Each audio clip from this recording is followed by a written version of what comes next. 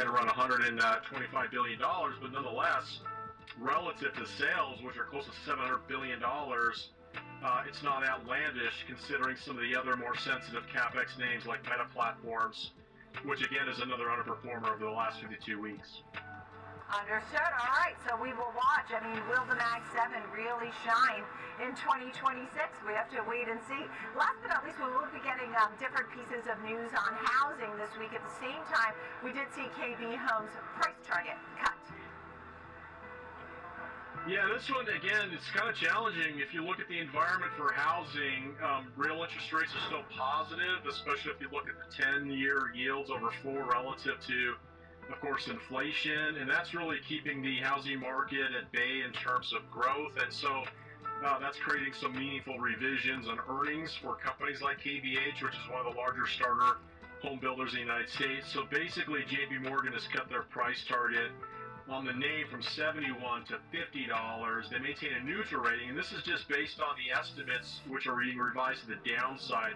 Still positive, but down relative to where they were prior to their call, based on 2026 and 2027 estimates. And so they're looking at a lower return on equity, which is still positive, estimated to be around 6%, but that's lower than the previous estimated consensus of around 11%. So the company actually demonstrated last year, or at the very least in the last 4 quarters, decelerating sales growth at around $6.2 billion. If you look at 2024's total revenue run rate is around 6.9, so it's about 10% lower, and I think the stock price is reflecting that, considering it's down over the last year about 13%. Yeah, understood. All right. Well, thank you for that.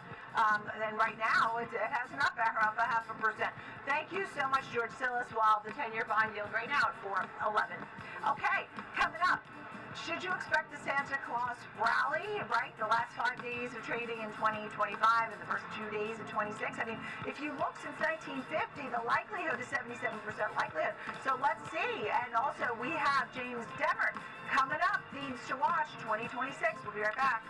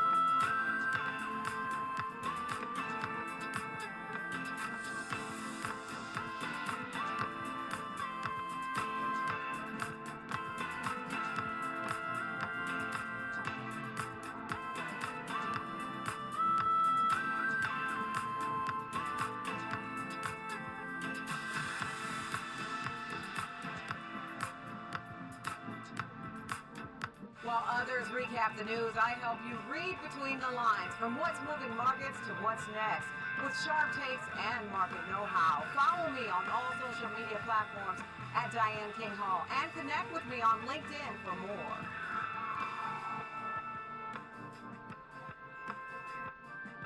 Hey, Pop. Hey, Andrew. Last year, my dad had a stroke. Big shock to see this person that I've always seen as a force in our family be vulnerable. Wait, had a stroke? Yes. Now we're in the car together almost daily. I started to realize, what can I pick up from my dad? He's been with Schwab for a long time. Jim, my financial consultant. I programmed that 20 years ago. Jim's really been there to answer any questions I ever have. Makes a huge difference when you have someone that actually cares. Live insights, actionable data, and market-moving analysis. Schwab Network connects the headlines to the why in real time. Watch free 24/7 at schwabnetwork.com. Welcome back to Opening Bell. Stocks are down for the second day. I'm waiting to see if we get the Santa Claus rally. I know a lot of folks are watching for that. And what happens next year? Well, he may have all the answers. James Demert, maybe not, but he could try. Founder and Chief Investment Officer at Main Street Research. It's always so nice to have you back here on set, James. We've had an incredible year. You were bullish. You felt good. I mean, this is our third year of double-digit gains. I mean, let me just start with near term. The Santa Claus rally is usually 77% of the time since 1950, up more than 1%. What do you think right now? Well, we're in that last week, and this is when the Santa Claus rally usually powers through. People sort of question it. And what's interesting is it usually goes right to the end of the year, which will take us, till Wednesday, and then it follows through for a few more business days. Right. So our target for the S&P was 7,100 this year. We're in striking distance.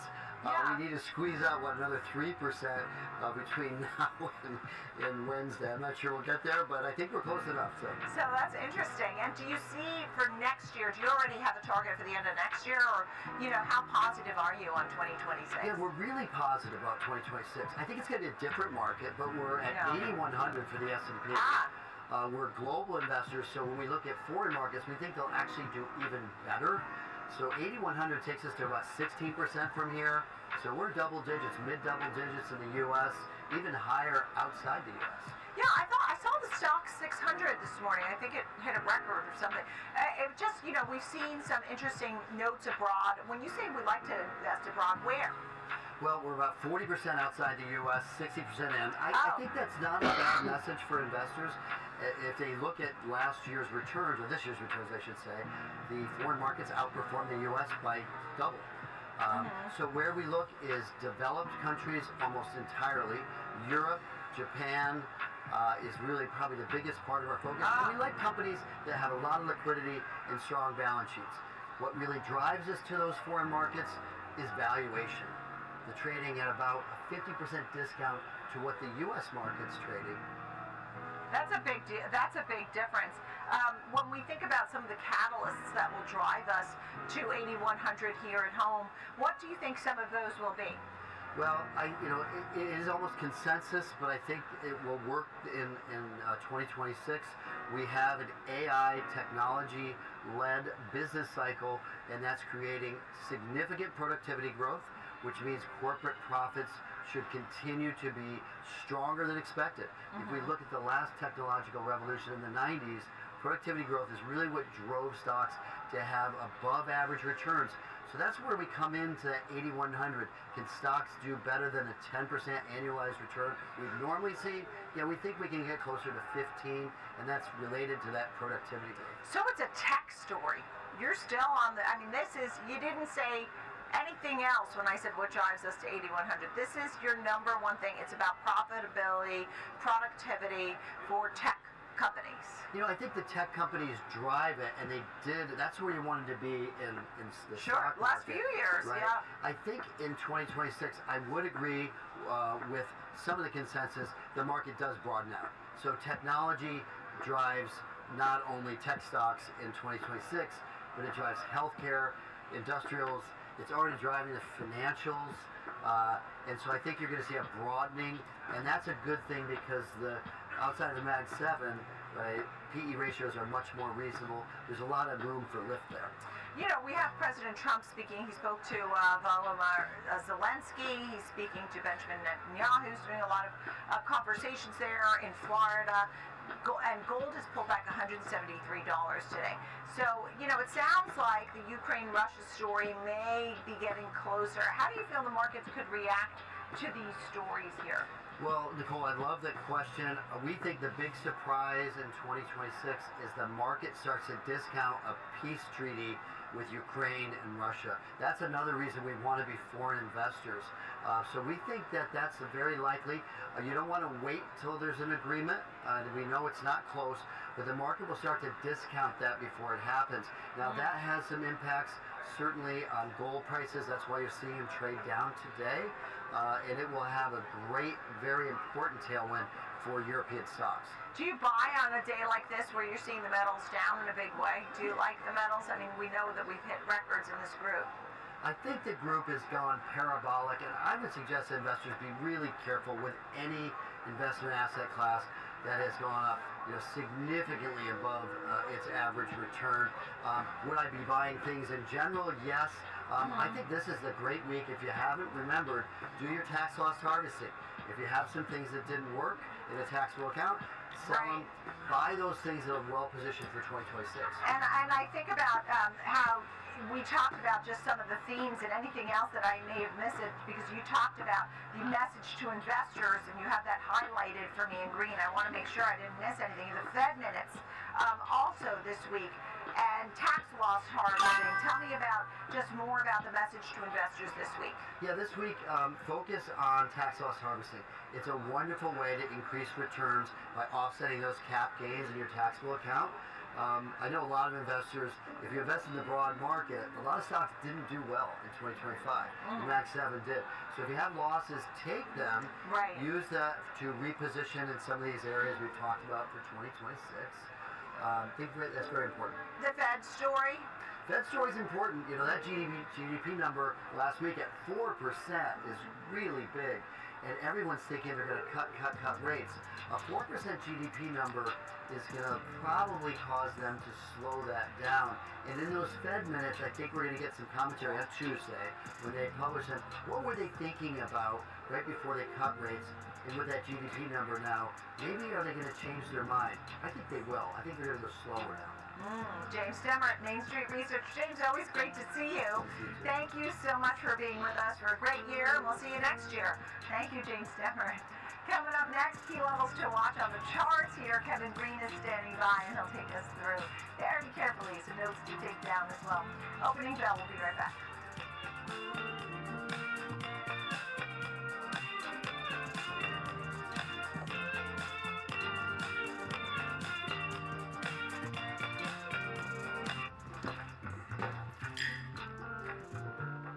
Sometimes, you know, you could have done better.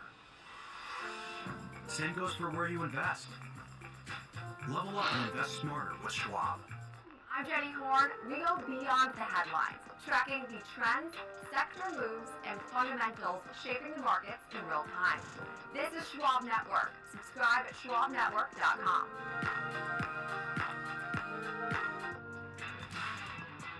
Live from Chicago, this is Trading 360.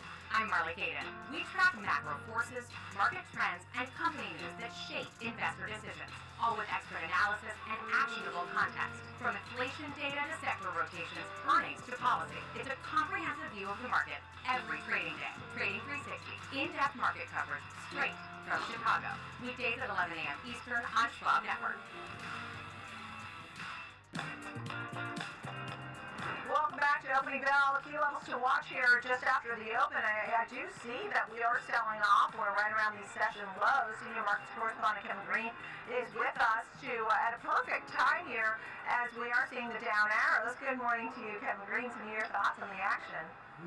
Good morning, Nicole. Yeah, we're seeing around 40% of the stocks in the S&P 500 in the green so far today, but we have seen a little bit of a pullback and a lot of volatility to start off today's session. The first 15 minutes, we did actually see a pretty wide-ranging candle, and it's a little bit more defensive in nature, as well as interest rate-sensitive stocks that are actually catching a bid. So utilities catching a little bit of a bid, real estate as well. But once again, we're kind of gyrating at this point in time. Now, we are trying to hold this first area of support, the 6905-ish area. Buyers have been able to step in there. And if we are able to kind of hold it, you're looking at 69.45 to the upside. That's where we saw the majority of the calls being sold earlier this morning for the S&P 500. If we have any type of further breakdown to the downside, 68.80 could be on the radar here today. A little bit more of a bearish tilt when you're looking at the options flow this morning rather than bullish. But overall, we've actually had a pretty decent run coming back, retesting some key areas of resistance in the past, which was that 6,900 level. Now you would like to leverage that as an area of support, have buyers stepping in, and to continue to move higher. I think that's kind of the setup here for today. And keep your eye on the technology stocks. I mean, Oracle got hit pretty aggressively this morning to start off, but it has been able to catch a little bit of a bid. So maybe some buy the dip activity taking place on an intraday basis could actually fuel continued gains for the S&P. Yeah, I see Nike, Salesforce, Johnson & Johnson, Disney leading the way on the Dow Jones Industrial Average, NVIDIA, Goldman Sachs, Caterpillar, American Express pulling back. And I know you're covering palladium. We were talking so much about how gold, silver, platinum, copper all hit highs. How did palladium do, and what's the story today? Yeah, look, it's a general metal story that's taking place here. We have obviously had a really decent run to the upside here, and you are seeing maybe some profit taking happening at this point in time. We also did see the CME actually increase the margin requirements on a lot of these contracts as well. That caused a little bit of a scare for those retail traders that are out there. But the primary trend is still, for the most part, intact. Now, the thing about palladium, it's a heavily shorted contract, very thin volume, and I think this is probably going to be the first signal for you that this metal trade does kind of fade over the next couple of weeks or even months. Over the last 3 trading sessions, Nicole, we've actually seen palladium have a 12% or more range on a day-by-day basis. That's something that is not usually normal. Could be a signal of a near-term topping pattern taking place here. You are seeing that MACD hinging. You have RSI now making lower highs for the most part. Once again, kind of bearish, and then once again that volume spike. So keep your eye on the metals. This has been a name, and platinum as well, that has been able to catch a little bit of a bid because of the silver move. But from an industrial standpoint, I'm not sure fundamentally if it's going to be able to last and continue to have this bull run. So it looks like it's a cool off for now, but anything can happen in this space. Very thinly traded, and let's see some buyers try to step in at these levels and try to push this one higher. Yeah, as I typed in palladium here, the slash PA, and I see the high of 21.29, and then I blink and I see 17.18 is the current level. I just can't get over it. It's down 15% today. That candle's so big today. It really just shows the action that we are seeing and why we continue to talk about metals in particular. Thank you so much, Kevin Green. Great to see you. Appreciate it. Our market media panel standing by, Alex Coffey and Joe Mazzola, Director of Trading Services at Charles Schwab. And Joe, I know you're watching silver. I mean, we were talking about how silver hasn't really seen too many peaks over the years. Some of your thoughts here? Yeah, look, silver back in October broke through a 45-year ceiling, so it's had a move. It's just extended. I think that's it. And I think your previous guest was talking about the commodity space and the pullback in gold as we see maybe world tensions slowing a little bit. But who knows? I mean, that can change on a dime. I think with silver, it's just the overextension. I think that's the big thing. I was looking at where it traded up to around 82 before kind of pulling back to where we're at right now, around 72 and change. And that move, I mean, that's an intraday move, right? I mean, that's not over a week or two. That's one day. We just got to the point where 140%, up on the year, and it just extended so far beyond the 50 and the 200-day moving average. I think this is healthy. But I would say this: when you tend to see reversals like this, it's usually not a one-day thing. There's a decent chance that we can follow through here. Yeah, look, I mean, silver's down 6%. We see gold down $162. Lloyd said it was a buying opportunity today. James Demert seemed more cautious, as you noted. You were referring to him. He thought the move in metals has been parabolic and was a little more cautious on what's been going on there. Good morning to you, Alex Coffey. Some of your thoughts and what's on your radar? Yeah, I mean, you talked with Kevin Green, you mentioned a couple of your other guests, Joe mentioned it. I think we got to continue to talk the metal story, and I tend to agree with Joe. I mean, it's going to come down to, are you talking about what's going to happen over the next several days or week, or are you talking about what's happening over a longer period of time? You extend long enough, sure, it could be a buying opportunity. But it's hard not to say this move that you've seen in metals, particularly the industrial metals like silver that we just had up on the screen with that chart, haven't been momentum-driven moves. And while maybe the right side of the trade in terms of the technical trend is still to the upside, you've had a 12% or so reversal from that spike high in that overnight futures session. At some point, the momentum wanes, and I believe that you may have seen that moment. At some point, it'll stabilize and it may start to turn up again, but momentum-driven traders may want to wait for that moment as opposed to trying to catch it on the way down, because what goes up as quickly as silver did can go down quite substantially, as Joe mentioned, quite fast as well. Yeah, and seeing obviously Digital Bridge that right now is still holding on. It's up about 10% on the SoftBank deal. We continue to watch other movers in the housing market. We'll be getting some housing stats. We'll have Fed minutes tomorrow. Joe, what else is on your mind here? I think the Fed minutes are important, just to kind of get a sense of where a lot of the governors kind of see things in 2026. We got the summary of economic projections of the dot plot just a couple weeks ago, and that kind of forecast. But remember, that dot plot was all over the place. I mean, you had people looking for a couple cuts, you had some people looking for raises, so there wasn't a ton of consensus there. And so I think that the markets might look at that to get a better sense of whether there's a potential for a January or a March cut on the table. So I think that's important. I think as we're looking for data through the end of the year, it's probably just more of a bit of a stabilization in terms of the markets. I don't see the VIX moving up a ton today. I think the 10-year is kind of holding around that 4.12, 4.13%. I think as long as, and we've talked about this for a couple weeks ago, I think the biggest thing for me is just seeing that there's stability within the fixed income market, there's stability within the rates, that's not gyrating too much. I think as long as that's kind of staying within a range-bound area, we'll probably see equity volatility stay within a range-bound area, which provides, in my mind, a good backdrop for equities. When you look at what analysts are expecting for earnings next year, it's about anywhere between 12 to 14% year-over-year growth for equities, with a broadening out. Now, does that mean that you can continue to set all-time highs without participation, from the major leaders that we've had in the last couple of years? I think you can, but I don't know if I would expect the same type of returns that we've seen in the last couple of years.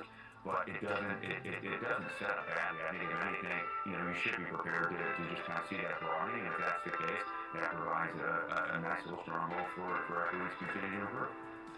Yeah, and look, we'll continue to follow what's going on in Florida with all the geopolitical talks. I think that's an important story. And for light on the 10-year about 412 now. Bitcoin down for the year, down 6%. But if you timed it right, you might have made some money. It's great to speak with you both, Alex Coffey, Joe Mazzola.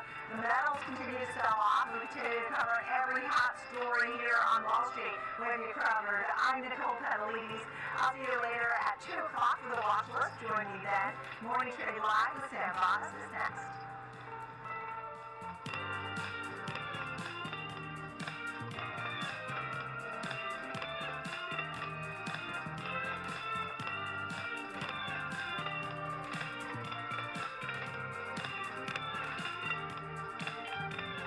Schwab Bank Investor Checking, the checking account built for investors, named highest in client satisfaction by J.D. Power for 7 years in a row. With Investor Checking, you get the award-winning features of our checking account, plus cash management solutions, all designed for investors like you, with unlimited ATM fee rebates for cash withdrawals worldwide, no overdraft fees, and enhanced security features to keep your money safe.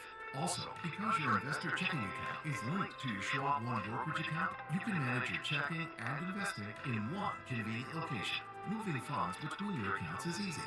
Cash moved to your brokerage account is available in seconds. That means you can stop waiting and start investing in stocks, bonds, money market funds, and more. Get more with Schwab Bank Investor Checking, the checking account built for investors.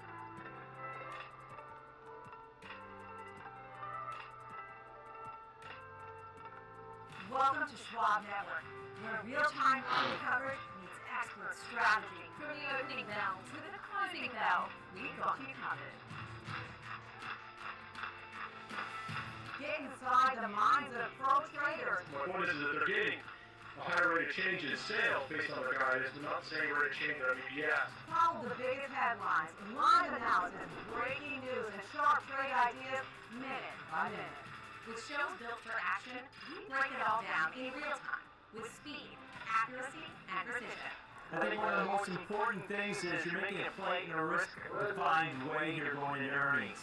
So that would be a further downside area to watch. Smart insights, actionable data, accurate traders, and trusted financial journalists streaming live and on demand.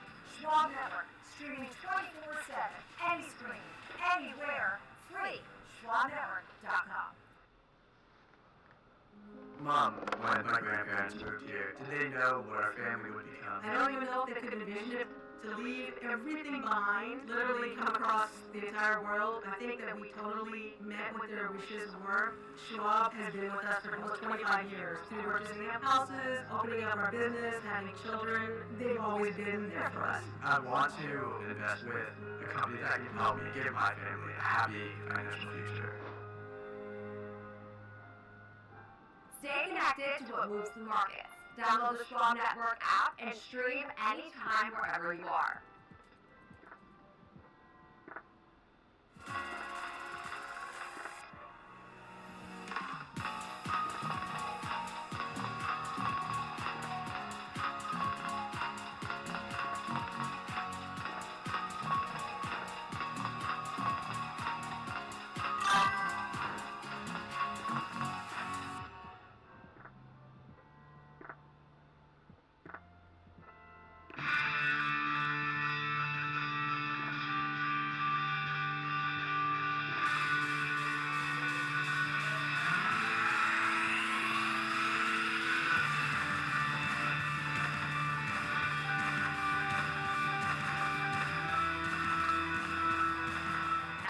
Welcome to the morning trade line. I'm standby for the line for the floor of the New York Stock Exchange. We've got plenty to hit on both here and abroad over the next hour. So here's a look at what is coming up. We'll look ahead to the potential catalysts and downside risks for the market in 2026. So what our guests believe AI CapEx will continue to be a major focus next year. And we'll bring you example trades for Amazon and Target over the next hour. Both companies in focus as we break down the numbers from the holiday shopping season.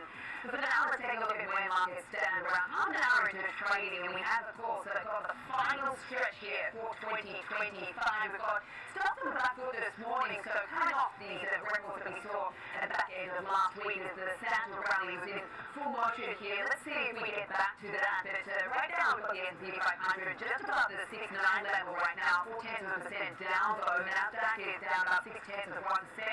The Dow is also 0.3% lower. The Russell 2000 is doing a similar thing. So we have the red arrows across the board here. It's a little bit more caution in these markets today. We've got a little bit of geopolitical uncertainty weighing on things. So let's check out what foreign markets have been doing to really cap off 2025 to start the fresh trading week, which is, of course, the holiday-shortened trading week. And we did have a quiet session, relatively speaking, out in Europe that's playing out right now.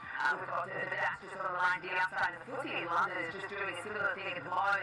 Trading volumes are thin out in Europe right now. As I mentioned, we have this holiday stretch in motion. And in Asia, we do have a holiday shortened week there too, but just a little bit more of a cautious mood out in Asia, as of course we are keeping an eye on these Chinese military drills around Taiwan. We've got the Hang Seng Index down 0.7% right now. We've got the Nikkei 225 also on the back foot today. A lot of attention on the yen and whether we'll see any official intervention. Alright, let's take a look at these futures products. We have the 10-year yield that's backing off a bit. We're at 412 right now on the benchmark. The dollar index has dipped lower. We're at 97 on the DXY. Gold is not catching a bit. In fact, we're going to be just getting you across the entire commodity space in a second with KG, because that's a really big story for us right now. Down 4% at 4,369. Crude oil is up. Obviously, we are tracking these geopolitical lines, particularly around the Ukraine peace deal talks. Up 2.5% right now. We're at $58 a barrel, and Bitcoin is lower on the day, 87,000 and change. So, on that note, let's get to Kevin Green now to talk about some of the data that's just been hitting the tape right now. Obviously, we're a bit data light this week, but we do have pending home sales. An update on November, KG. What are you seeing there? Good morning. Good morning, Sam. Yeah, we are actually seeing a number that was posted that was a lot better than the street's expectations here for pending home sales in November. That actually increased by 3.3%. Street was looking for an increase of only 1%, and we actually did get a revision for the previous report too. Previously it was at 1.9%. That was revised higher to 2.4%. So it does appear that the housing market may be kind of thawing out here, especially as interest rates have moved a little bit lower over the last couple of weeks or so, and individuals are getting off the sidelines. We're also seeing an increase when it comes to inventory levels, pushing prices to the downside on the national average front. That also could be enticing a lot of buyers to really step in here. So a better than expected report overall. Let's see if this trend is going to continue. Maybe put a little bit of a bid for a lot of these companies that have exposure to the existing home trade just in general, just like a Zillow Group, which has been hit pretty aggressively to the downside. So hopefully rates continue to move lower. Maybe we do get that kind of spark when it comes to the housing market, and maybe a lot of these home builders could also catch a bid and maybe see a little bit more optimism going into the second half of 2026. Okay, good news for the housing market, some positive signs there, at least progress is something that we're looking out for as far as when it comes to these home sales, and particularly with regards to, as you mentioned, those people coming off the sidelines more in a meaningful way. Speaking of progress, let's talk about the events over the weekend. What's been going on down in Florida with, of course, Russia-Ukraine peace talk plans and talks there. Obviously, we've seen the lines coming out of the White House from President Trump and Zelensky as well. They have been signaling progress, but still talking about, these sticking points, these sort of tough issues that they still need to iron out. Just talk us through the latest and the market impact here. Yeah, look, I mean, we've seen these meetings before, and I think the market is a little bit hesitant to get ahead of itself as far as a peace deal. Now, we are seeing maybe some headwinds still in the works here, especially when it comes to Ukraine giving up portions of eastern Ukraine, especially the Donbass region. It seems like they do not want to give up that territory, and it seems like that has been a key area where Vladimir Putin, really wants to try to control over the next couple of months here. You're also seeing Vladimir Zelensky asking President Trump for a longer security guarantee, up to around 50 years. Now, initially it was sitting at around 15 years. That was the expectation, but he would like to have a longer stretch when it comes to the security guarantees, and then also would like to see a 60-day ceasefire. Now, Russia has kind of declined that particular offer. Seems like the White House is not on board with that, at least at the moment. So there's still a stalemate here. So I think on the headlines, if you're looking at the press conference, everybody said the right thing, Sam. But once again, we've seen this time and time before where there's optimism and then we do not see any type of full resolution. You did see oil prices inch to the upside, maybe because of the fact that the strikes on Russian assets, especially when you're looking at the refineries as well as pipelines, could actually continue from Ukraine. There's also some other news where Kazakhstan saw a 6% drop in oil exports on a month-over-month basis because of a Ukrainian strike on a Black Sea port that's really critical and moves around 80% of their overall oil sales. So a lot when you're looking at the energy patch just in general. Obviously the primary trend is still to the downside. The supply concerns in the market for 2026 is still prevalent. But once again, maybe we get to a resolution, but it seems like the energy market is kind of of this meeting that we saw over the weekend. Okay, keeping an eye on Russia-Ukraine peace talks going on right now and the impact on the market. That's certainly one of the catalysts that is driving the action as far as oil prices are concerned. KJ, what is going on in the metal space? I mean, it just seems like they're all over the place. I mean, I'm just looking, platinum down 12% this morning, palladium down 15%. I mean, what's happening with gold? Silver has come up $84. We're now at 72.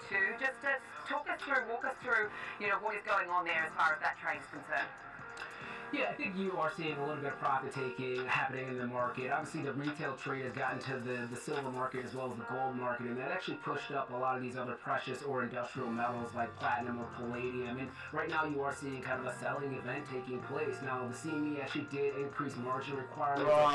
A part of the volatility here. I don't think that is going to really kind of create the massive reversal in a lot of these advances, but we are seeing some profit taking here. And for palladium, I think it's very interesting. We're down about 16% at this point in time, and we've actually seen a 12% range move for palladium over the last 3 trading sessions. That usually is indicating that we might be seeing a near-term blow-off top. Maybe a consolidation does take place, maybe a little bit of a reversal until we see key areas of support here. But the metals trade has been a great one. You just have to be careful with the metals. There's a lot of volatility within these markets, maybe overextended when it comes to the long positioning here, and maybe selling and looking for other pockets in the market to be able to try to capitalize on. So that's what we are seeing at the moment, and I will kind of just highlight, Sam, look, this is the AI trade is going to be a portion of it, but a lot of this is actually coming from China. We know that they are going to be putting on some restrictions when it comes to silver for next year, potentially, and I think the market is concerned. Somebody grabbed her package at 6 a.m. Somebody, Amazon described me grabbing her package at 6 a.m. Boy, I said, girl, I just woke up and, boy, I just got up and turned my live on. What are you talking about? We live every day trying to get that money, boy. That once again is just I didn't know what she was talking about, knocking on my door, talking about her China package. to the LME, I to said, the girl, LME, to the United they all States. stole my package too. What's happening on Tried to write on the letter, to put it at your door and hand it Let's to talk you. about volumes. Obviously, You trading know, volumes are a little bit not light leave it at around somebody here else's overnight, door as I trying to get to mentioned. you, What are you because seeing they out do there that shit a lot over as there. far as the final few sessions out lost here our in the US? package I mean, given that we had that knocking on my rally, door we're with looking that to see shit if like it I'm the regains criminal. some of that I footing ain't the over the criminal. next couple of days and has legs. Well, I'm gonna steal your package. Why don't you go outside for real? I'ma steal your package. 14 or so right now, but still below Knocking on my door, interrupting me from my the screen volume with is that actually normal bullshit. for this time of the year. I would not expect a lot of volume this week. We will get the Fed minutes. That probably will be our largest volume day. I almost had to say something to that woman, Chad. This Tell is her actually I'm exactly gonna what we stream. should I'm here expect. streaming. Lower liquidity She as well said, as "Good." easier move prices That to girl the upside told and me downside. I'm about to call Last police, week, and I think that's and they exactly gonna what do we're an seeing investigation. at this point in All time. right. We did have a technical Look at you breakout on locked the up upside. and We thrown were out at the here, S&P all right? 500 above that 60 I said, what? level. What we'd like to see When you're is talking actually to like that, I don't as care an what area you of do. support over the next I'm couple in the of days house. and continuing to move higher, maybe even getting to that 7,000 level. But for I today, said, you it's tell a lot more Amazon defensive to in send nature. your Interest stuff rate and get a sensitive refund sectors are and catching send a your bid as stuff. well. You tell Utilities, Amazon, even consumer don't staples. be So arguing the with defensive me. trade is You know definitely what I'm talking about? intact. You At tell least for Amazon now. all that. And maybe we'll get a broadening You tell Amazon that rotation you over call the the next police couple and of you doing trading that sessions. I would investigation. not You be don't tell me that. concerned. And this is really hard I'm to in say here minding from a my own technical business. analysis standpoint. This is the hardest week of all of the weeks throughout this year You know because what you I'm saying? I can't had to really put a trust the shirt on price and answer action the door for that without having volume nonsense. You know what I'm confirm talking it. about? And unfortunately, we're not going to have David, a be at volume peace over confirmation here. until maybe the second week of January for a lot of these price levels. Yeah, no doubt that some of the moves All right, so exaggerated, look. amplified on a week like I this. don't know what's going Complicated, on, but thanks but we for got to getting hop us in the across clip, it and bro. breaking it all down for us. KG, as always, You I'll know, speak to you they later on in the looking day. heavy Coming up, we will oversold a look little bit, ahead to too. 2026 and examine the risks. They've And been investors should be falling watching for out for hours next ever year morning since trade lines like back after this. pre-market. Last night they just started falling just out of nowhere. I was gonna make a video and tell y'all they're falling, but I ain't gonna lie, bro. Making that video for hours, boy, I got sleepy a little bit, boy. I had to lay down a little bit, boy, but I'm back. You know what I'm saying? At least I went live for y'all. So I love y'all. I didn't forget about y'all. You know what I'm saying? If y'all getting liquidated, I'm getting liquidated. Getting liquidated too. We in the trenches together. You know what I'm talking about? But I still believe in this Christmas rally.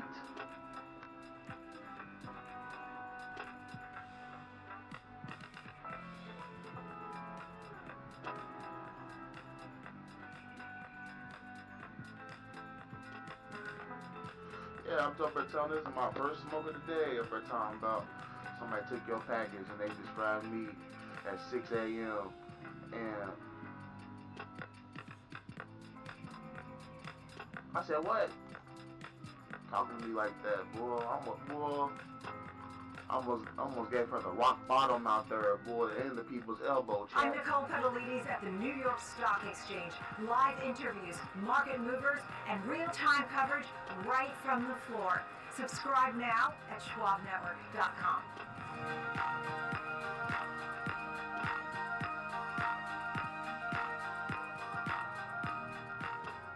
What's up, Carl Nation? It's your #1 broker with the best full-service wealth management skills in the biz. Actually, I'm seeing something from Schwab. Uh-oh. Yeah, Schwab lets you invest and trade on your own. And if you want, they can even manage it for you. Not to mention, Schwab has a team of specialists for taxes, insurance, and estate planning, all with low fees. We're experiencing technical difficulties. Carl. Schwab, a modern approach to wealth management. No politics, no spin. Hey, Just hold on, the where's my market. guys Open to at? close I'm here by and my beyond. damn self. Streaming Nobody 24/7, talking to any me. screen, anywhere at schwabnetwork.com. Everybody's Well, back on Morning Trade Live, Lululemon founder Chip Wilson is launching a proxy fight to remake the company's board while Lululemon searches for a new CEO. Wilson has nominated 3 independent candidates for the board and submitted a non-binding proposal that calls for the board to immediately declassify so that all directors are elected annually by shareholders. CEO Calvin McDonald is leaving the company at the end of January. We've got shares up 1.3% for Lululemon right now, currently trading at $2.11 and change. Let's take a look at the winners and the losers on this session. And we do have Conagra Brands interesting across the board as far as the leaders is concerned, up 1.6%. I mean, that's notable given, of course, we had those earnings out in recent weeks that have been a big focus. Devon Energy is up 1.6%. Verisk Analytics up 2.5%. And Alexandra Real Estate REITs up 2.5% as well. So let's take a look at the losers on the session. And we do have, of course, a bit of a commodities theme playing out here. We've got Freeport-McMoran down 3.4%. Albemarle in business with lithium, falls down 4% as well. Albemarle is trailing by 4.5%.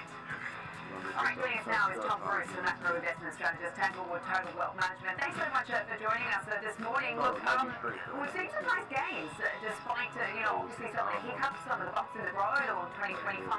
Do you believe that what got us to here is likely to continue to drive us through to 2026? Good morning. Thank you for having me. Yes, I would characterize the beginning of 2026 at least as probably an extension of 2025. We have a lot of good things going for us in 2026. One big beautiful bill is probably going to push our real GDP by maybe 1%. We have AI that's beginning, well, the positive side of AI is beginning to factor into productivity levels that are higher, and we expect that to translate into higher profits, higher earnings. So there's a lot of good things to expect for 2026 that are likened to 2025. A lot of tailwinds, that's certainly the positive news.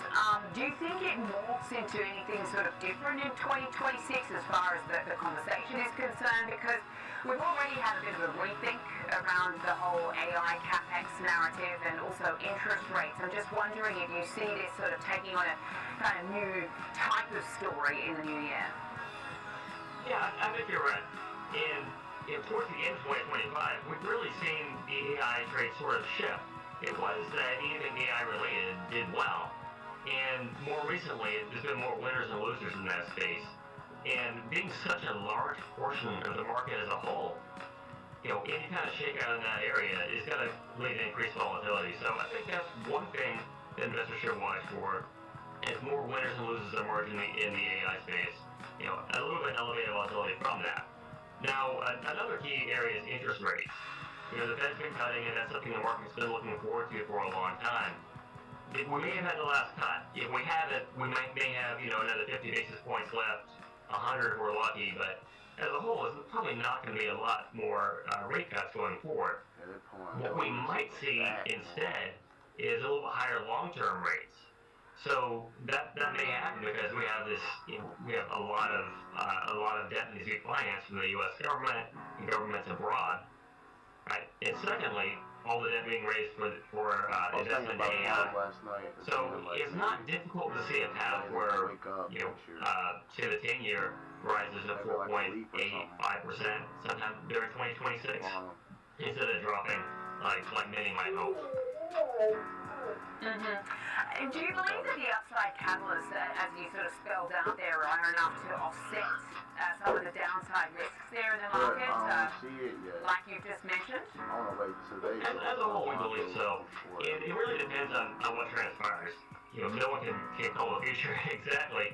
There could be another pandemic, there could be some sort of private credit crisis, or any number of things that we can't envision.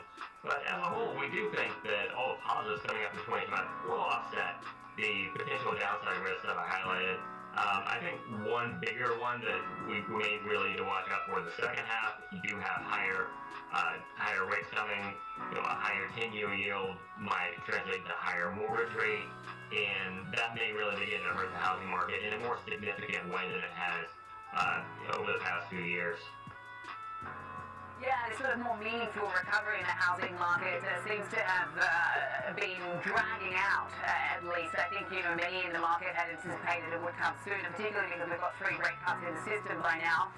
What about international markets? I mean, do you believe that international stocks can continue to outperform? Do you believe that, the expectations of a weaker dollar is enough? Or does it need to be more of an earnings-driven type of story coming from some of these more regional markets? Well, a weaker dollar always helps, but you're right. We would really like to see earnings improve. There's expectations for us considerably higher earnings from international markets. Not all of them, but as a whole, international, their earnings should increase quite a bit above where the S&P is at. We've been looking for this type of thing to materialize for a long time, and we've never had follow-through on it. So maybe this will be the year. A lot of things have aligned for places like Germany to do well. Lower interest rates from the ECB. We have significant fiscal stimulus. So we, broadly speaking, do have the right recipe. I think there's a lot of potential in EM. So there is great potential there, but at the end of the day, the markets are driven largely by earnings, and that's where we need to see some progress. And then, of course, we had DeepSeek, which really sort of upended markets in, what was it, week 3 of 2025. I mean, I know we've come back from there. We've got the NASDAQ up 22%, but anything can happen. It's a really nice setup. Thanks so much for that, Tom. We'll speak to you next time. Tom Bruce there, Macro Investment Strategies, Tagwood Total Wealth Management. Appreciate your time. Coming up, we will get a closer look at the big picture with the team from Charles Schwab. Morning Trade Live. We'll be right back. The market as a whole pulled back. Gold pulled back. Everything pulled back. And they're trying to see these type of bounce over to see if they have some type of reversal right here. I'm Diane King Hall on the floor of the New York Stock Exchange. When markets react, we are live with analysis that matters. Watch now, only on SchwabNetwork.com.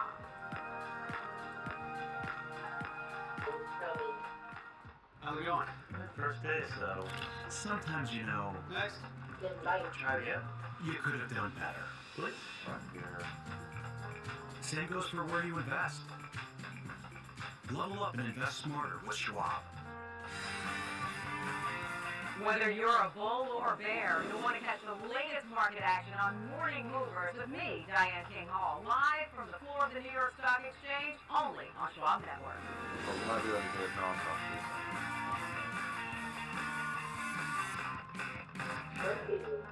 Trading at Schwab is powered by Ameritrade, giving you even more specialized trading support. Connect with the Schwab Trade Desk, our team of passionate traders ready to tackle your trading questions, no matter how complex.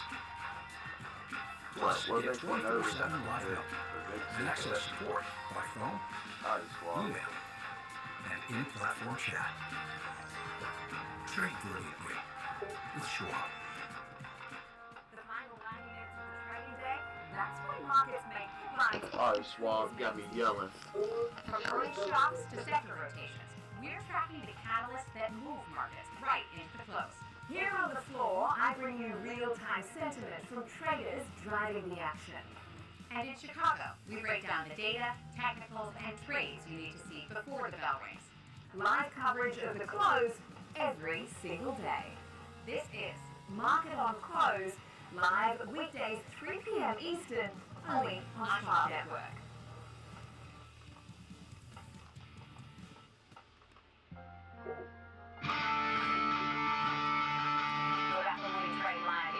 Officially sold more than 214 million shares of stock to Nvidia, earning $5 billion transactions. Still carries out a September 15th security purchase agreement that is part of the partnership between the two companies.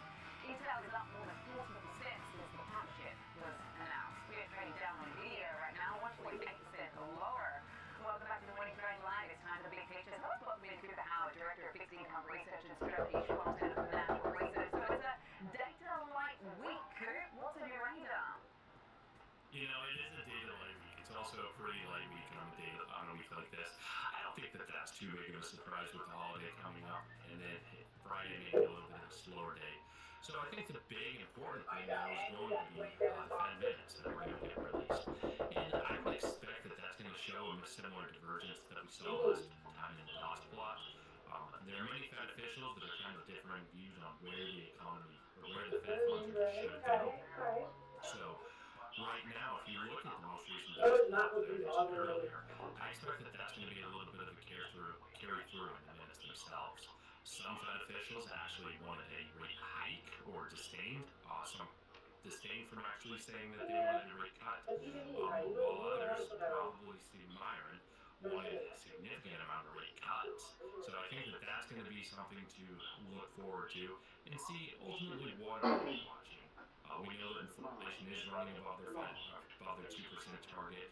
labor market isn't falling off a cliff, but it is softening. So I think that getting a little bit more clarity, maybe if we do get that clarity, is going to be the big event this week.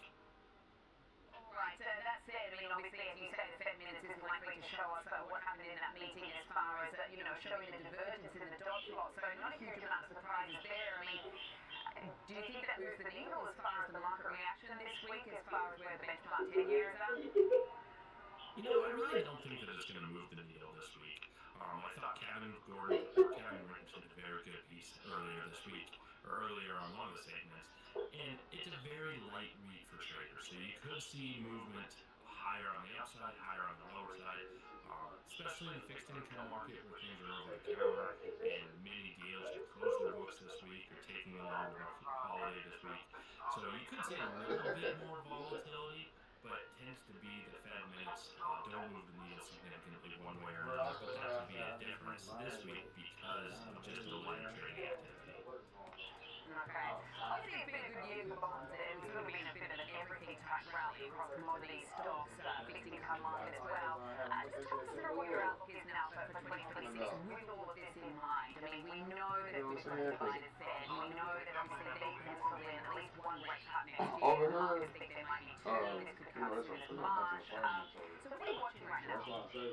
Yeah, so I think if you look at 2025 and why it has been a good year for most fixed income investments, is to look under the hood of the reasons why.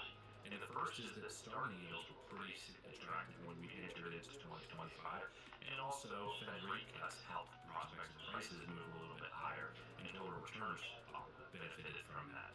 So I think that those two factors are still in play for 2026. Obviously, yields are a little bit lower than they were this time last year, but in our opinion, they still are at an attractive level. And then the prospect for Fed rate cuts is still on the table. Now, like we mentioned earlier, yes, there are very diverse views about where the path will go in 2026, but we do expect, and the market does expect, additional rate cuts. So I don't expect that we should have as strong of total returns in 2026 as we did in 2025, but our team is still looking for things to be relatively positive and relatively favorable. That's not to say just go out and invest. I had bought some stuff from Sephora. I said, bro, where's my stuff at?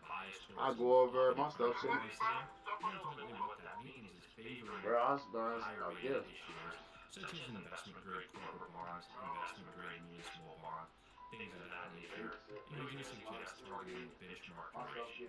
Now, for the average investor, a good starting point at about 6 years or so, but depending on your risk tolerance and needs for the run, that can shift to a little bit earlier or a little bit later.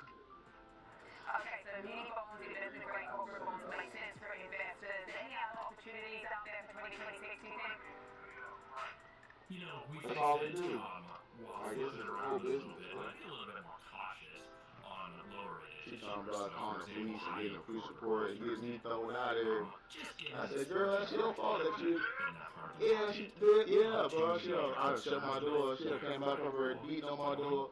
And I said, boy, hit my door hard as hell. Nigga, I walked in the back room. Nigga, like, hold up, girl. You can't make me answer the door. Want to keep arguing about your package and shit.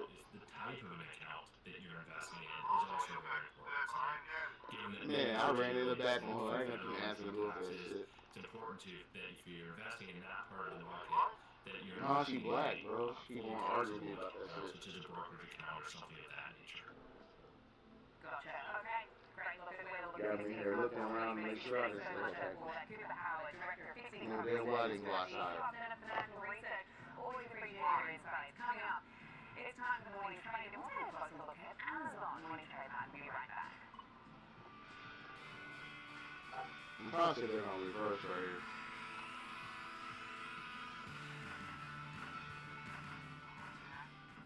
Trading at Schwab is powered by Ameritrade, giving traders even more ways to sharpen their skills with tailored education. Get an expanding library filled with new online videos, webcasts, articles, courses, and more. All crafted just for traders. And with guided learning paths, stacked with content curated to fit your unique goals, you can spend less time searching and more time learning. Trade brilliantly with Schwab. Yeah, bro, I was gonna get out of silver, bro. I woke up silver, I got touched. I can't even take profits on silver because it's, well, ain't no profits left.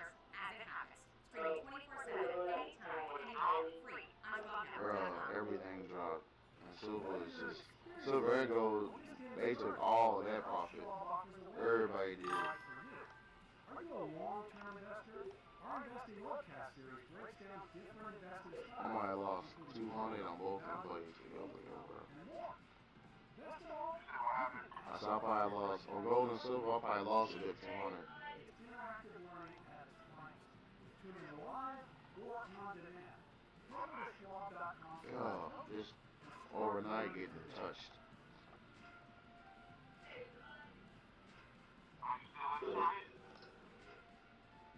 Oh. No. Excuse me.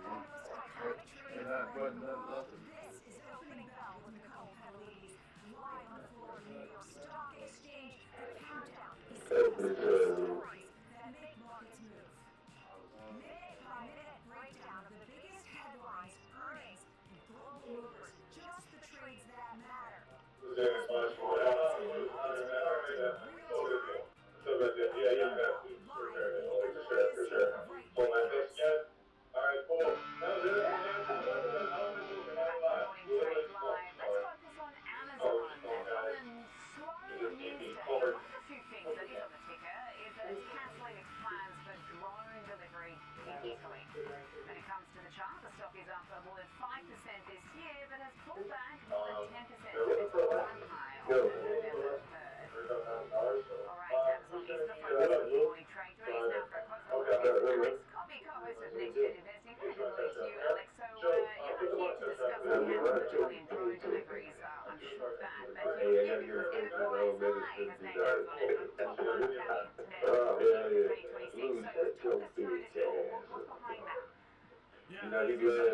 is that commercial delivery cancellation, according to Reuters, in terms of a statement they got from Amazon. But as you mentioned, Evercore ISI's top large cap internet pick for 2026 is Amazon.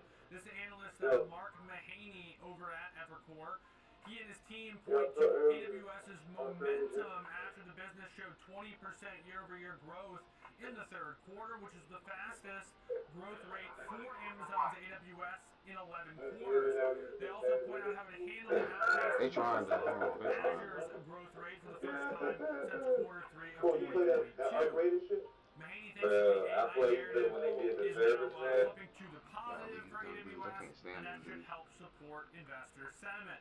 I mentioned a few other catalysts that are possibly hanging out there for Amazon in 2026, including the grocery business, its Tranium chips that we've been hearing about in recent months, Amazon Leo, Amazon Pharmacy, ramping up its Alexa Plus engagement, its Zoox robo-taxi service, and the all-but-forgotten Amazon for Business segment. They talk about, at the end of the day, Amazon remaining a high-quality compounder, 25% EPS compounded annual growth rate, with solid double-digit revenue growth, expanding operating margins, and free cash flow that is likely to inflect materially in a 24-month time frame. I was looking, analysts, this is probably, of the major companies, maybe the most liked stock on the street, Sam. 96.5% of the 85 analysts, that's 82 of 85 compiled by Bloomberg, are in a buy or equivalent camp, and the remaining 3 are in a hold camp. But even more incredible is I had to go back 44 updates to get to the most recent neutral downgrade, and that was from Rothschild's Alex Hazel back on November 18th. A downgrade to neutral, but even that, the price target is 250, which implies almost 10% upside. Yeah, that's certainly interesting. I mean, we are trading down just fractionally today, 232 and change, but as you say, there's still a lot of sort of favourable analysts out there and bullish still on the stock. Thanks so much for that, Alex. We'll check in with you a little bit later. Appreciate it. Let's trade it now with Charles Moon, stock strategist, Prosper Trading Academy. And Charles, just an example trade this morning for us for Amazon. Yeah, not expecting much for the rest of this year, but I want to buy a little bit of time. I am bullish on Amazon. I believe that they're coiling for a pretty big move. The breakout zone is going to be right around 240. So what I want to do is buy the Jan 240 strike, January 30th contract, 240 strike. I want to buy it at around 420 or lower. Now, we could define this risk at 50%. And the upside target should be right around 250 and perhaps even their all-time highs. So, you know, getting to around the 240 mark will put us at around 85% gains. And obviously, if it breaks out, this is where we could actually see the contract go to like around 150 to 200% pretty quickly. And then if it does achieve to that 250 mark, we could be sitting there pretty with those contracts trading at around $14, $15. So, you know, for me, this has been in a technical consolidation, really just kind of bouncing back between 215 to 238. And so all we need is a catalyst. All we need is the markets to really start operating a little bit more bullish. They've been holding at key levels, so I really like the upside. It looks like the buyers are looking for it as well. Okay, and just to sort of your overall thoughts on the market, obviously we've got Amazon trading down slightly, but we have seen a bit of a hit to the pause button on this Santa rally. What are your sort of takeaways on the session? I think a lot of this is attributed to the precious metals market right now. With the new margin requirements, we've seen a lot of risk-off trading today, but that'll balance out. It'll be a dip to a rip idea. You know, the overall market's in a state of like ketosis. It's really, really quiet. This is historically how it's been. We started the year off this year. Why is Lulu the right platform for high dividend stocks? Because Lulu can help you find high dividend stocks with ease. Wouldn't surprise me to see 2026 start off the same way. We're going to be looking at the Mag 7 to remain leaders. They generally are in the first quarter of the year. And Amazon is going to be one of those names that I'm going to be focusing on very closely along with Meta and Netflix. But all in all, obviously the AI picture is still in, CapEx is still in. The markets are pretty bullish. They're anticipating a potential rate cut in January. I don't think that's going to happen, but I don't think the market's going to be disappointed if it doesn't happen. I still believe that the markets are thinking that the Fed's going to work the rates a lot lower than what the dot plot is showing. So I think that 2026 you get off to a roaring start in Q1. Okay, thanks for that dip to rip. We'll be watching. Thanks so much for that. Appreciate it. Stop trading this proper trading. What? You better lay down. Coming up, we will take a closer look. I had to send my brother to work this morning. He had to be with that second. Charles Schwab, UK, Money Tried Live. We'll be right back. And then once I dropped his ass off, I came back in the house and laid the fuck down on the couch.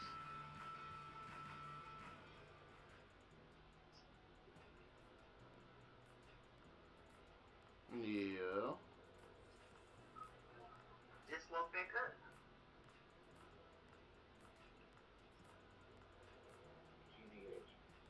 Yeah. How you doing?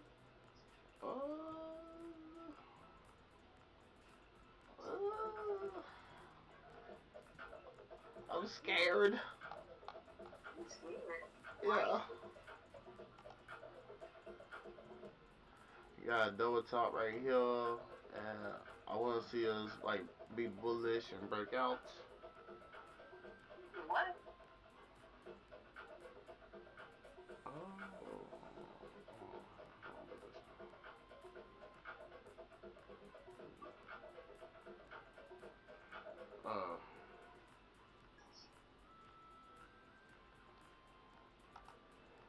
I'm trying to see the market break out and be bullish.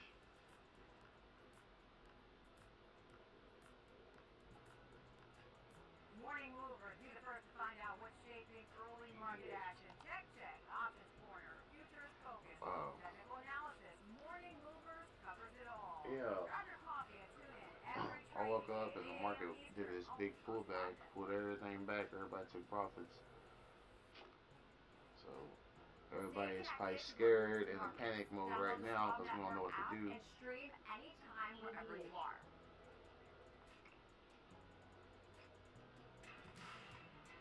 Live from Chicago, this is Trading 360. I'm Marley Caden. We track macro forces, market trends, and company So how you investor been? You been decisions, okay over all there? with expert analysis and actionable context. From inflation data to sector rotations, earnings to policy, it's a comprehensive view of the market every trading day. Trading 360, in-depth market coverage, straight from Chicago. Weekdays at 11 a.m. Eastern on Schwab Network. Welcome back to the Morning Trade Line by Sam Buzz, coming to you live from the New York Stock Exchange. So it's a big pullback on this jump.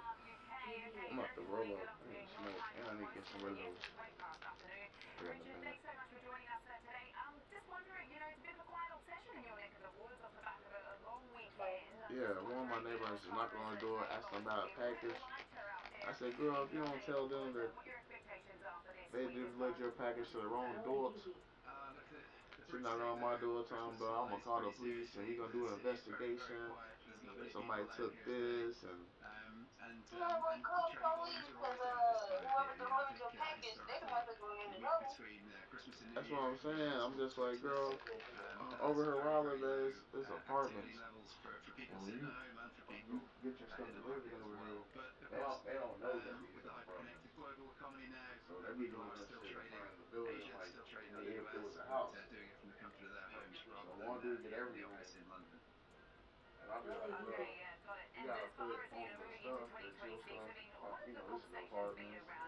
It's totally different. You gotta tell people, let them in when they come. You gotta be acting as a Seen in 2025. Is that the case there? Because, you know, obviously we've been keeping tabs on where central banks are at their rate cycles, and obviously we had that recent cut by BOE, but, you know, Andrew Bailey is saying they're sort of cautious of things sort of moving forward. So what's their expectations, you know, sort of moving into the new year? Well, it's been an interesting year in yeah, I retail went out here there in the because I UK. had something coming on the Obviously, 28th. the market I has didn't know it performed was gonna well come on the after 28th. really a decade of But shit, that shit was sustained yesterday. Yo, I'm underperformance, out here certainly looking for my relative to the shit. US predominantly, My shit and done got very, very delivered low up early. growth in the UK. And And the I'm just like, focus bro, has I'm about to switched tell in the them UK, today both at they government just level and get up in the early. media, to where growth is coming from, but also the new geopolitical reality, which is Europe's changed place in the world and what that means. There was an interesting report this morning about the amount that would be needed to fund the UK defence industry over the next decade, something like 800 billion up to 2040, which is a huge sum of money, which is currently underfunded. And so I think from a government position, you know, the economy needs to be seen to grow. The government needs to have more money to apply itself because, like I said, the geopolitical situation has changed pretty significantly between Russia and the current US administration. Yeah, there's been a lot of moving parts, and, you know, obviously the UK's been an interesting story with that recent budget. Everybody's been watching that. I mean, you know, that sort of had been seemingly well priced in the lead up to it, but then obviously with you know, as you mentioned, some of the growth prospects, things are obviously moving into 2026 with a bit more of a cautious tone. Have people look at the cameras. I said, shut on up. Well, I think the government has not moved itself out of the position it was in at the beginning of the year, 2025, Sam. It was in a tricky situation. You know, they'd rolled the pitch, to use the cricketing analogy, to let the people know that there were hard times ahead and People is crazy though. bills that needed to be paid.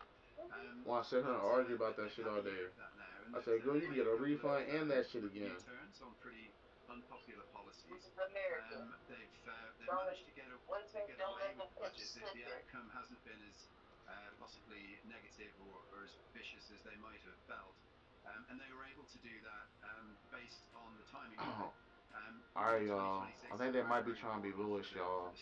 This might be bullish diversions, but just be careful. I did take a market call, some decent growth numbers, seeing but unemployment just fall, I want to see this break seeing though. some capital investment from industry, and to try and attract foreign investment in particular. So I think I from could have been. the I was just perspective talking to everybody of a at once. UK resident, you know, who's paying taxes in this country and keeping a close watch on where those taxes are going and what we're getting for it. You know, I probably am not alone in hoping that we begin to see some green shoots of growth and recovery, having put up with a couple of years of pretty tight squeezing from the Starmer administration. Yeah, and I mean, that's obviously on the domestic side of the equation, but, you know, you mentioned some of the geopolitical uncertainty as well. I mean, from your perch, I mean, how are investors keeping an eye on things that, you know, on your doorstep, like what's been happening with regards to the latest Ukraine-Russia peace talk plan and some of those talks that are ongoing, and also, you know, as far as the Bank of America even sort of coming up now and expecting a de-escalation in sort of this whole tariff regime rather than a re-escalation, which would no doubt be good for global equities. You know, how are you keeping tabs on some of those developments?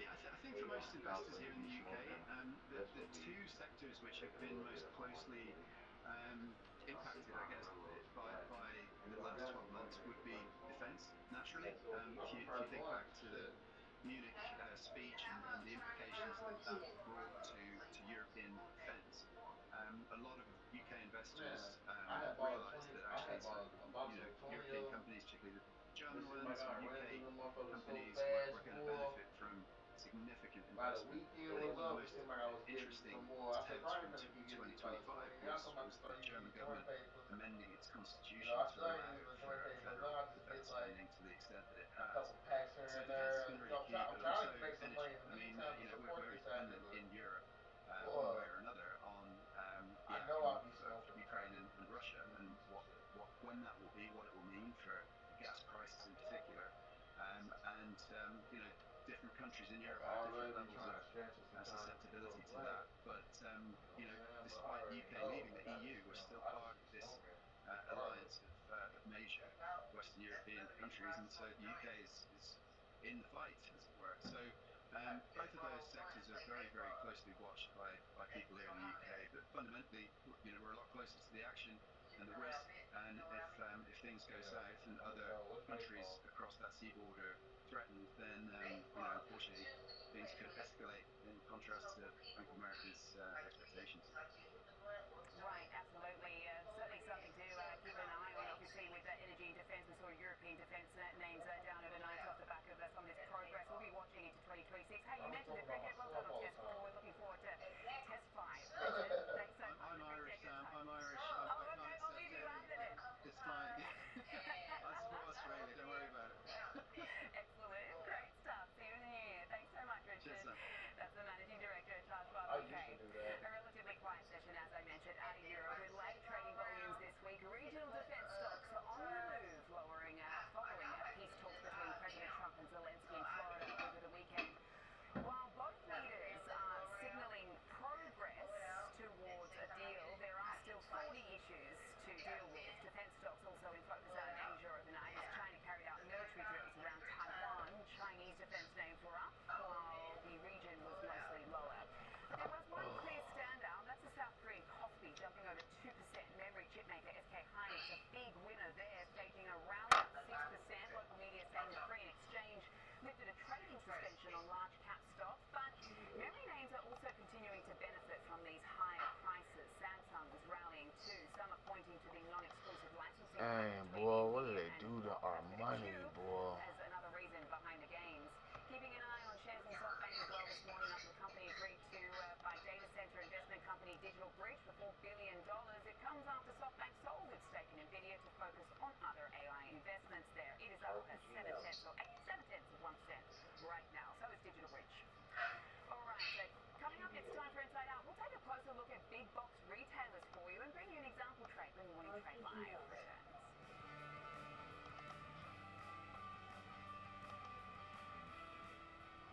Hey, PL though. PL don't be playing. Schwab is here to help you. Told y'all about PL though. Whether you're buying, selling, holding, or planning. Whether you're ETFing, Yo, it's not playing, boy. saving, spending, or even retiring. You can count on Schwab for market insights, live support, powerful trading platforms, and 400 branches. All at your service, all so you can invest your way. Sounds nice, right? Just and I'm keep. Jenny Horn.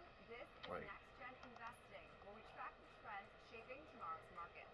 From tech to energy, crypto to consumer, we focus on what's driving investor sentiment right now.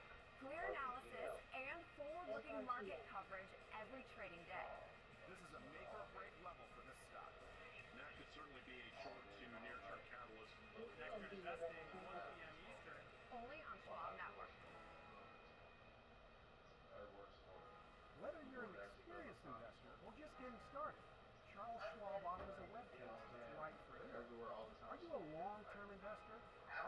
webcast series breaks down different investing styles, including growth, Somebody, value, somewhere. income, and more. Best of all, you can ask questions by chatting directly with an education coach. It's interactive learning at its finest. Tune in live or on demand. Head over to schwab.com/coaching and start learning today.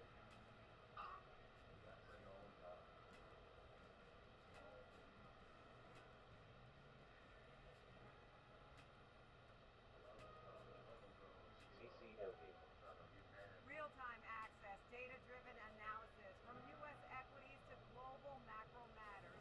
Schwab Network connects the dots. Watch live. Subscribe free at schwabnetwork.com.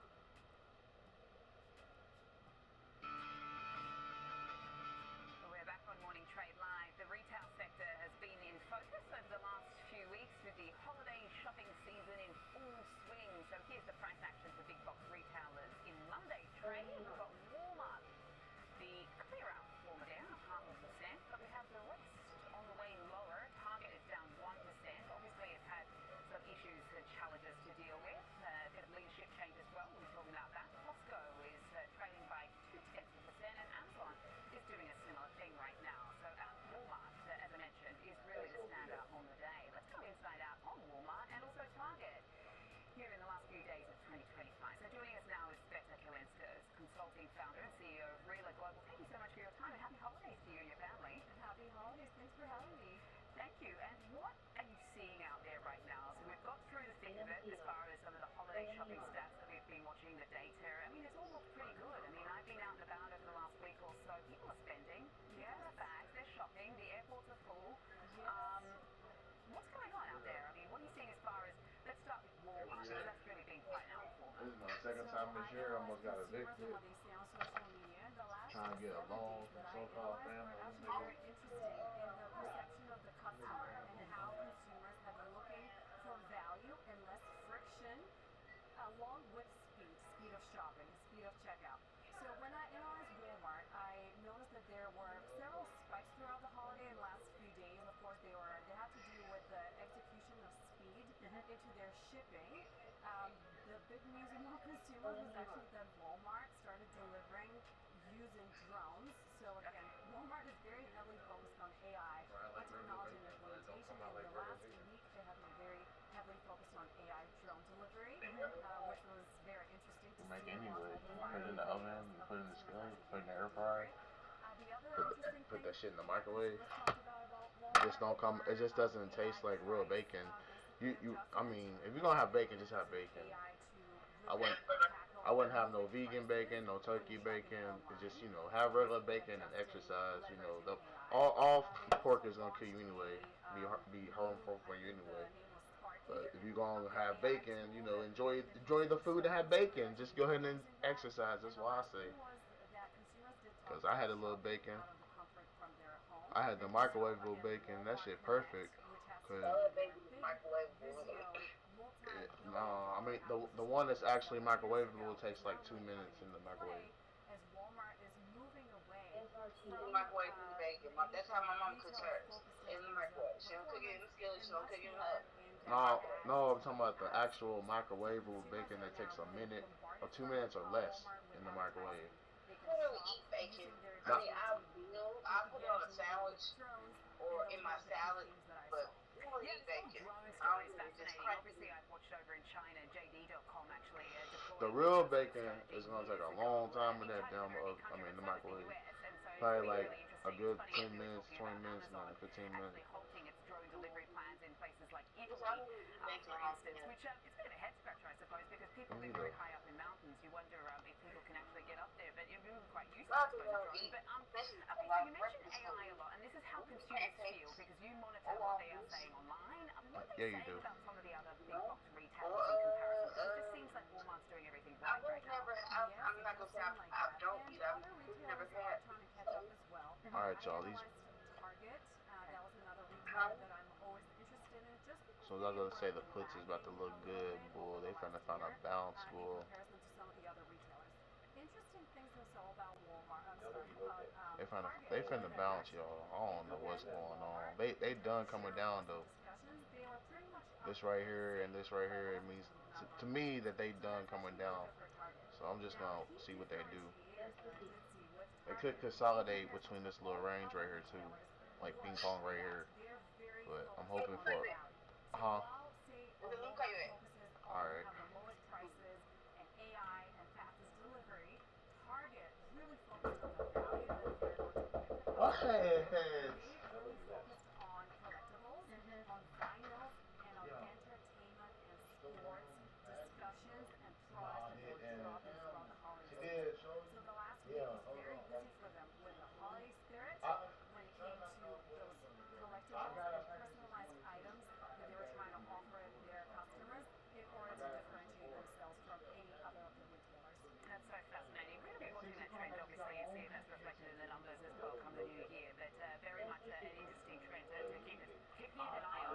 Steph, we have to leave it there, but thank you so much for joining us today and breaking down those two big box of retailers. Really appreciate your time as always. Steph Lensker, consultant, founder, and CEO of Really Global. Let's trade it out with Tom Black, host of Fast Market. So Target, you've got an example trade for us this morning, Tom.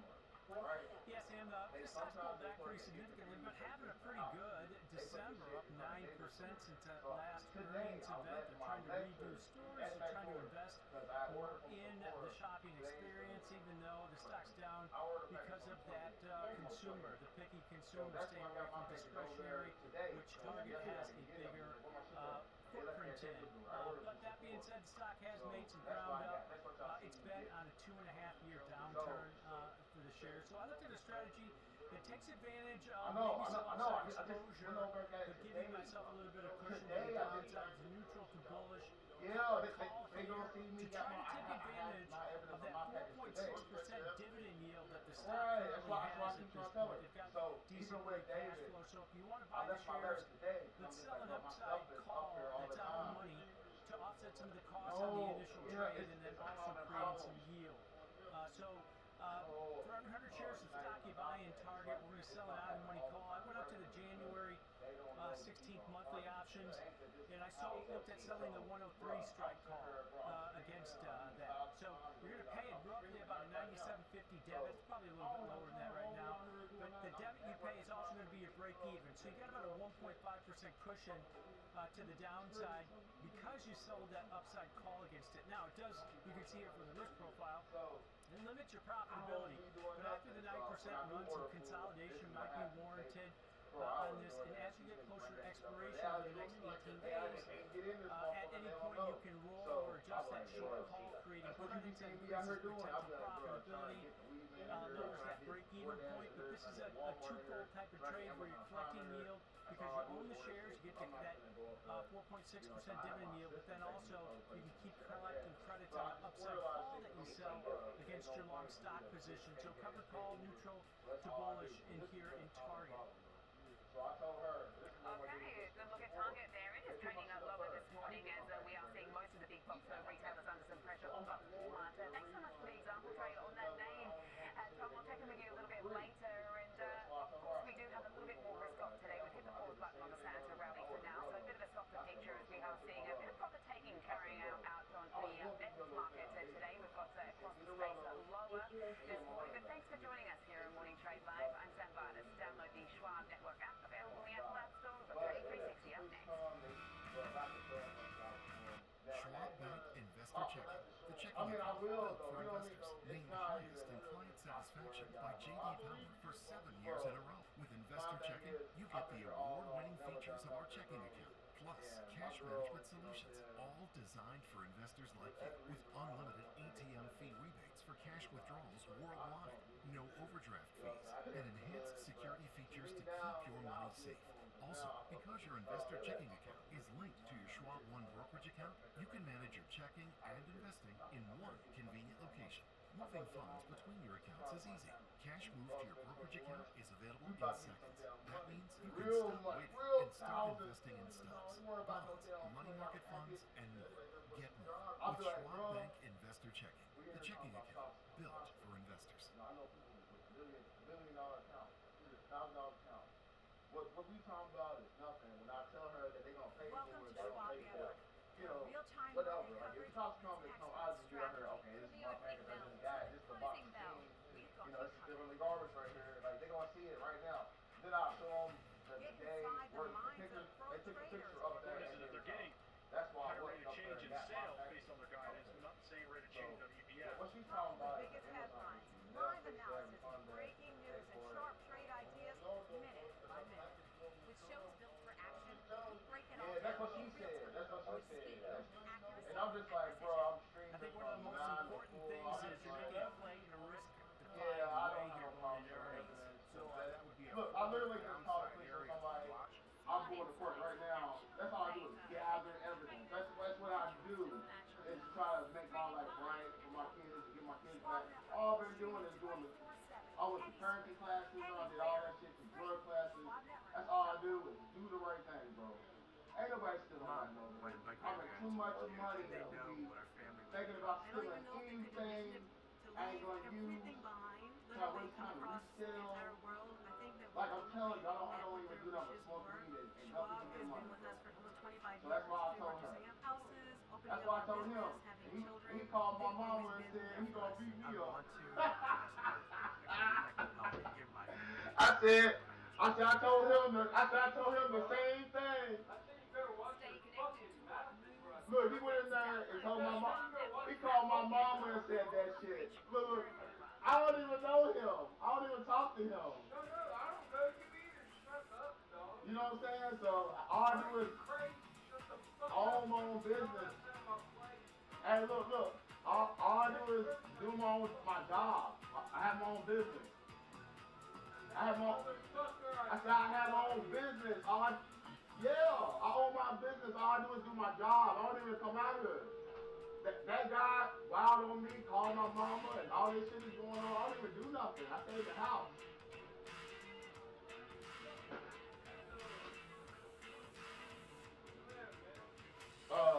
That guy, they keep knocking on my door. And that's Denver. No. He came outside and that guy came and knocked on my door like 3 times. The mom and the son. At the time that he came and walked back, he walked out. Then I said, I didn't say he. I said, him. He was came outside while he was going back at the doctor on my door talking to me. And I said, that guy keep messing with me. He came outside with him and said, he keep asking me why the son keep talking to me. Will give us the news behind the pick and an example today of our disruptor. And as the year is closing out, we will look back at crypto in 2025 and what to expect from 2026 in our 360 round. Now let's check in on these markets as we are seeing the Santa Claus rally that did not yet come. We still have a few sessions left, but some weakness today. We're seeing the S&P is down about 0.4%, Nasdaq's down about 0.6%, Dow is also down about 0.5%, and the Russell is our worst performer right now by a modest amount, down about 0.7%. So not any mass pressure, but some weakness to kick off the final trading sessions of this year. To look at the futures products now, then we can see the 10-year down about 0.3%. Dollar actually slightly higher, as well as crude oil and gold. A pretty significant pullback today. Bitcoin also with some modest weakness, so a bit of a reversal of some of the drivers of our recent bullish activity. But now to help us look at some of the top moving stories and stocks in today's market, I am joined by my co-host of NextGen, Alex Coffey, here to discuss what we're seeing out of SoftBank and Digital Bridge. Actually, let's start with some of your thoughts really on the last several hours, it feels like, of the year, of course, for trading. Yeah, I don't think a lot is probably going to change. I think there's going to be a lot of hype around the FOMC minutes this week. It's like the only thing on the calendar. There's geopolitical talk, so I think if there's surprise that could happen, maybe it comes out of that side of things.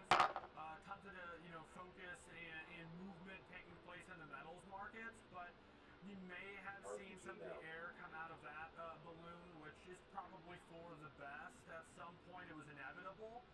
We'll see ultimately where that goes. But long story short, I think 2025 story's been written at this point. I know that a lot can happen in 2 or 3 days. Just sort of famous last words. We'll knock on wood here and hope that it doesn't dramatically change. But it sets up for a year next year that may look a little bit more like the second half of this year. I won't say it looks like 2025 because we forgot about how volatile and wild the roller coaster ride of the first and second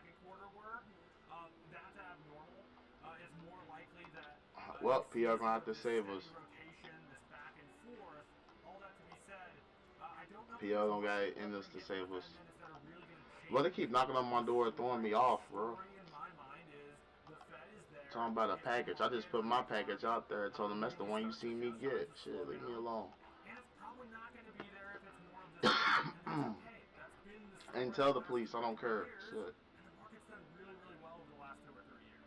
And it's important to remember that the market has done very well over the last several years. We always joke it's like the most disliked rally. It's like we're so quick to criticize the upside. But with this SoftBank piece of news specifically today, so SoftBank announcing, of course, this $4 billion acquisition of Digital Bridge. I mean, does this give broader implications for some Yep, this might be just another good put day. Well, it shows that there's a race for this data center infrastructure, and that's ultimately what Digital Bridge is. Literally selling off for hours, bro. Infrastructure firm in terms of where its investments are. We know SoftBank is looking to kind of gobble up things where it can, whether that's through investment directly in equity if it's a very big company like the Nvidias of the world, or when they can outright buy something. They've done it before, and we're seeing that here.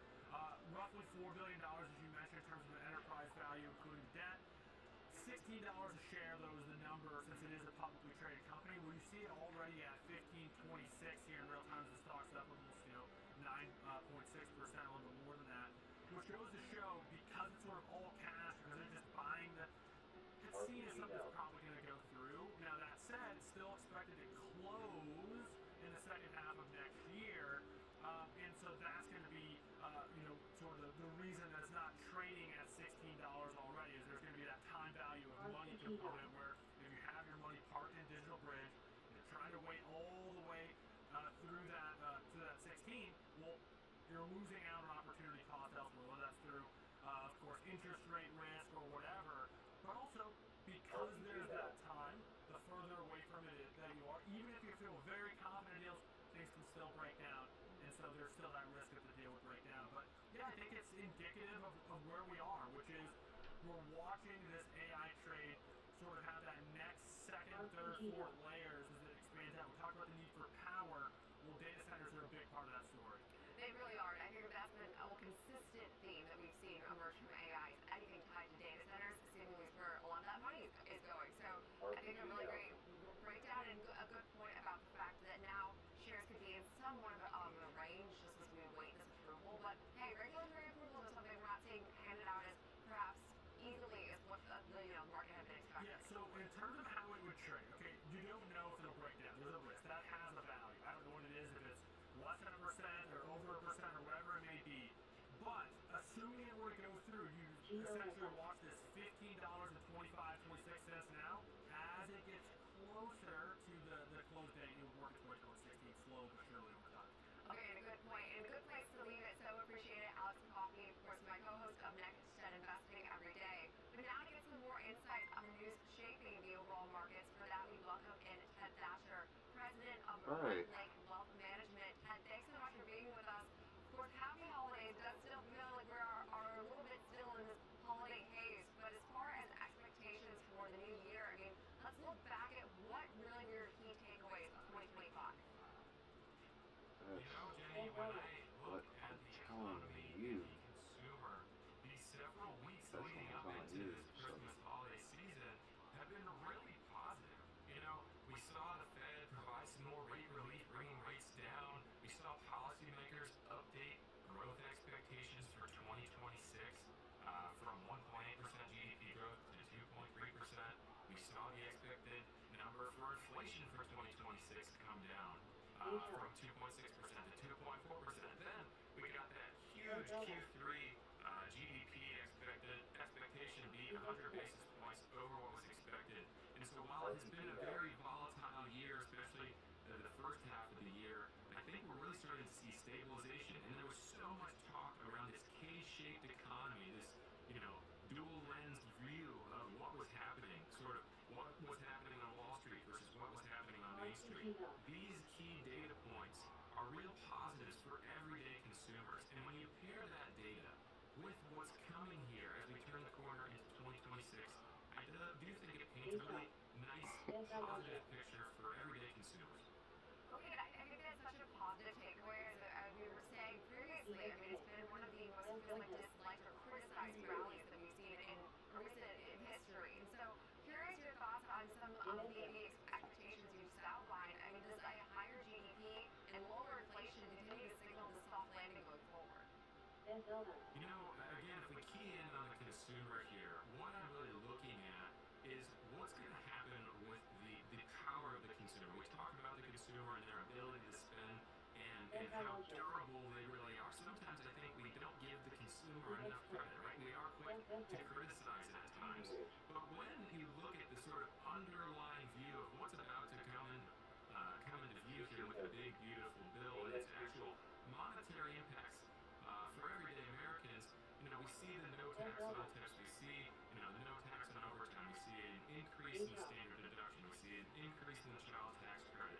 At the end of the day, what that's going to do is it's going to put money in the hands of everyday consumers. And when you increase the M1 money supply like that, that ends up being a proxy for purchasing power and for durability when it comes to the consumer.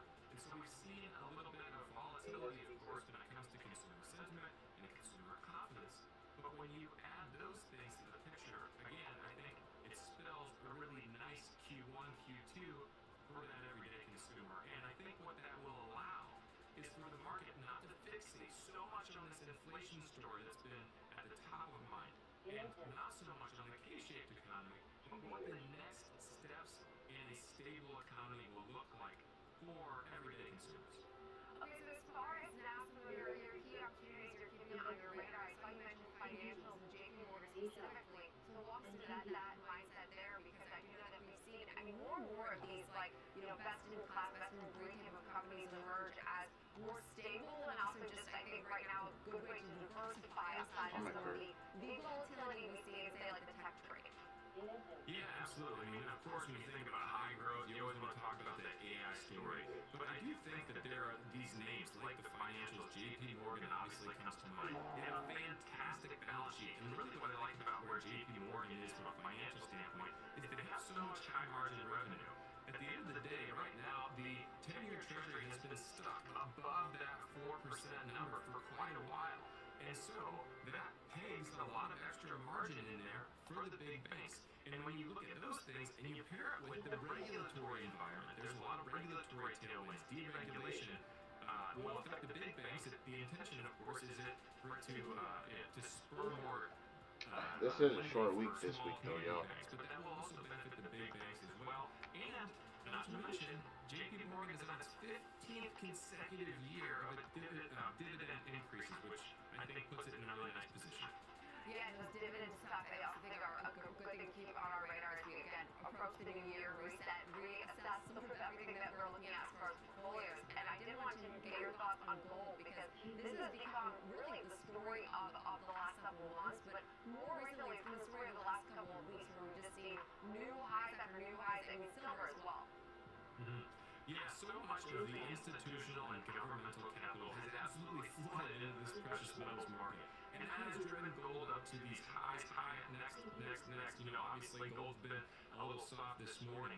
But until, you know, the broader markets, institutions, and governments sort of re-rate some of how they look at U.S. treasuries, I think that capital is still going to continue to flood in that direction. JP Morgan actually just updated their price targets for Google in 2026 to over 5,000 an ounce. And so I do think that there's still a bull case for gold right now. And again, when we talk about how this all dovetails with everyday consumers, you know, until we see the next domino fall where the credit markets kind of come down, that has a huge effect on sentiment as well, because it allows Americans, everyday people, to expand their lives with reasonable access to credit, to get houses, cars, credit cards, etc. Okay, what a positive take, I think, of the last year, because I love to hear this optimism as we do just discuss some of the broader consumer trends. Frankly, the U.S. consumer has been so resilient. So, really great points, and thank you so much for that conversation to kick off our show today. That's Ted Thatcher, president of Bright Lake Wealth Management. Now, coming up next on 360, we will discuss the big three. 3 stocks, 3 charts, and 3 trades. Richard Cat will go through the technicals, and Scott Bauer will take us through the trades for gold ETF, as well as Oklo and Boeing. That's next on Trading 360 on the Schwab Network.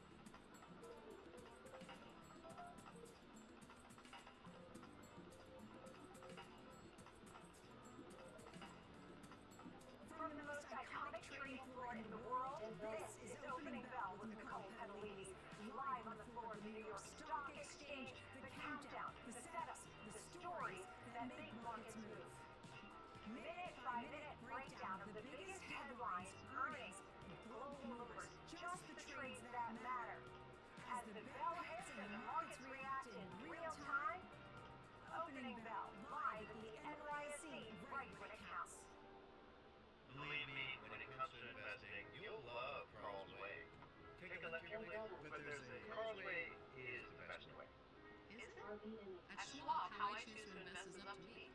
Exactly. I can invest and trade on my own. Yes, and I let them manage some investments for me too. Let's move on, shall we? No can do. I'll get out of here. Where are you going? Schwab. Schwab, a modern approach to wealth management. Welcome back to Trading 360. I'm Jenny Horn, and it's time for the big three. 3 stocks, 3 charts, and 3 trades. Rick Ducat, of course, will take us through the charts, and here to take us through the trades is Scott Bauer, CEO of Prosper Trading Academy. So Scott, thank you so much for being with us, and of course Rick, thank you as well. But wanted to get your big picture thoughts right now on this market as we close out this year.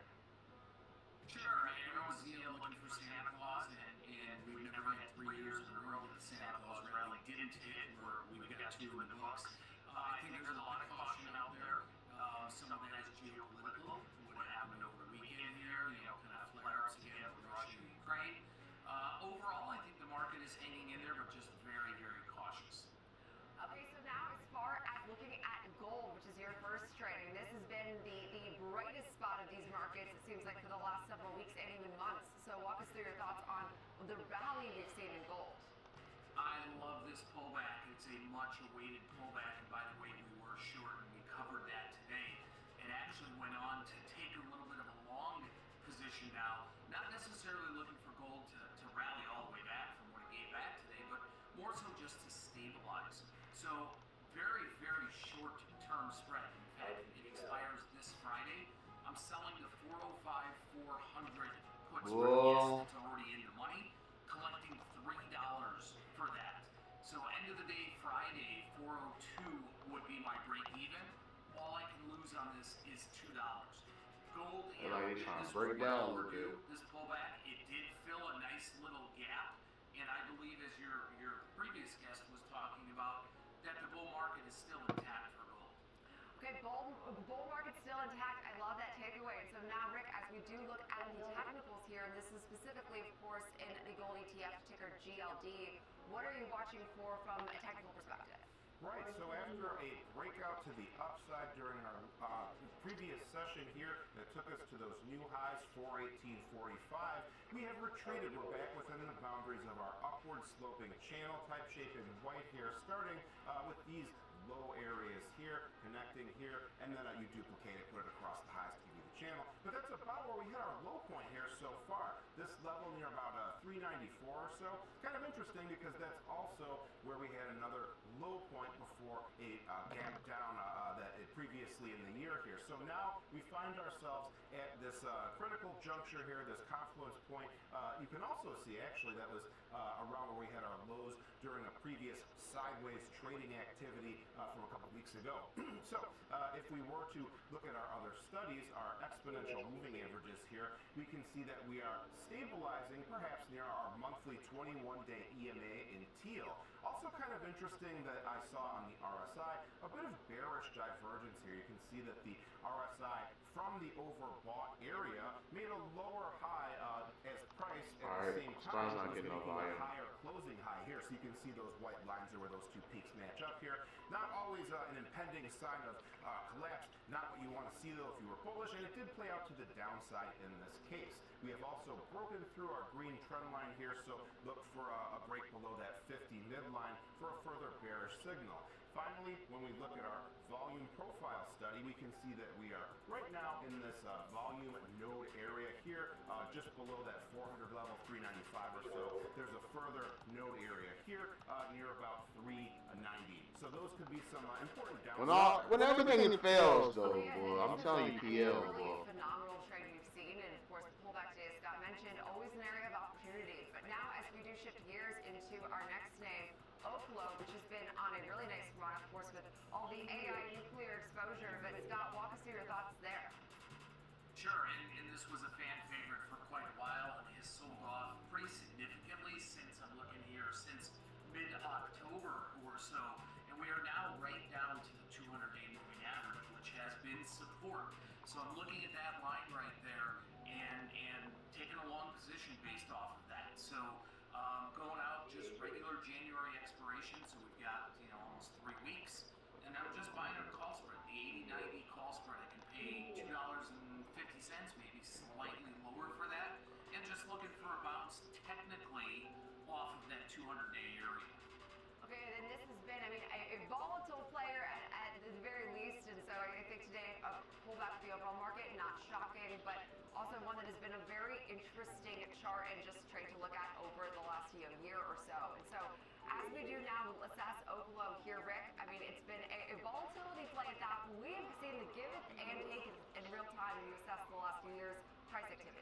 Yeah, for sure. When we look at this one now, a very different picture here. We did have those explosive highs to the upside that hit 193.84. From there, though, you could draw a falling wedge type of a shape here, where you have our trend line connecting these lows from that that high peak here, and then these subsequent highs as well. And then also going along these lows here, you see it's more of a moderately sloping boundary line here, so they're converging toward each other. Typically, this would be regarded as slightly more of a bullish setup here, but what you'd be looking for would be a breakout beyond either trend line either way here. So 85 to the upside, our red line here, gold highs, breakout point, supportive area, and then we did break through it, but now that's become resistance. So that's a standout price level. We can also see 69 here, an old high, same deal here, highs, lows, supportive area here. So that could be an area to watch to the downside for the bulls to find a foothold.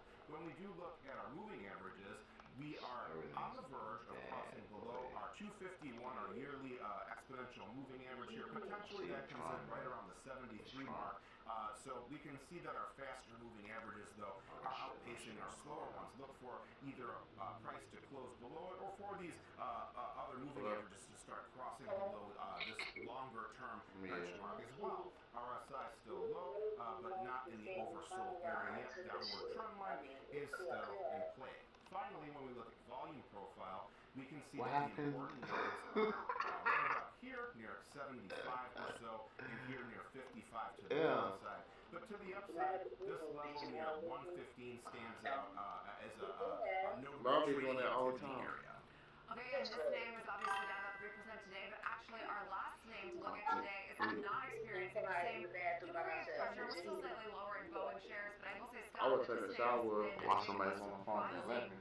winner, and just based off its last several years. I don't know if I would call it a winner in the overall market, but a win for Boeing when you look back at the 2025 that the stock had. I agree with you, Jenny, and on this biggest rally that we've seen recently up here from 175 to where we are right now, we're kind of up to this point here that is the top of a lower high, lower lows and lower highs this stock has been making, and we're kind of right there right now, that 215, 216 area. So I'm kind of bearish on Boeing after this nice big run here, just looking at that pattern. So I'm buying a put spread going out to January 16th as well. The 212.5, 205 strike put spread, pay about $1.70, $1.75 for that. And I think that we're just going to see Boeing kind of drift lower from this point.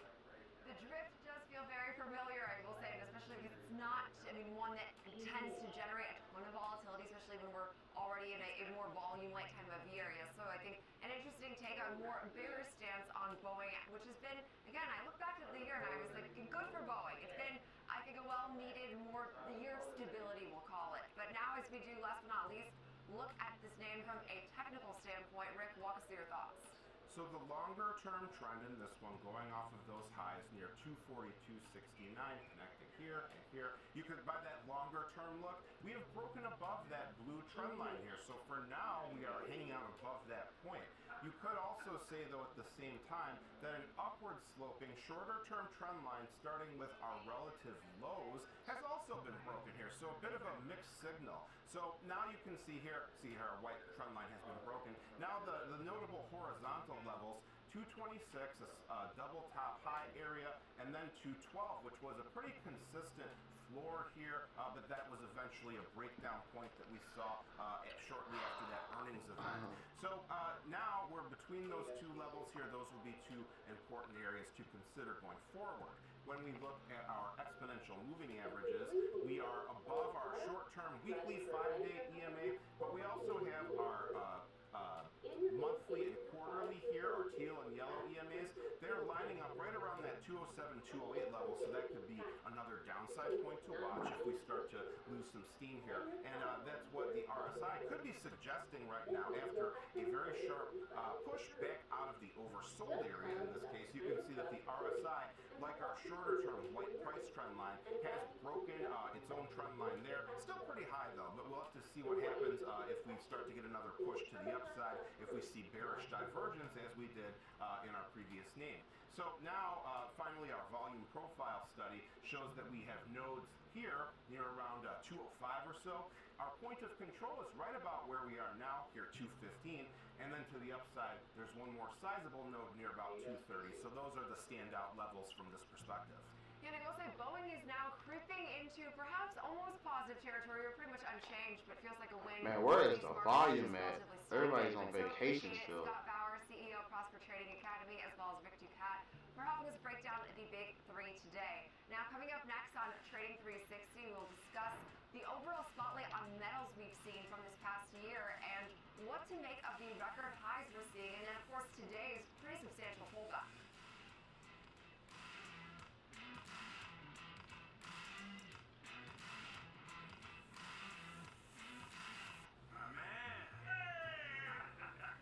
Sometimes, you know, you could have done better.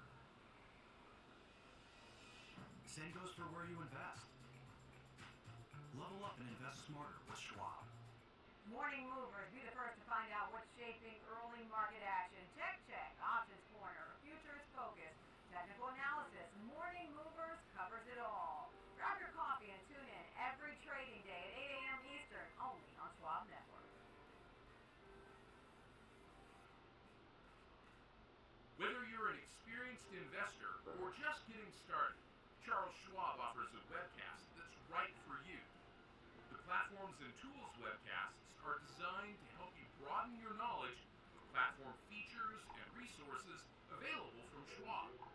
You'll learn tips and tricks to help navigate Schwab.com, Thinkorswim, and mobile-based platforms. Best of all, you can ask questions by chatting directly with an education coach. It's interactive learning at its finest. Tune in live or watch on demand. Head over to schwab.com/coaching and start learning today. Kick off the morning with the data and the decisions moving markets. Morning Trade Live breaks down the macro moves driving the price action, from Fed policy to global growth to inflation prints and geopolitical risk.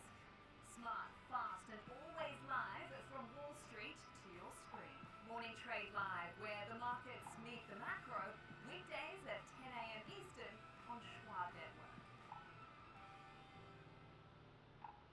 Stay connected to what moves the markets. Download the Schwab Network app and stream anytime wherever you are.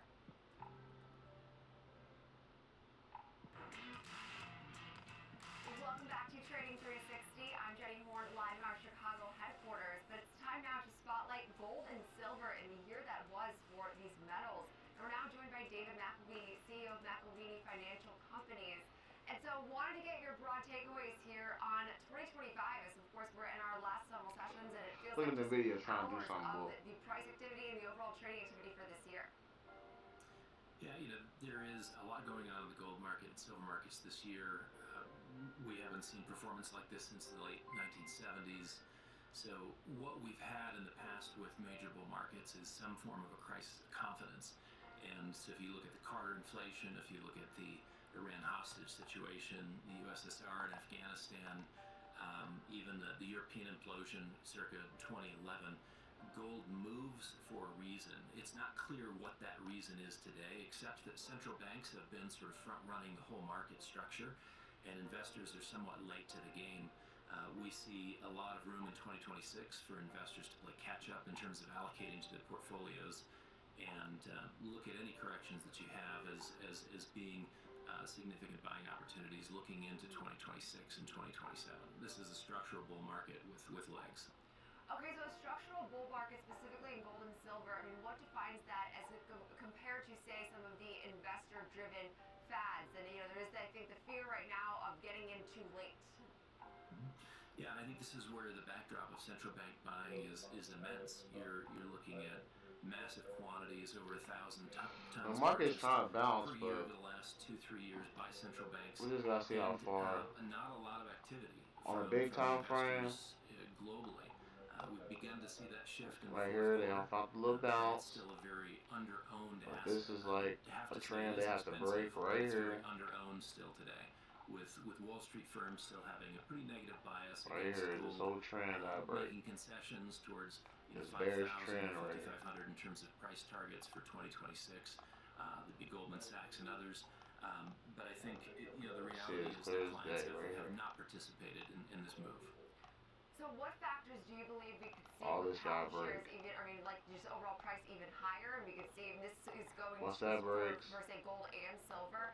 What factors do you see coming now in the next year that we could see drive some further bullish activity? Yeah, I think, again, coming back to this notion that a crisis of confidence is typically what it drives Right investor there. demand. You could have a crack in the equities markets. You could certainly have reflections, and this is very reasonable, reflections on debt capacity limits. So this is definitely a good entry right here, but just gotta see how far they can be bullish. And concerns of inflation Like, impacting the longer end of the curve. get a far end of the retest curve right up in here. I hate to draw all these lines, but they'll probably come right here at least. Conflict. These are all things that represent a crisis. At least right here.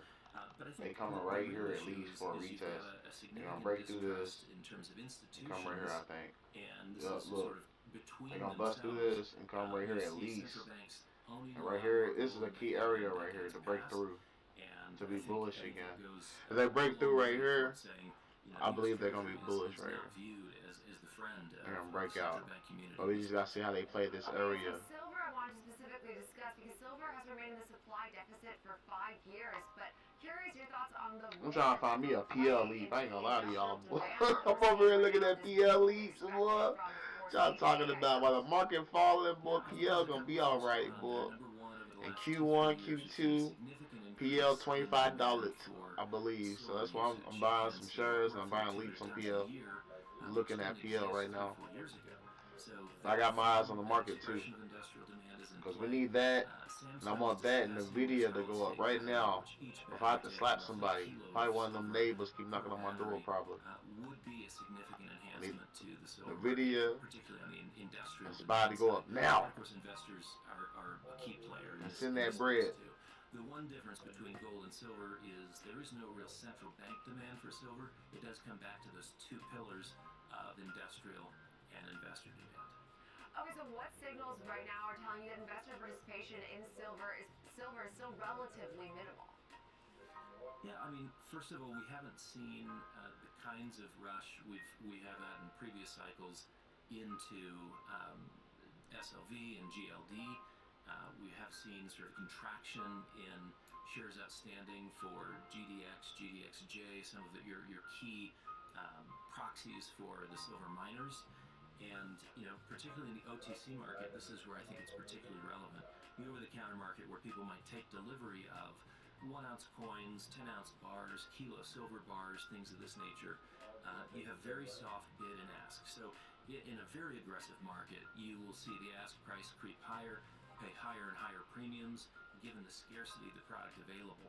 There is more than enough product to go around, and we see very soft ask and bid prices. So, to us, that's a strong indication that investors have yet to really come into the market in force. Okay, and as far as being defensive and continuing to maintain this defensive posture as we go into the new year, Taylor touched the you did mention MMA and specifically rejected. to not count on some of these major pullbacks, and I was curious your thoughts on Then that came because under here and obviously today rejected. is a pretty substantial pullback, but you're saying perhaps maybe don't let one day of pressure dictate your decision making. Yeah, I mean, we've had a significant down day today, which does not take back even what we gained last week, but we're basically giving up Friday's gains. So that I mean, silver's up 140, 150% year to date, and gold. Yeah, big remains pullbacks. They correction taking up everything close to back. 63%. But PL still young. You know what I'm talking In a about? normal bull market, you could expect to give up a third to half of your gains. What we've seen so far is a tremendous appetite step in on any major pullback and buy with both fists. This is an odd period here at the end of the year. Very low volumes. Notice that the momentum to the downside picked up at the market open in Europe, very thinly traded. And so, it's difficult to come to any conclusions in terms of sort of a reversal in the market or a more significant trend in play to the downside here in what is basically holiday trading. Okay, so as we do, of course, approach some of the Fed announcements, and I know we've been at relatively economic data light in the back half of this year, but we could get, of course, get a Fed decision in the coming month. Does that at all play into any of the moves we're seeing in metals? Because as you mentioned, gold heavily, of course, now tied to a lot of the Fed activity.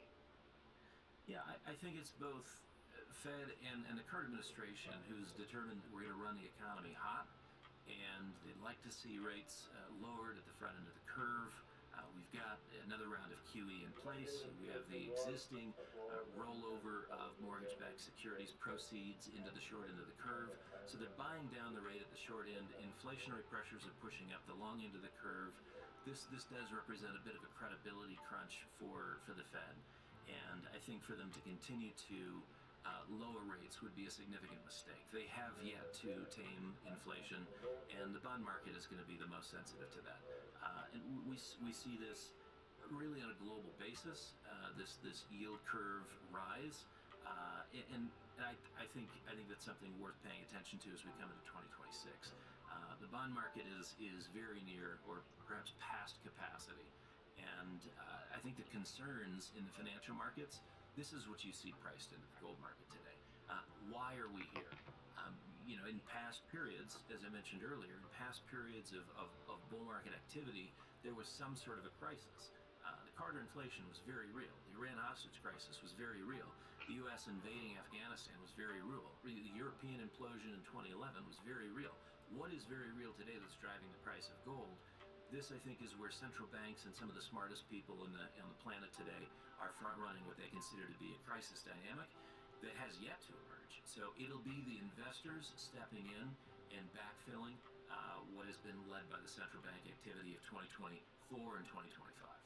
Okay, and I do totally agree that the next couple of trading sessions are a bit weird, so sort of reassess and, refine your footing as we kick off 2026, but a lot to be enthusiastic about, especially as far as some of the trends we've seen in metals. So appreciate it, David, of course, CEO of many financial companies.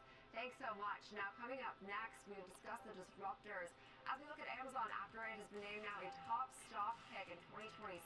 Can't George do Schultz it, will bring boy. us the news and an example It's trade. a lower low, boy. Can't do it. They trying to, but they can't do it. Stay connected to the markets with Schwab Network.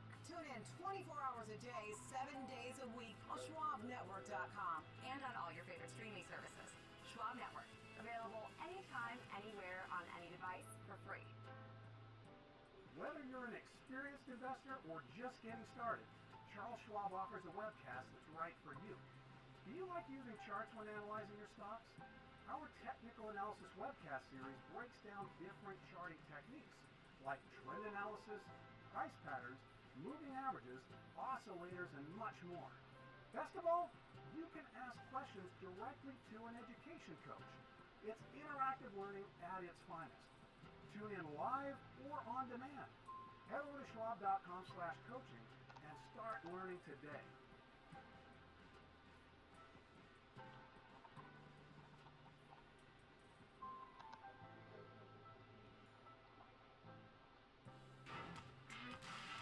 Welcome back to Trading 360. I'm Jenny Horn here in our Chicago headquarters. Right here, Let's now boy. head out to the New York Stock Exchange for a check on the market and welcome in Nicole Petalides, first host of the Opening Bell and the watch list for the Schwab Network. Nicole, we're 2 hours into the trading day. What's caught your eye today so far is, of course, Santa Claus Valley. Seems like it's a little bit late to arrive here as we're seeing this pressure now for the second straight year. Yeah, and look, I mean, we did straight day. Yeah, we sold off on Friday, as you noted. We did hit a record during the day on the S&P 500, only to see the down arrows at the end of the day. Of course, the Santa Claus Rally is the last 5 days of the trading day of the trading year 2025 and the first 2 days of the new year, and 77% of the time since 1950, you'll see the stock market go up over 1%.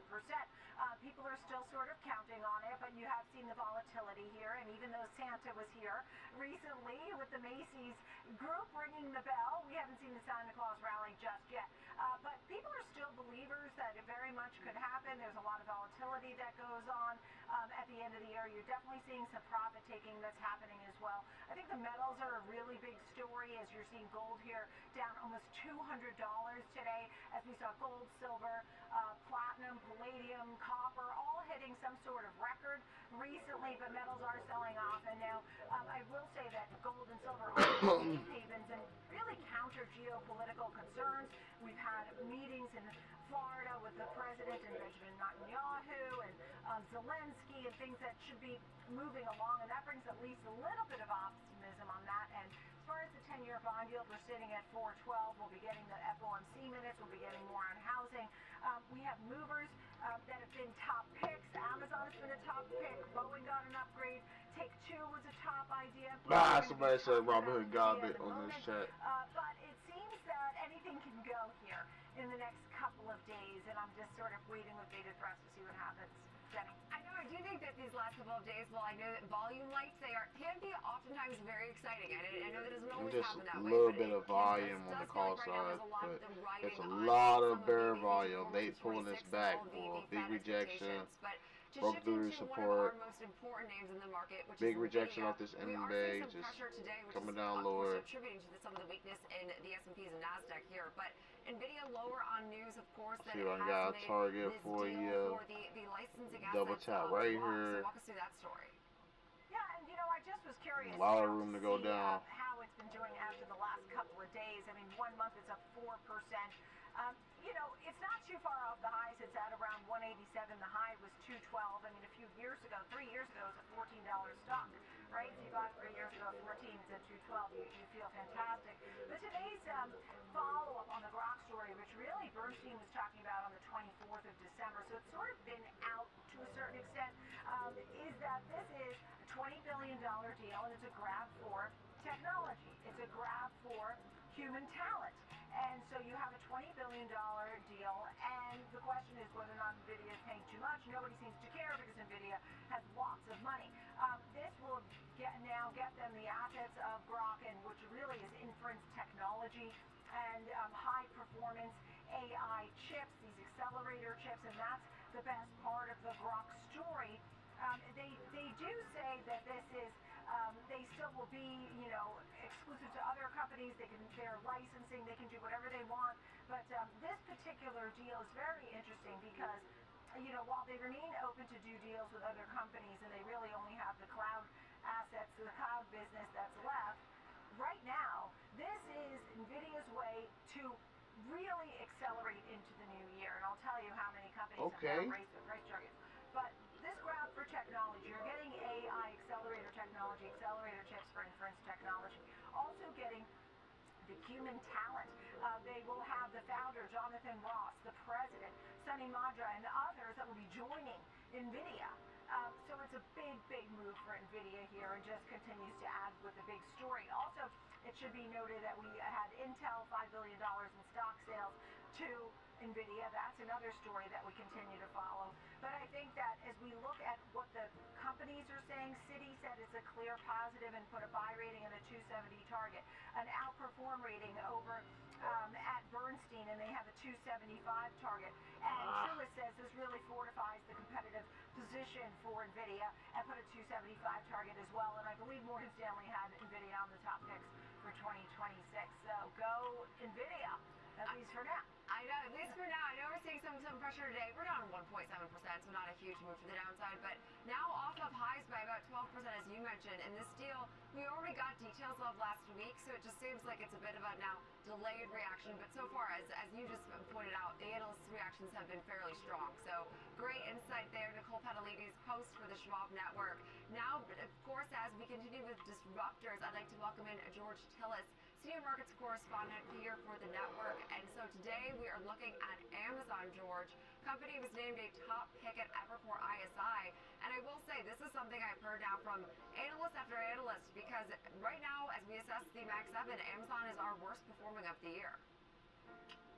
Yeah, I mean, there's something here, and I'll explain in a sec some of the valuation metrics. But, Amazon, we know, is a traditional e-commerce company. I mean, they have basically the largest presence in North America. 40% of all e-commerce goes through their platform. But they're really just morphing into a technology company. There's a lot of positive catalysts, including everything from subscription services, AWS, cloud services have been growing. Digital advertising, cloud computing, and these are all combined unique values alongside the e-commerce platform. But there are many catalysts also going forward that are new to Amazon. Everything from their LEO satellite, which is going to be competing directly with Starlink. If you consider robotaxi as a catalyst for Amazon, that's another thing to consider. Online pharmacy, especially considering again advertising continues to scale. So this company is becoming a very large enterprise when it comes to being a conglomerate. And so with that said, if you look at some of the calls today, we're actually seeing Look Evercore at that quite candle, bullish boy. on Let's go. Amazon, looking at it as a potential underappreciated name going into 2026. Considering over the last year the stock really hasn't performed all that well. I mean, if you look at it year to date, it's up 6%. Last year only up 2.5%. Falling quite a bit since its October or late October earnings release because of capital expenditure Oh, pay concerns. this But fucking nonetheless, bill. Evercore sees the Damn capex it. really manifesting into growth of earnings and operating margins for Amazon going forward, with a price target now at $335. And just based on earnings estimates, excluding again the most recent call from Evercore. Right now, they're expecting EBITDA growth in the 23% range. Next year's forward multiple at 29 times, so it's trading at slightly 1 times its forward earnings growth. But sales are only around 11.5%. So again, some incremental increase in sales for Amazon can certainly gear or magnify the EPS returns, and I think this is why Evercore is quite bullish on the name. Okay, so now when you think through trading Amazon for example purposes, I mean, given this is a super optimistic note, I think great points about the way they highlighted a business, areas of the business that is not just AWS, it was, grocery, pharmacy, etc. Really optimistic note. So thinking this through now for example trade purposes, how do you think about Amazon? Yeah, so, looking at the chart, it's broken into a diagonal channel. That's something to be mindful of. The other thing is, if you look at the chart going back to, let's say, September and December, early September, there might be a pivot point where the stock, if it continues to move to the upside, stops. And that's right around the $239 level. Now, this week, alongside last week, we aren't seeing the mega caps perform like the other areas of the stock market, the S&P hitting new highs, but nonetheless, low volumes, some choppy price action. I want to structure a bullish trade, but I'm going to take this week's choppiness into consideration. So what I'm going to do is I'm going to buy a long call diagonal spread. I'm going to sell the out-of-the-money 240 call that expires this week, and I'm going to use the proceeds of that call to finance the January monthly 18-day expiration $230 call. Now, altogether, this would cost you about $6 a share in debit or $600 a contract. So, in essence, your max profit, if it hits 240 by the end of this week, is basically $4 a share. If it does not, the weekly call that expires this week will roll off, to which point your break-even is 236 by the third week of January, with potentially unlimited profitability, again, assuming the stock does close below the 240 by the end of this week.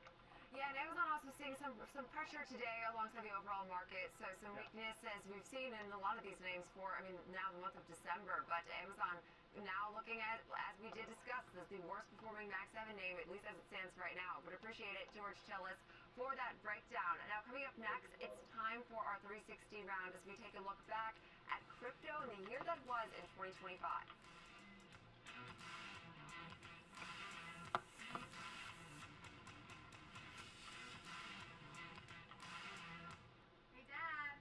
I have a question for you.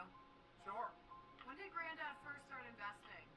Granddad had an account with Schwab before there were branches in the area. He really started with nothing. He worked hard, and after he passed away, the torch has been passed to me, and my advisor, Jennifer, she was with me with the journey, helping with the estate distribution. The 2 grandchildren, planning for their college educations. Someday it'll be their turn. This is Fast Market, built for traders who want more than just headlines. We walk you through trade ideas with structure, risk management, and a focus on execution. From options to earnings to volatility plays, we bring decades of trading experience to every segment. With real-time insight across products and sectors, we deliver what active traders need to stay ahead. Fast Market weekdays at noon Eastern, live on Schwab Network at schwabnetwork.com. Welcome back to Trading 360. I'm Jenny Horn, and it's now time for our 360 round. And for that, I'd like to welcome in our panel to help us discuss crypto and all the activity we saw in 2025. Joining us now is John Harr, Managing Director at Swan Bitcoin, and Bill Bartheit, CEO and founder of Abra. Thank you both so much for being with me today. And so, Bill, to start off with you, I mean, what economic conditions could you see now driving some further upside to, say, $1 million target for Bitcoin over the next 4 years? Yeah, sure. We have a saying in our space, accredited to Lynn Alden, nothing stops this train. It generally refers to money printing, debt servicing, massive liquidity injections that we've seen over the years. I think we're going to see a ton of that in 2026. It's basically, Bitcoin acts like almost like a levered bet on technology stocks when it comes to price, not adoption. And I think when you multiply that times the regulatory clarity, the interest from institutional investors who've securitized Bitcoin and other crypto assets, I think it's going to be a great few years for Bitcoin and the crypto markets in particular. Okay, so now, John, as we turn to you here, what do you watch for now for some upside catalysts as we approach a new year, a reset, and hopefully some more easing regulatory conditions? Yeah, great to be here. So I would say, firstly, prediction-wise, I think people like myself need to eat a little bit of crow because I would have got the year-end prediction wrong. I thought for sure we would be something higher than the 80s or 90s or 100K. So I'll just start by saying that. But I think when you look at the macro backdrop for 2026, I think it is just hugely supportive. And if you contrast it with prior bear markets in Bitcoin, things like inflation, interest rates, central bank balance sheets, federal spending, valuation metrics for Bitcoin, market access with things like the ETFs, institutional promotion and institutional adoption, they're just all better now. They're just all objectively better now than they were in the past. So I think that supportive backdrop plus new announcements coming out will be what propels Bitcoin higher in 2026. I might pull It'll it be back. announcements like we heard in the last few months. Just to name a few, Harvard, a $50 billion Ivy League endowment. Their largest publicly reportable position is Bitcoin. Middle East sovereign wealth funds own a healthy chunk of Bitcoin. Vanguard finally capitulated, and their $10 trillion of client assets can now have access to the Bitcoin ETFs. And B of A Merrill Lynch recently put out a paper that was basically saying, hey, we're now supportive of, I think it was 1 to 4% of an allocation to Bitcoin and crypto in client portfolios. So those are just huge announcements, in my opinion. And I think they will continue going forward, and that's what will be supportive for Bitcoin. Okay, and so Bill, now to turn back to you, I mean, why do we see these corrections, like 25, 35%, that are considered, I mean, relatively normal during these bull markets? Yeah, look, I mean, there's been points this year where NVIDIA was more volatile, or Tesla was more volatile than Bitcoin. Bitcoin historically has been a 50, 60, 70 vol asset. It's shrunk to probably a 30 vol asset this year, which is actually quite impressive. Look, we had basically regulatory overhang, which I think was holding Bitcoin down significantly, probably to the tune of 50%, which is why we saw a big spike. We expected lower interest rates. We expected more money printing. We didn't get that. So when you actually factor all of that in, the fact that we're riding that kind of 90K range for Bitcoin really does make sense to me. And I think when you combine that with the fact that we're starting to see significant stimulus, we're going to see real quantitative easing. We're seeing quantitative easing light right now. The Fed is starting to buy its own bonds, and I think demand for government debt is going to fall significantly next year, along with lower rates. So all of this IPO for higher vol assets, including the likes of Bitcoin. Okay, I will say something you both have mentioned is this, I mean, global stimulus measures, Spy trying to come back these again. ETFs and treasury company adoption that we're See if they seeing can get right past now. this MMA right here. John, to go back to you here, I mean, how does this then evolve and hopefully provide a cushion for some of the Bitcoin market dynamics we're expecting in the new year? They did break this trend.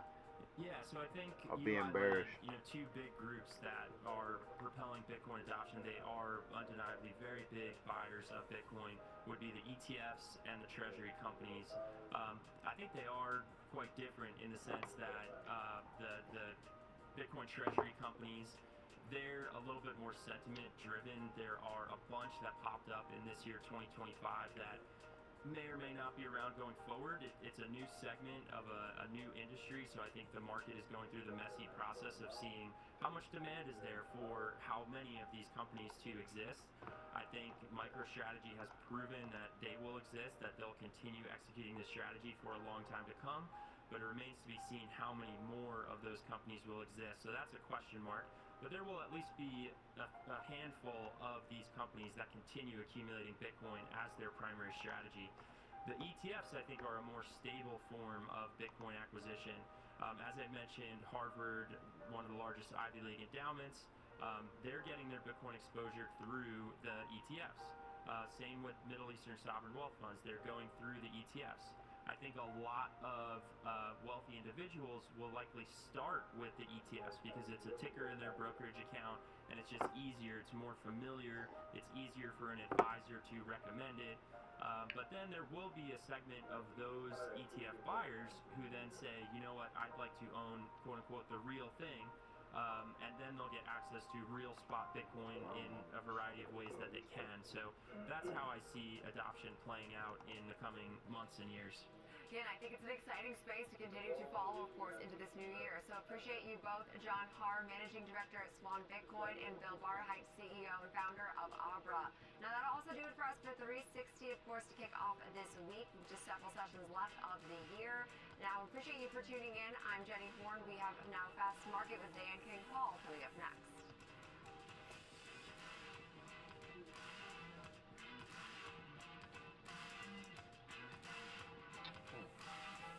Just thinking about this. Investor Checking, the checking account built for investors, named highest in client satisfaction by J.D. Power for 7 years in a row. With Investor Checking, you get the award-winning features of our checking account, plus cash management solutions, all designed for investors like you, with unlimited ATM fee rebates for cash withdrawals worldwide, no overdraft fees, and enhanced security features to keep your money safe.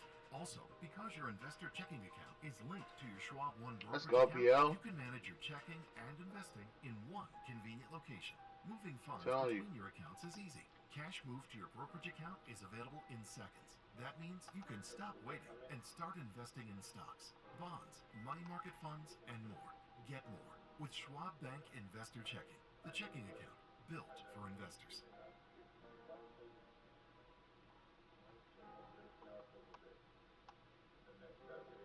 Welcome to Schwab Network, where real-time market coverage meets expert strategy. From the opening bell to the closing bell, we've got you covered.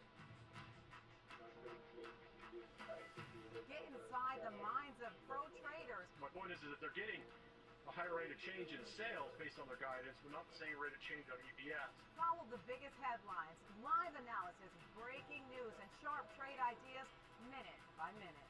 With shows built for action, we break it all down in real time with speed, accuracy, and precision. I think one of the most important things is you're making a play in a risk-defined way here going into earnings. So that would be a further downside area to Whoa, watch. this market Smart bull. insights, actionable data, veteran traders, and trusted financial This MMA is not playing. This MMA right here is not playing with that rejection right there, boy. Free. SchwabNetwork.com. Let's see what they did to PL with that. Hey, Bob. Hey, Andrew. But PL in his own little planet, own little lane, boy. Person that I've always seen as a force in our family. You know, bullish divergence on PL. That's true. Yes.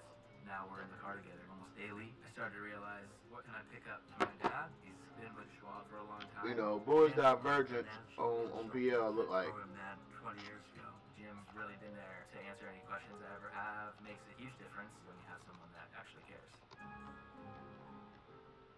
Stay connected to what moves markets.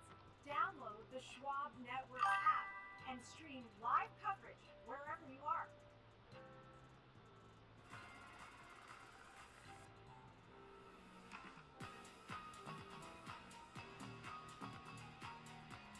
No, PL. Need some more volume right here. Right here, volume right here.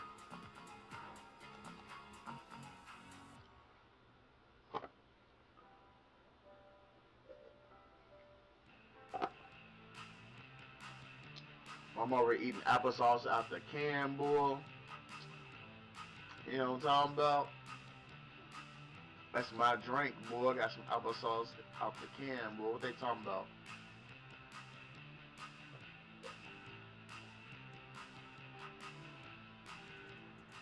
Welcome to Fast Market, right here on Schwab Network. I'm Nicole Petalides. It's high noon here at the New York Stock Exchange, live on the corner of Wall and Broad. I'm glad to be here with you, in for my friend Diane King Hall, and taking a look here at the markets. Where's the Santa Claus rally? Well, Ain't no Santa Claus rally. right now you're seeing markets Quit asking about that Santa Claus rally. downside throughout Ain't none. the Dow, for example, is right around the session lows, and you see materials and tech and also financials, industrials, all lower. The S&P's at 68.98, down 32 points, down 0.5%. Ain't no Santa Claus rally. High on Friday. The Dow's down 253 points. The Nasdaq losing more than 0.5%, and the small caps, the Russell, down more than 0.5%. This is the 10-year bond yield. You know what I'm saying? You want a Santa Claus rally? You better come back over to PLs. $192. We'll be going through that for you. I'm gonna make a short right now on PLs. Hey, watch this. And we'll take a look at some example option strategies for NVIDIA and more, so you'll enjoy seeing some of that. We'll also have the team from Likefolio. Yo, we going into Q1 with PL, baby. Y'all keep your eye on PL. What that look like? What kind of formation is that? Should that be part of Hey, the Bag 8? keep your eye on PL, Q1, baby. Meantime, let's bring in my co-hosts, Tom White in our Chicago studio, and Kevin Hanks joining us live from the CBOE. It's great to see both of you here today. We see the markets under some pressure, even Friday where we saw the records, Tom. We did end up selling off, as you well know, since 1950. I believe it's 77% of the time. The Santa Claus rally rears its head, and we get more than a 1% gain the last 5 days of this year and the first 2 days next year. Santa was here with Macy's, but I tried to whisper that maybe people want the rally for their 401ks and IRAs. Tom, what are you watching here in the market action? Well, I think this is the same as we saw the last 2 years. What? Where, markets hit their all-time highs just last week for the S&P 500. All right, PL. Pop out and show us, yeah. Pop out and show them then, PL. And then we didn't get that Santa Claus. We got a couple more room to go right here. Some profits. They're gonna give us a new 52 range, PL. You know, over 20%. You know what I'm saying? They're gonna give us a new range, PL. We're up nearly 18%, 17% so far in the S&P 500 this year. So maybe people are being a little bit more constructive. That doesn't mean that we're not going to see, a rally these last few days into the end of the year and the beginning of 2026. But maybe it's a little bit of complacency after the solid gains we've seen over the last 3 years. But at the same time, we don't have a lot of catalyst for any upside, or any catalyst maybe stopping us right now at this point. So it just seems like it's holiday trading, not a lot of liquidity, not a lot of depth into markets, and not a lot of news flow out there. And I always like to look at price action. It just hasn't been good the last couple of sessions, but that doesn't mean it can't turn around pretty quickly. That's right. You can't turn around pretty. Maybe you can, because you make the point, right? We're sort of in this wait and see mode. But you guys know the old Wall Street saying, it says never short a dull market. And you can see what's going on here with the VIX, which is below 15, and everybody's sort of complacent here. Meanwhile, you have Netanyahu and Zelensky in Florida. You don't know what's going to happen there. You have commodities all over the place, spinning our heads, having us scratching our heads. Kevin, some of your thoughts? Well, I just think until... Oh, come on, PL. Like the calendar... I need some more volume, boy. And a lot of people, there's a lot less eyeballs on the market than you would normally have. And even though... Right here, this little wedge. Have drifted a bit higher. You mentioned the S&P hit all-time highs. The SPY going through it, boy. Now the markets are drifting a little lower. There's no clear... The SPY going through it, and gold supposed to be just going up while the SPY going down. But they taking profits on all of that. January and the first quarter of next year, we're 2.5 weeks away now from earnings season for the fourth quarter. I think things look pretty positive. I think the fact that there could be they're taking profits on everything. Is good for the U.S. consumer if they this is the VIX VIX. because of the way the the bill was passed and taxes, so I think big tax. We got a bounce here. But this This still could gonna be more bad news for the market. That focuses on NVIDIA and AI Up, and up. all those things and the deals happening. But here's the good news. Interest rates should be working their way lower because the labor It was market trying to is bounce right here soft. with this on this trend line. Trend line Under broke. control and on its way down because of what the government's doing. What are they doing right here, Inflation boy? shouldn't be a worry. Those Fed members that are worried about inflation, I think This area are wrong. right here, price. What they doing? I still think until something changes, like the calendar, Injection. we're still in holiday markets. More pullback. You know, let me take you Where? back to 1979. Some great music. They rejected right here off this metals. MMA right here. And I don't mean heavy metal bands, I mean gold and silver. Because back in 1979, when Blondie, the Doobie Brothers, Michael Jackson, Bee Gees, Le Freak, My Sharona, and I Will Survive, and Hot Stuff and Bad Girls were the hot songs, what happened back then? We have seen now gold and silver having their best That's years crazy. PL since had just 1979, where you broke had out right here and where you stopped, saw, right? You know, gold and silver. Let me see what they're gonna do right here, boy. That's what we saw now. And silver has not peaked in the same way. That it's only done this a few times. And same with gold, having a 50% year. Hasn't done that. I mean, it did this year, but then the other 3 times were in the 70s. I think they're gonna break out right here. And at least tap this. Tom, your thoughts? But they could also break down too. We're gonna see. We're gonna see. Pretty spectacular, but I think if you take a look at it, there's probably some profit taking going on today. You're seeing silver down 7%. You're seeing palladium and platinum down. Hey, I appreciate you giving that. Appreciate y'all subscribing to the Frostman 21 Sheldron Frost. I do appreciate.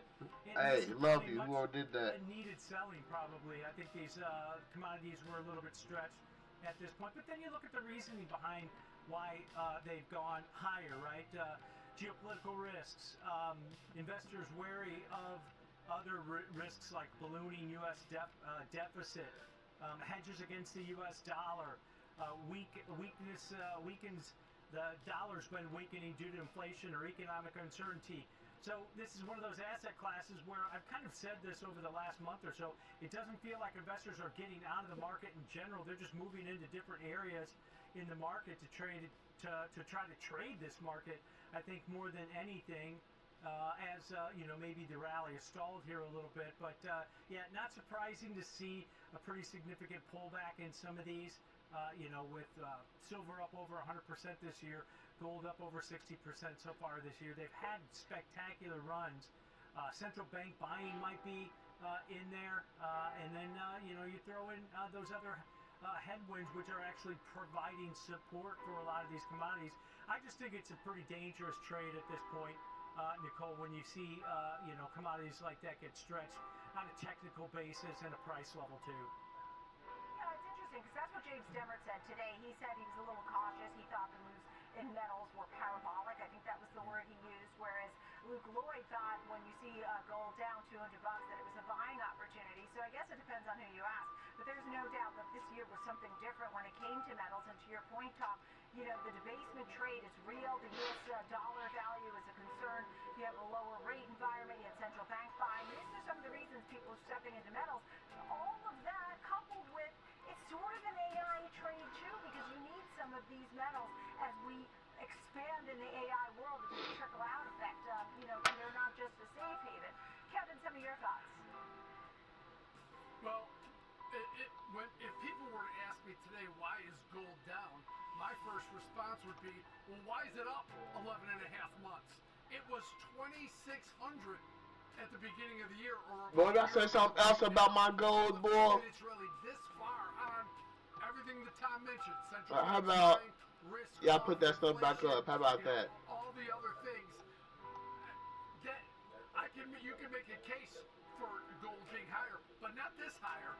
So I'm not surprised that metals are pausing here in some of their rally, but why is it up this much? I have no idea. I'm not a gold trader. I watch gold like all traders do, but I don't know why gold has rallied this much. So the fact that it's backing off here is not that big. It's more of a surprise what it's done the last 11 and a half months. Bro, what they doing to data vote, bro? Think about what's been going on here with I want to see what they doing to data vote. I found data vote at 90 cents, boy. what's happening here in crude. I don't care, boy. I found data vote at 90 cents.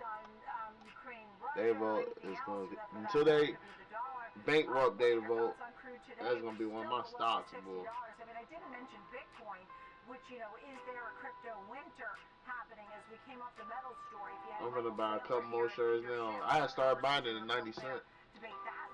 And it had went all the way up here to $4. And I was taking profits and rinse and repeating on data vote. Look what they did to data vote, boy. They had fixed their finances just so they can get liquidated by somebody else, boy. What they doing to data vote? I took profits up here though. They got me messed up. They ain't doing all this to my money. I would take my position out of there, boy. You know what I'm saying? That's why I say you gotta have some type of stop loss or technical analysis. They ain't taking my money like that. Thrown in here yet, but then you throw in geopolitical risks, and that's probably why. Initially, you see the headlines that, hey, Trump had a 2.5-hour conversation with Putin on the phone. He talked to Zelensky from Ukraine, and they're working on some type of peace pact here moving forward. And then you've got they could not break through. They was consolidating right here, riding this. Ukraine at the same time, and then blaming Ukraine for trying to go after their capital. So there's a lot of vagaries. Still get a bounce somewhere around here. Saudi said they're the going to video, continue to and lower then the price of their crude like you never know, oil like over in the Far while the East. market is Is looking that bearish, negatively they could just impacting? reverse at any I'm not moment. sure at this point, but until we break out of the specific range that we've been in here, whether Like right here. $55 to the downside, This is still or right here. maybe that seasonality at the That start would be a of false January, breakout. the past couple of years, we've seen rallies. They need to in break crude, this bearish into trend mid to late January. Is that going to right happen here. again with crude being off so much? I mean, we were hitting just below 55 All this gotta get broken. just Like, about a week ago. So yeah, I get past this, then I'll be bullish on the market on the short term. But right now, it's like Right now, this is looking kind of bearish. They might come up here and reject and come back lower and make a lower low. Yeah, this is going to be headline driven. You know what I'm saying? Because this little point is lower than this point, and they just like kind of trending downward and consolidating right here. Or things like that, but when you really read through some of the notes, I felt another bounce right here in the same little area. At the low, probably. Let me see. Yeah, at the low somewhere, a lower day somewhere right here. So I do like this spot for calls though. I think we're going to get there. I was on the phone with him for almost 2.5 hours. I'm already in the call. And we discussed a lot of things. We didn't talk about the weather. So it sounds like at least he has an open dialogue with Putin, and that makes you feel better. But it doesn't sound like, you know, the peace talks are done. Look at P out on font consolidation right here. Oh no, they try. Look, oh, what y'all doing? Oh. It's nice that they have a road. Oh, PL, oh. Your thoughts? It doesn't seem like it's a done deal at all. They touching PL, boy. What they doing to PL? It does, but and we've gotten close to deals before, but I think that this is, you know, crude oil. Remember, the 50-day moving average on crude oil is about 58.90. Right there, rejection. So if it stops up, but they really filling up the gas on PL. Y'all know how PL do. Oh, look at PL. Oh, code 10 in the market. Oh, code 10. Rally in uncertainty. Stocks sell off, commodities. Code 10. Everybody selling off now. They got PL. They got PL. Stacking planes in Puerto Rico. Now, that means uncertainty. That could mean the price. Let's see where PL gonna get bounce at. For Venezuela and United States. See if they can bounce off this MMA right here. 590,000 barrels a day. They used to produce 3 million barrels a day, and they had a goal of 6 million at one time. Code 10. Oh, code 10. A slip and fall on PL, boy. The price could come significantly lower than it you know, is stocks right go now. up and down, boy. Y'all better get used to that, boy. Which means they're pumping more and more than they were before. And I saw about a month ago, I saw an interview with the CEO of ExxonMobil, and he said they are set for double-digit returns at $35 a barrel. So if you think crude oil can't go lower, it can, Nicole.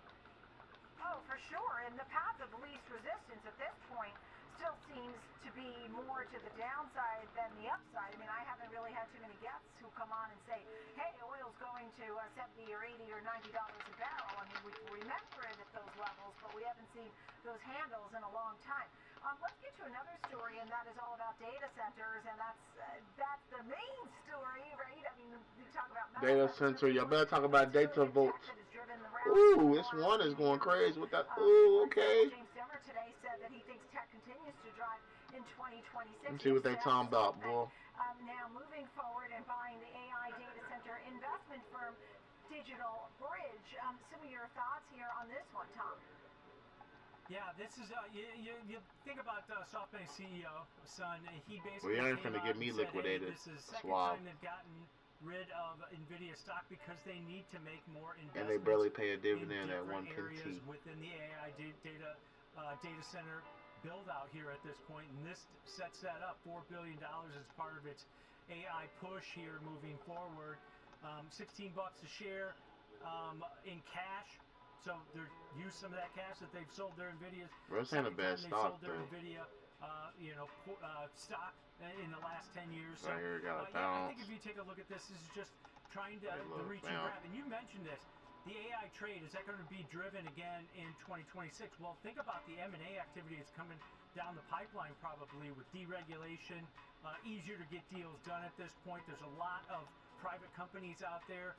This one's not private, but there's a lot of private companies out there that might be ripe for the picking and wanting to stay private longer, right? So maybe M&A activity is going to be the next driver in this space. And you've already seen it from some of the software companies, whether it's ServiceNow and some of the others, putting their money to work in here as they I would like continue to see try all to get that that break. leg up in here. But not surprising that you're seeing them announce a deal so soon after selling their latest stake in Nvidia and some others. Yeah, I mean, the AI trade in all facets and the way it moves, I mean, the digital, the centers, the data centers. I just finished talking about Nvidia and the Grok deal, $20 billion, and that gives them inference technology. This is all about AI accelerator chips. Alright, they trying to find support right here on this MMA more mergers and on PL. acquisitions and purchases.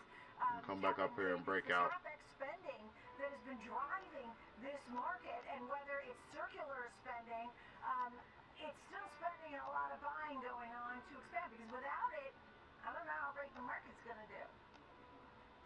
Yeah, this is just today's That's what I think. deal. We'll see. There's one basically almost every day now in AI, and this is SoftBank rearranging their poker chips so they can participate as much as possible. Digital Bridge is an alternative asset manager, so they're getting into some of these other companies. I think that SoftBank saw a way to add them and just add their exposure. I just think this is today's deal. We're going to see more of them, Nicole and Tom. This is just SoftBank, rearranging their deck chairs to get themselves ready. And you know what it keeps telling me? We're still early in the AI trade. Yeah, you never count your money when you're sitting at the table. You wait until the deal's done with those. Oh, that's what my granny used to say. Okay, Swab, okay. And so far, so good for the most part for these Mag 7 names. Maybe not this last fourth quarter, but if you look over the last few years, I mean, I just finished saying how Nvidia was $14 3 years ago. You know, coming up next, Bull Bear discussion, debate. We'll take a closer look at Nvidia because these two pros will give their example trades for Nvidia. The AI chip leader has in fact gained about 40% this year. What's next? What do you think about the chart? Fast market. We'll be right back.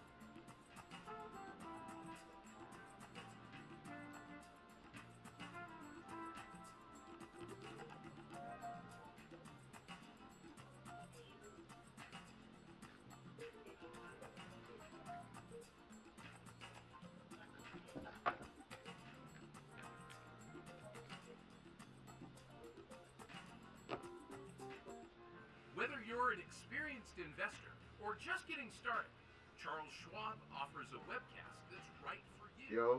Are you an active trader? Our active trading webcasts are designed to help Yo. you develop a deeper Yo, good morning. understanding of technical analysis, options, futures, Hey, and where Dot at? best of all, you can ask questions by chatting directly with an education coach. Hey, yo. It's interactive learning Yo, at its Dot. finest. Tune in live or watch Bro, the on market demand. giveth Head and over it to taketh. schwab.com/coaching and start learning today. I took a little break for about a couple of months. Yeah, the market giveth and it taketh. You took a break. Ain't no taking a break from the market, bro. That's how the market pay for everything, bro. Ain't no breaks. Sometimes, you know, you could Even have while you in school, you get that Same money. goes for where you invest. Level up and invest smarter with Schwab. I'm over here trading and investing, boy. Got the stream going. Bro, I was finna take profits on silver, bro. But I woke up. Well, I was looking at pre-market, but they was taking everything back. Everybody was taking profit. Yeah.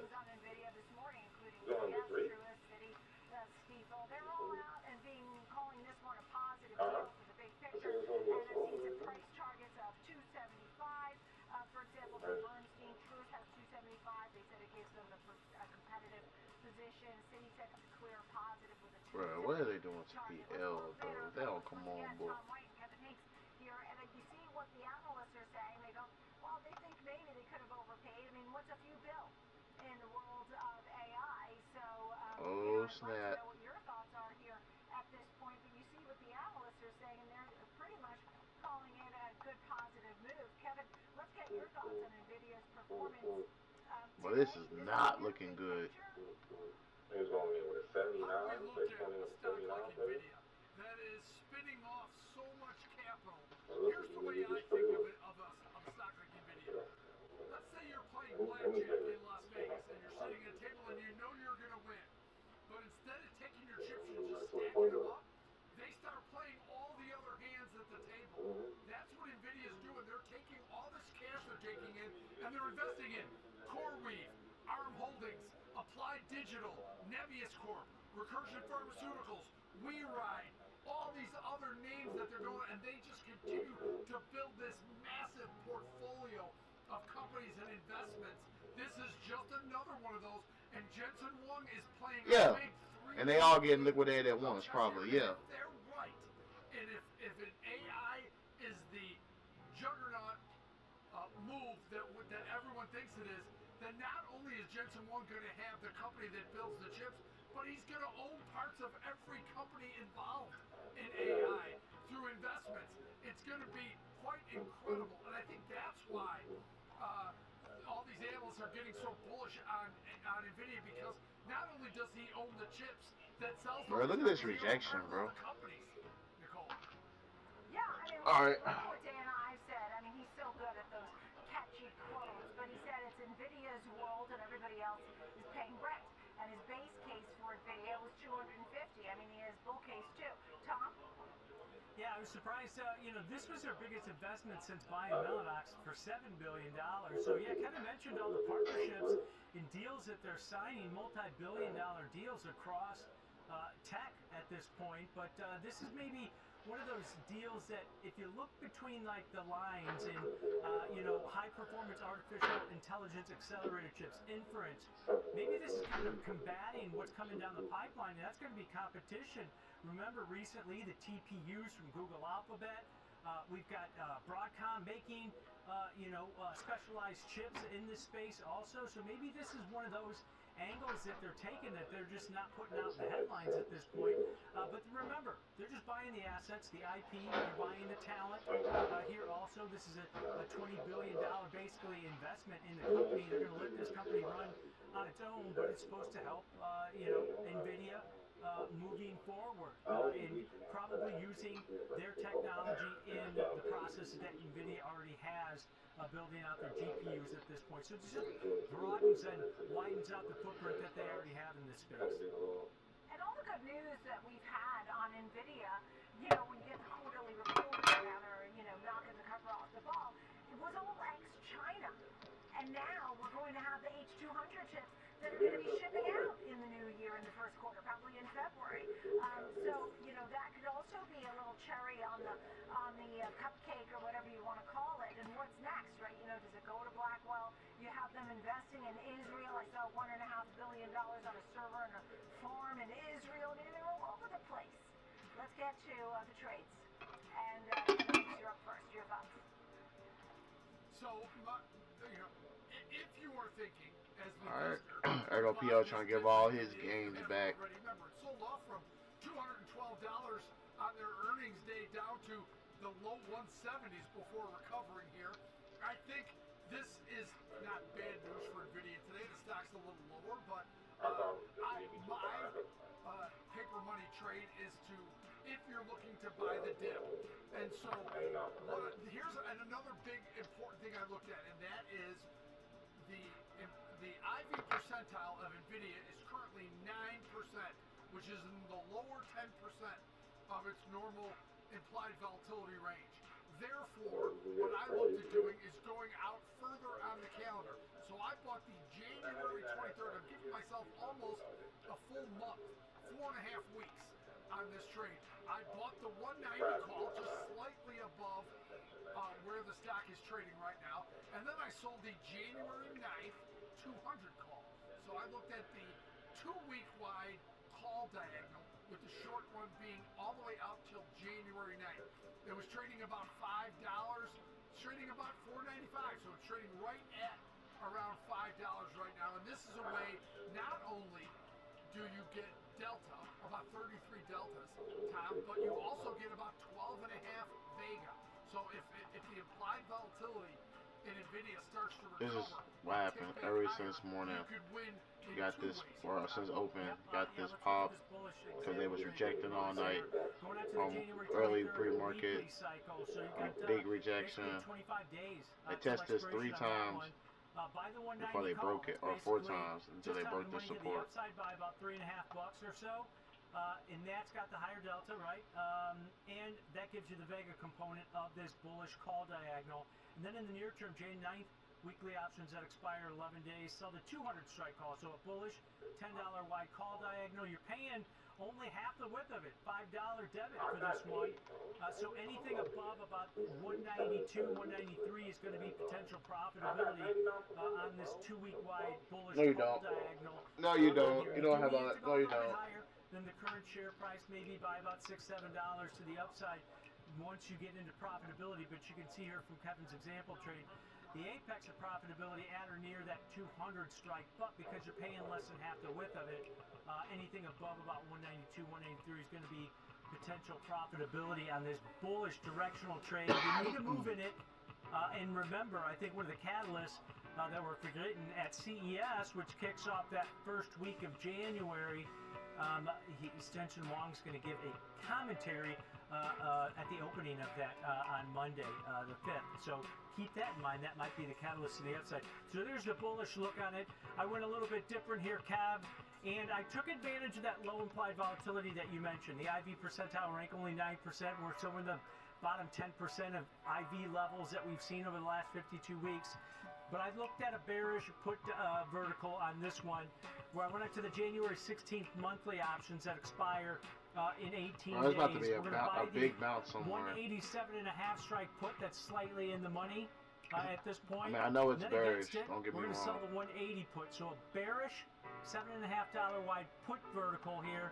Paying roughly about $285 debit. This might be the probably target trading about $290 right now, so right there. But the debit you pay on this one is going to be your risk also. Just like your $5 debit on the call diagonal was your risk. $285, $285 in risk on this one, and takes your break even down to 184.65 to the downside. That's just about a little over $2 below the current share price here, Kevin. On this one, risk reward setup looks pretty good. But like your trade, I need to move to the downside, but I've got some flexibility. If I get that move down to 180 or close to under 185, maybe I can start closing a portion or all of it early if the market's open. Kevin, your thoughts on the bearish put vertical? Giving yourself a couple of weeks here up to January 16th. This is one, you know, paying just under $3 for a $7.5 wide put vertical. This could be a protection strategy against long deltas you have somewhere else, either in your portfolio with NVIDIA or in another way, but a short NVIDIA, giving yourself about, we'll call it 19 short deltas, Tom. And like I said, you've given yourself a couple of weeks here of protection if it moves towards that 180 strike, which it was just there a short time ago, Tom. Yep, that's a good point, Kevin. This could be a speculative type of example trade, or maybe you're long NVIDIA stock or have long deltas in NVIDIA, and this might be a potential hedge for those positions also. So keep that in mind. So there's your bull-bear debate there in NVIDIA, Nicole.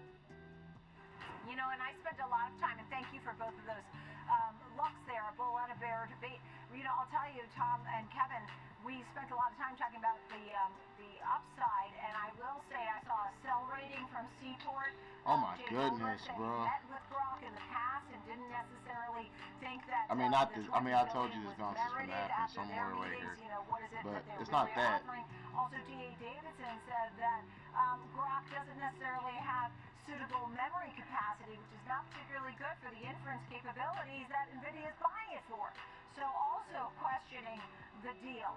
So that does continue our conversation on the bull-bear debate on NVIDIA, folks. You know, we'll have to wait and see. I'd like to know what you all are thinking. In the meantime, up next, it's time for cash tags, and the team from Likefolio will join us and have their latest on the sentiment data on FedEx. Last market will be a factor.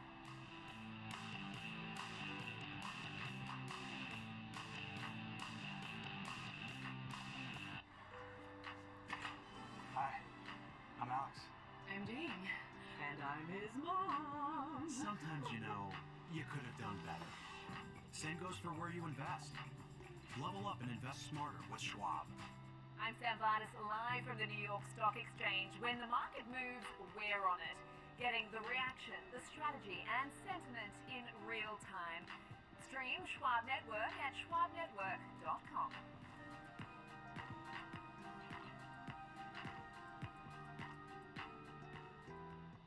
Trading at Schwab is powered by Ameritrade, giving you even more specialized trading support. Connect with the Schwab Trade Desk, our team of passionate traders ready to tackle your trading questions, no matter how complex. Plus, get 24/7 live help and access support by phone, email, and in-platform chat. Trade brilliantly with Schwab.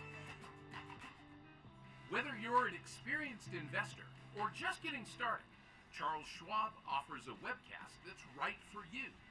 Are you an active trader? Our active trading webcasts are designed to help you develop a deeper understanding of technical analysis, options, futures, and more. Best of all, you can ask questions by chatting directly with an education coach. It's interactive learning at its finest. Tune in live or watch on demand. Head over to schwab.com/coaching and start learning today.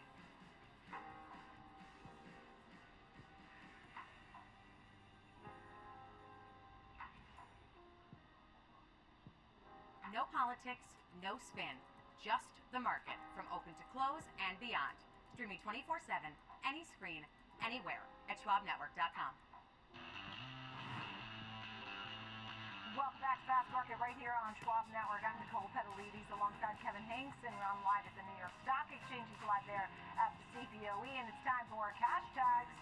And we bring in Megan Brantley, VP of Research at Likefolio. And we're looking at what's going on here in the world of FedEx. I know the company has been trimming its costs, spinning off freight, but it's really about the sentiment on how people feel, FedEx, UPS. Some of your thoughts and findings, Megan. Yeah, so this is kind of a fun story because we've followed these two companies, FedEx and UPS, for a while now, and we're really good at analyzing sentiment, at predicting some of that forward-looking demand. And really, historically, the story has been UPS outperforming FedEx, but that has kind of flipped recently, really just in the last year. And when we look at our data, when we look at sentiment data, of course, consumers, they love to complain if they don't get a package or it's running late, but now we actually have FedEx on top of UPS in terms of overall sentiment. So whereas we used to say, okay, when consumers have a choice, they're choosing UPS, and that's not necessarily the case anymore. But then you see here on this chart, this is kind of a divergence in momentum when we consider forward-looking visits for FedEx and for UPS. And you can see FedEx up around 17% year over year, UPS down around 10% year over year. And now a lot of this is going to lean more to that consumer-facing side of the business. We know FedEx has a lot more exposure to B2B, to healthcare, and things of that nature. But it's a positive sign for us to start to see FedEx, actually overperforming peers quite substantially, improving on that sentiment. And we know that this was a very strong holiday shopping season for consumers, perhaps stronger than a lot of people expected. And so we expect to see some of this near-term momentum, carry over into 2026. When we look at FedEx, we like these kind of longer-term sentiment indicators that we're watching here, that this is a company that's providing a better experience for its consumers, whether it be just, a consumer who's trying to ship a package from point A to point B or a business. So looking into this, it's nice to start to see a turnaround for FedEx. Yeah, it really is interesting, and those numbers were unbelievable. I'm sorry, I jumped in there. Kevin, you're up. That's right. Megan, when I think about FedEx and UPS, I compare it to like a Home Depot and Lowe's, right? Like two key winners. And they go back and forth. Now, UPS has had some self-inflicted wounds the last couple of years with some of the moves they've made. But my question, because both these stocks, UPS is significantly off its highs. And my question is, what is Amazon's role here now? Is that, when do they enter the picture as someone that delivers goods? Because I drove by an airport the other day, there's a big Amazon cargo plane sitting there. And when are they even on the radar of delivery and shipment yet, or are they still just someone that does their own and really doesn't have an effect on the other two? Because I look at these two fighting out, and it's kind of like the airlines, one's better than one at some time, and then they have a mistake, and the other one pulls ahead, and it goes back and forth. Where does Amazon, what's their role in all this, or is it just still a two-horse race, Megan? No, I think Amazon plays a really significant role. FedEx and UPS used to have a bigger piece of that Amazon pie when it came to deliveries, and they've kind of trimmed that back over the years. And if you look at Amazon Logistics and the number of parcels they're moving, it's mind-boggling. I think Amazon now only trails USPS. You'll have to, double check me on that. But I saw some charts that look pretty astounding as to the amount of volume and just the logistics giant that Amazon has turned into. But I think where FedEx has a bit of an advantage here is the niche that it's carved itself out. It does specialize in these large and bulky and heavy deliveries. It's actually picked up some of those Amazon's deliveries that UPS used to be making. So it's kind of working in tandem there. And also in that B2B and that healthcare segments, like I mentioned, I think that it's business deliveries, those account for roughly 66% of total revenue. So I think that that's a nice niche to be in. And that's one thing that when we look at investor sentiment, that's what investors are often talking about, is because this is a more durable and dependable recurring revenue source for a company like FedEx. So on our end, it's nice to see strong consumer activity, certainly, but it is nice that they have that built-in kind of healthcare business exposure as well to kind of balance out the overall business. And a final quick thought, we think about the volume, the shipment volume, which certainly helped a name like FedEx. I really thought your research there was fascinating when we saw the FedEx website visits off the charts while, UPS was down. I can't believe it, really. I believe it, but it really is, what is FedEx doing right? And I always think about how in January we always report about shipping prices going up, and are people now nervous over the next 6 months? What happens? Is there any sort of research telling about 2026? at least for us, when we look at our data, the longest term indicator tends to be that sentiment level. And so where are consumers going? Where are they choosing? Where do they, when they have the choice, who are they turning to? And that used to be UPS. Now, when given the choice, because a lot of times whenever consumers are having a package shipped, you don't get to pick who's shipping your package, right? But when consumers do have the choice, they're increasingly choosing FedEx, and that tells us that they're getting logistics in line, that they're getting better, they're getting more efficient. And you can see on this chart here that demand is still, for us, while it is a seasonal peak, we're watching these every year. You can see that really sharp ramp up through the holiday season, but it's not only larger versus last year, but it still is continuing to kind of outpace the stock. So I think that, Kevin presented an interesting point whenever you were talking about UPS and how much shares have sold off. But for us, we see demand kind of drifting in the same direction. So we've got a little bit less of an edge there. When we look at FedEx, this is one where we actually see, the stock starting to gain some momentum, and we actually see data preceding this. So I think that this is definitely, a strong candidate to watch in 2026. At least in our data, we have a slightly bullish lean. Yeah, I like that. And we thank you for that. Megan Brantley, VP of Research at Folio. Look, I love to ship it out with FedEx and send the president. Love to receive a FedEx. One thing that I will add, folks, is that they have had some cost headwinds with hiring in the company's freight division. I know that labor cost was something that I reported on recently when it came to FedEx. Will that be a headwind? Also, the grounding of the MD-11 planes. But in her expert research at Folio, they do have a bit of a bullish lean. Let's bring in Tom White into our conversation. Some of your thoughts on some of the great things we've just been discussing, Tom. Well, I think the chart kind of tells you everything you need to know. The rebound that we've seen from those April lows, I mean, the stock was under $195 just about 10 months ago, 9 months ago or so. It's rebounded pretty significantly from those levels, so that's a concern. The Dow Jones transports are near record highs also, so we've seen a resurgence not just in FedEx, and their data is reflective of it, but also the entire segment at this point. So maybe that's kind of provided some support for this. But Kevin, you got an example trade, and this stock, the RSI getting near that 70 level overbought territory. It's up 6% so far in the month of December, so it's outperformed, and it's been parabolic over the last maybe 6 months. Yeah, a really big recovery in this name, getting close to that 313 multi-year high that we saw in FedEx. But Tom, this stock was oversold, overbought on the upside. It's starting to crack back down through that 70 level that's overbought. So I did something on the bearish side, Tom, in my paper money trade. I looked at something, again, I went out a little while. I went to the January 23rd expiration, bought the 285 put. Then I sold next week's January 9th 285 put. Just a 285, $10 below where the stock is trading now. Now it's about $7 below where the stock is trading.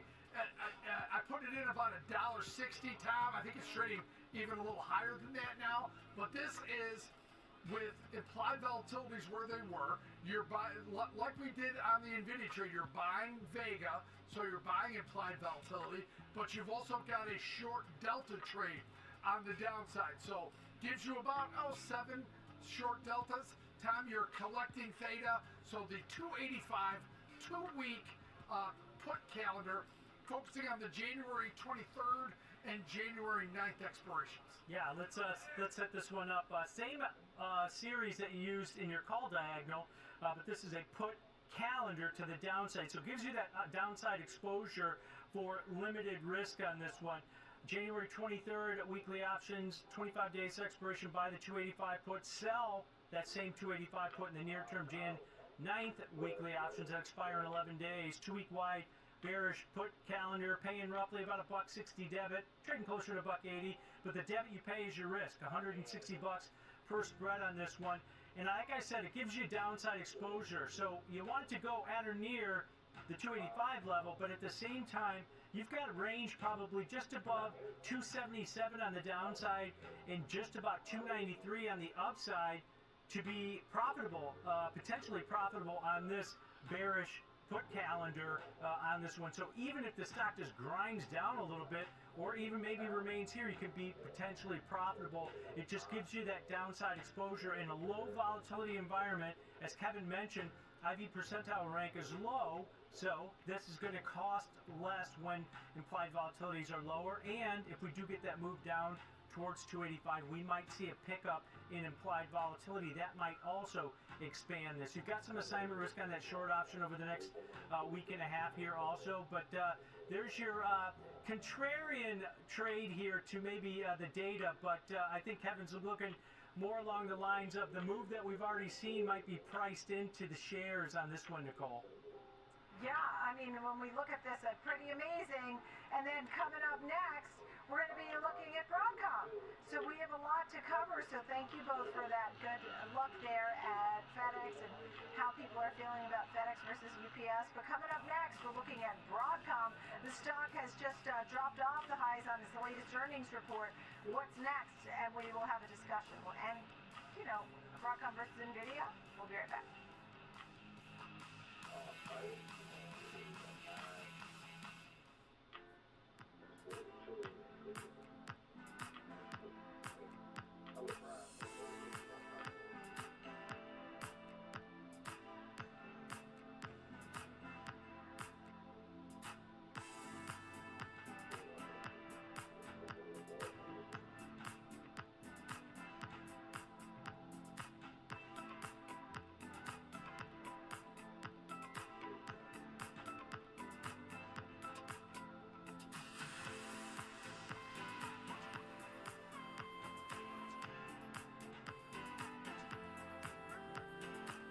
Stay connected to the markets with Schwab Network. Tune in 24 hours a day, 7 days a week on schwabnetwork.com. And on all your favorite streaming services. Schwab Network. Available anytime, anywhere, on any device for free. Whether you're an experienced investor or just getting started, Charles Schwab offers a webcast that's right for you. The Platforms and Tools webcasts are designed to help you broaden your knowledge of platform features and resources available from Schwab. You'll learn tips and tricks to help navigate Schwab.com, Thinkorswim, and mobile-based platforms. Best of all, you can ask questions by chatting directly with an education coach. It's interactive learning at its finest. Tune in live or watch on demand. Head over to schwab.com/coaching and start learning today.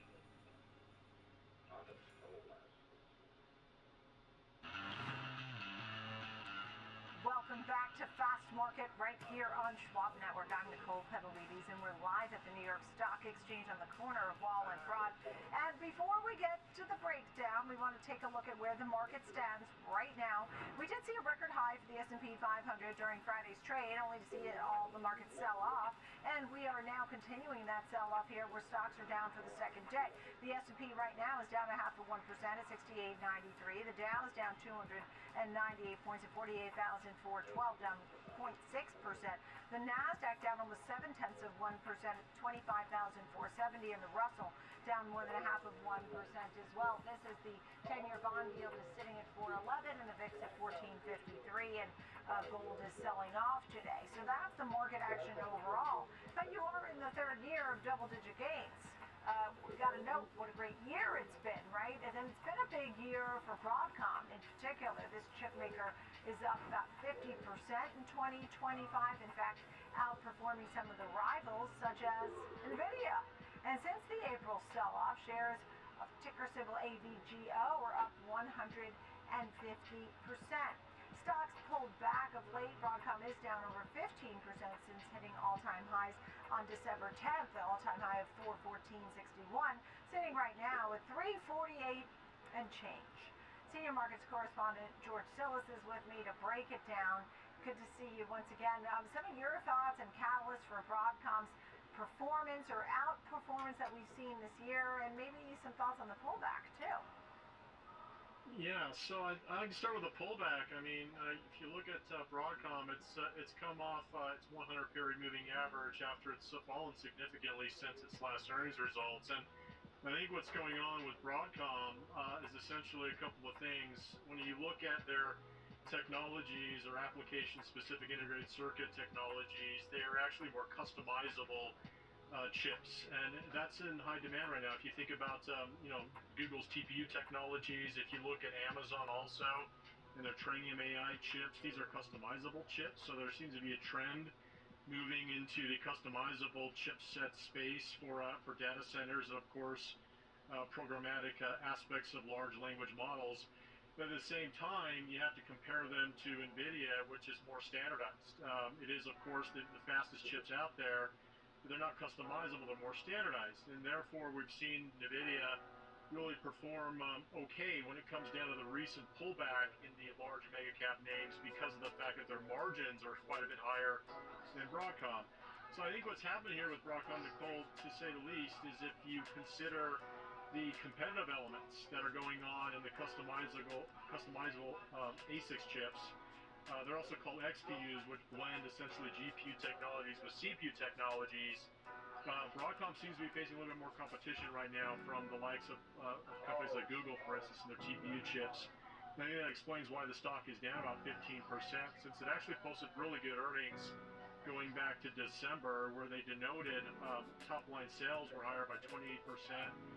Earnings growth was higher by 37%. They got it higher in terms of EPS, but one of the hangups I think that created some apprehension to continue to buy the stock was gross margins were hit by about 100 basis points, and that comes down to different product sets, different product lineups, and that's to be expected considering their chips are customizable. They're not necessarily, one size fits all kinds of chips like NVIDIA supplies the marketplace. Understood. All right. Well, we'll continue to talk about the scene. ADGO Broadcom, which is down 1% today. What an incredible outperformer it has been, though, George, to your point. And what happens in 2026? We'll have to wait and see. Let's get back to Tom and Kevin here. Tom, I think you're going to take us through an example trade. We did see that gap down on the earnings after it hit the high of 414. Some of your thoughts on Broadcom? Yeah, it was a pretty good earnings report, but as George mentioned, you saw a slight decrease in gross margins, and also their backlog. There was some mix in there that investors didn't like, but the bar was really high going into that report. It was at or near all-time highs going into it. It's still up 50% so far this year, so you have to take that into consideration. AI chip growth, that's going to continue to grow. It grew over 70% last quarter, and they expect that same over the next couple of quarters here. So maybe some positives coming out. As you mentioned, the stock's down about 16% from those recent all-time highs pre-earnings that we saw. So I looked at a strategy that, hey, I think there's people out there that might want to be bullish in this. Maybe there's people that want to be bearish. But if you're slightly bullish, you don't have to be aggressive to the upside to take directionally bullish type of trade. So this example is neutral to bullish. Passive type of bullish strategy where I'm going to just sell it out of the money put vertical. I went out to the January 16th monthly options that expire in 2.5 weeks and sold the out of the money 335 strike put, and then against that bought the 325 strike put. So a short $10 wide neutral to bullish put vertical. You're collecting roughly about a $250 credit on it. That's what you can make, $250 per spread. With about $750 in risk, but it takes your break even all the way down to $332.50 to the downside. Kevin, it's a little bit more aggressive on the probability side of this, but it's still, even if you're wrong and this stock goes lower but remains above $332.50, you could still be profitable on this trade. Yeah, this is a short put vertical.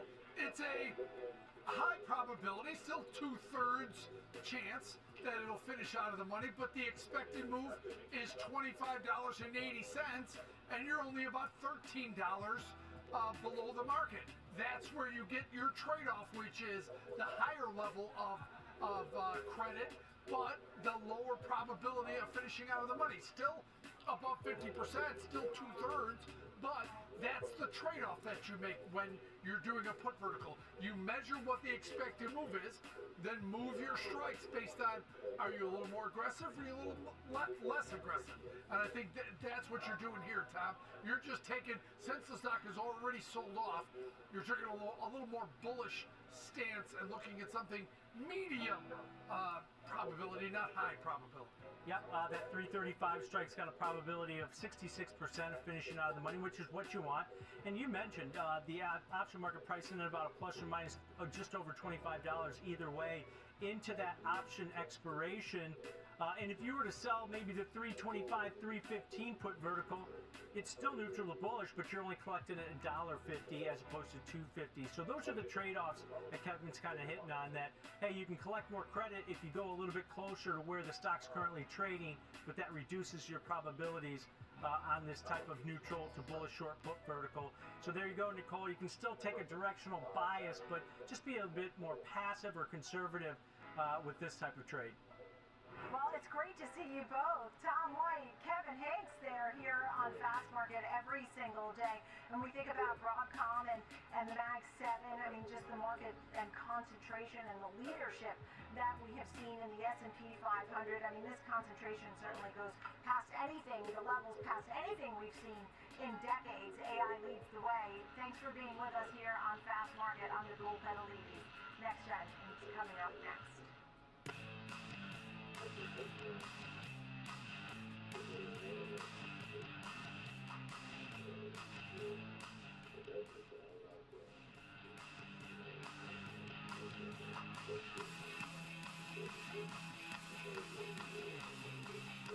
Schwab Bank Investor Checking, the checking account built for investors, named highest in client satisfaction by J.D. Power for 7 years in a row. With Investor Checking, you get the award-winning features of our checking account, plus cash management solutions, all designed for investors like you, with unlimited ATM fee rebates for cash withdrawals worldwide, no overdraft fees, and enhanced security features to keep your money safe. Also, because your investor checking account is linked to your Schwab One brokerage account, you can manage your checking and investing in one convenient location. Moving funds between your accounts is easy. Cash moved to your brokerage account is available in seconds. That means you can stop waiting and start investing in stocks, bonds, money market funds, and more. Get more with Schwab Bank Investor Checking, the checking account built for investors.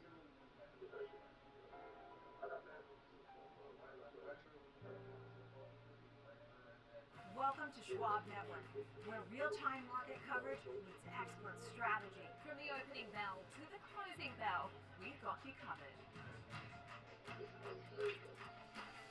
Get inside the minds of pro traders. My point is that they're getting a higher rate of change in sales based on their guidance, but not the same rate of change on EPS. Follow the biggest headlines, live analysis, breaking news, and sharp trade ideas minute by minute. With shows built for action, we break it all down in real time with speed, accuracy, and precision. I think one of the most important things is you're making a play in a risk-defined way here going into earnings. So that would be a further downside area to watch. Smart insights, actionable data, veteran traders, and trusted financial journalists. Streaming live and on demand. Schwab Network, streaming 24/7, any screen, anywhere, free. SchwabNetwork.com. Hey, Pop. Hey, Andrew. Last year, my dad had a stroke. Big shock to see this person that I've always seen as a force in our family be vulnerable. Wait, had a stroke? Yes. Now we're in the car together almost daily. I started to realize, what can I pick up from my dad? He's been with Schwab for a long time. Jim's my financial consultant. I programmed that 20 years ago. Jim's really been there to answer any questions I ever have. Makes a huge difference when you have someone that actually cares. I don't know. It's like when you got there, I didn't know he was at the Live insights, actionable data, and market-moving analysis. Schwab Network connects the headlines to the why in real time. Watch free 24/7 at SchwabNetwork.com.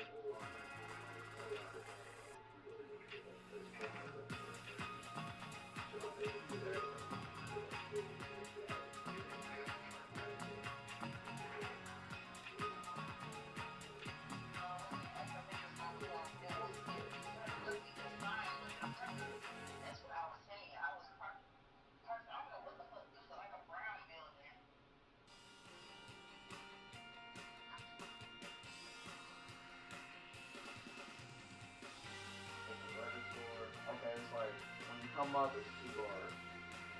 Like when you get posted, it's too hard. It's like the one on the left is like the there's a bar right there. Like there's a bar. And then the wrong side is real next-gen investing, and of course, happy last several sessions of trading of the year. I'm Jenny Horn alongside Alex Coffey, and to check in on markets here, Alex, we are seeing some pressure that has been pretty consistent throughout the session. We haven't really seen much movement, and we've sort of been stuck at these levels here with all four of our major averages lower modestly on the session. So stocks dipping to open again the last several sessions of this year, and I know that the criticism now is the Santa Claus rally. Is it not coming? So it of course does include the last several days of the year. I think that people tend to a lot of times associate it with the whole month of December, but no, it is now these next critical few sessions. And I know that the concern is it'll be the second year we don't see the Santa Claus rally, but as we've said many times, this has been a really strong market to recap 2025. Yeah, well, one thing in my mind is if your key investment thesis or trade thesis is something like a Santa Claus rally, that's your first issue, I would say, Jenny. But the big thing about that is it's like the last couple sessions and then it's the first couple of sessions. So you really have until about the middle of next week to get that full traditional Santa Claus rally. Now, the one thing that's sort of missed on this is this is sort of built on the premise back in the day where you would see sort of selling at the end of the year and then rebuying at the beginning of the next year. Not necessarily what you're going to see given the sort of the tax law changes and stuff throughout the year, but what I would say is I don't know that anything that happens, a long way of saying this, we said this on trade, there's really nothing in my mind that can happen over the next couple of days that changes 2025. Now, you could have some sort of black swan event, but you're running out of time for that, and so at some point you can see the end of the road, and we're very close to that moment now. And so now that said, you look at some of the moves and things like silver, things like gold today, and that's approaching a little bit more of a crescendo moment, both to the upside and then the subsequent pullback. But you sort of already saw that happen in names like Broadcom and Nvidia, and certainly a name like Oracle. It just didn't happen quite as dramatically maybe as you're seeing in some of these metal products today. So a long way of saying, Jenny, I think a lot of the kind of jostling for positioning, as I like to say, as you're sort of trying to get prepared to close one year and start the next when you're some sort of professional manager and you're buttoning up those positions, like a lot of them aren't waiting till now. That's already been done over the last several weeks, and if anything, these next couple days are a little bit lighter in terms of liquidity. So I would say even that first trading day of the year on Friday is going to be kind of a quiet one just because of where it falls on the calendar. Now, you might get high volume just simply because it's that first day, but really next week is when I'm saying 2026 is kicking off, and then it's really no holiday disruptions for at least a couple weeks. Yeah, a pretty relatively news-light time right now in these markets. I mean, what is not a shit? Like, what is not, what is the house? And I would say this is a key piece too. So it's maybe more distraction because of the holidays, because of travel, because of weather, whatever it may be. You need to use your PTO because that matters for some on the calendar year. So you're away from the computer maybe, or maybe you're just taking a second and you're figuring things out, whatever.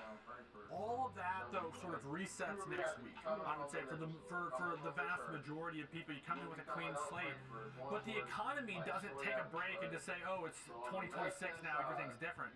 You're largely going to carry into next year with the same momentums, the same stories, the same catalysts, and so in my mind, I would expect 2026 to look a lot like the second half of 2025.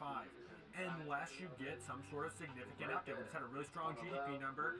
The Fed has basically all but said they're not going to do anything to get in the way of the economy. They might help if it needs it. They might not if it doesn't. But I look at this, all of this to say, Jenny, that doesn't mean that nothing is going to happen. So it can be quiet. There can be less eyes on the screen. And you can have a day like today. It is very quiet today, but we're down 0.5%. We've been down 0.6% most of the session. And to your point, like some of the geopolitical tensions we got over, like headlines over the weekend, that will still exist right now, even if trading is light. So it's important to you keep your eye on. The last thing we can say next, I know we don't spend a lot of time on macro stuff usually, but if we were going to get a surprise, maybe it comes out of that particular narrative or that storyline, because again, that's happening right now. It's not something that's always in the forefront of the market's mind, but it's kind of existing now with not a lot else to to distract it, but that can be good outcomes too. And so that's the other thing. Surprise doesn't always have to be negative. That is very true, and I think that it's also a good lesson of like, historical Is price it like a patterns house? are never able to predict. I mean, Is some it of like the a house? geopolitical headlines that we do parse through as market really students here. So there's a lot of news to get through, a ton of analyst coverage and updates is really where we'll focus things off to kick off our show today with Apple actually. Wells Fargo reiterating its overweight rating with a $300 price target, citing some significant market share gains for these non-Chinese branded phones in China. So with Apple right now trading at around a $4 trillion market cap, it still commands, and I mean seeing some pressure today, but trading around $273 a share. The target does represent roughly 10% upside potential. Now, we do also know that some of these non-China branded mobile phone shipments, which can serve as a proxy for iPhone performance, did reach roughly 6.93 million units in November. That was a 128% year-over-year increase, as total mobile phone shipments in China rose by another 2% to approximately 30 million units in November. Now, that was actually a slowdown from the 10 and 9% growth reported in September and October. Only people that park on that street is people who get out different right ways there. to read this report, but they Well, did I was trying to get highlight you in the the fact parking that lot. at least as far as these I non-China guess it's branded my mobile fault. phone shipments, which say that 10 times fast, those were still up 128% year over year in the month of November. Yeah, I did see too, per a Federal Register filing. Now, this was, basically regarding the tariffs. Realized that we wouldn't have that much time. Expected to still be We free probably of did U.S. 1 or 2 tariffs jobs on and chips all that imported stuff. from China through 2027, June of 2027. So this is one of those situations too where you look back and everything should be in the context of the full year. We've been lulled to sleep over the last 9 months, but the first half of last year, which is what is always going to be in the forefront of your minds, is what could happen, right? You can have substantial drawdowns that happen quickly, and Apple was absolutely a company that saw that happen. But that was all about this fear of tariff, and what is that going to do? Is that going to stifle the consumers? Is it going to cause inflation? Are these companies going to be able to do things? It's going to make Apple have to move everything to the U.S. It's going to cost $3,000 to make an iPhone. How's that going to work? I was running, getting my Let's slow battery down. charger and everything. Let's take a deep breath. And what has the reality been? Nothing's really changed.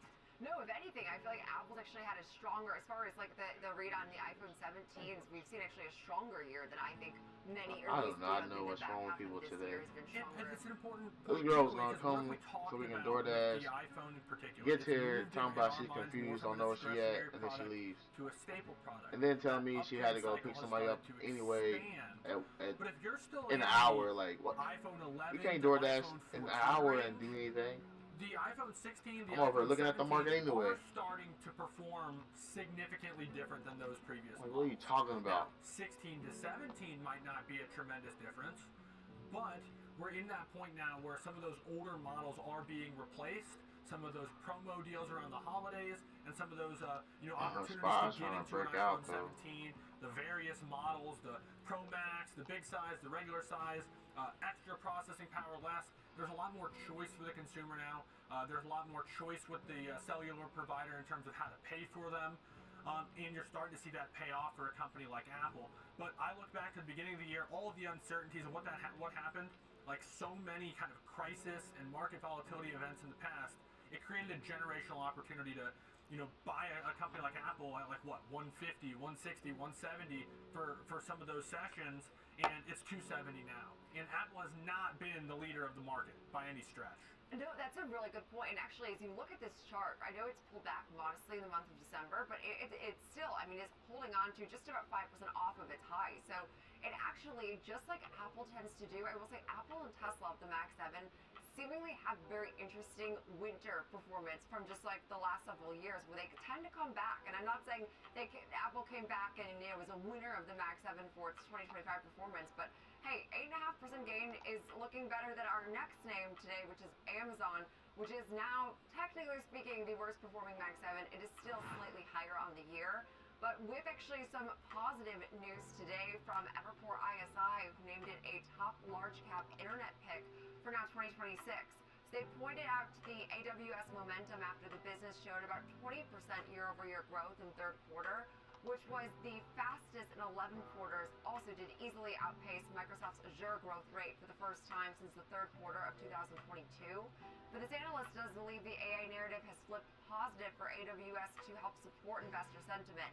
I also liked they called out other aspects of their business that is not just a pure play into the cloud and AI, like the fact that their grocery business, their Tranium chips, their Amazon Leo, pharmacy, as well as ramping up Alexa Plus engagement, and the all but forgotten to quote them, the Amazon for Business segment. So all of those things, they said, make Amazon a high quality compounder with around 25% earnings, compound annual growth rates, and solid double-digit revenue growth, as well as expanding operating margins, free cash flow, which they say is likely to inflect up to materially in a 24-month time frame.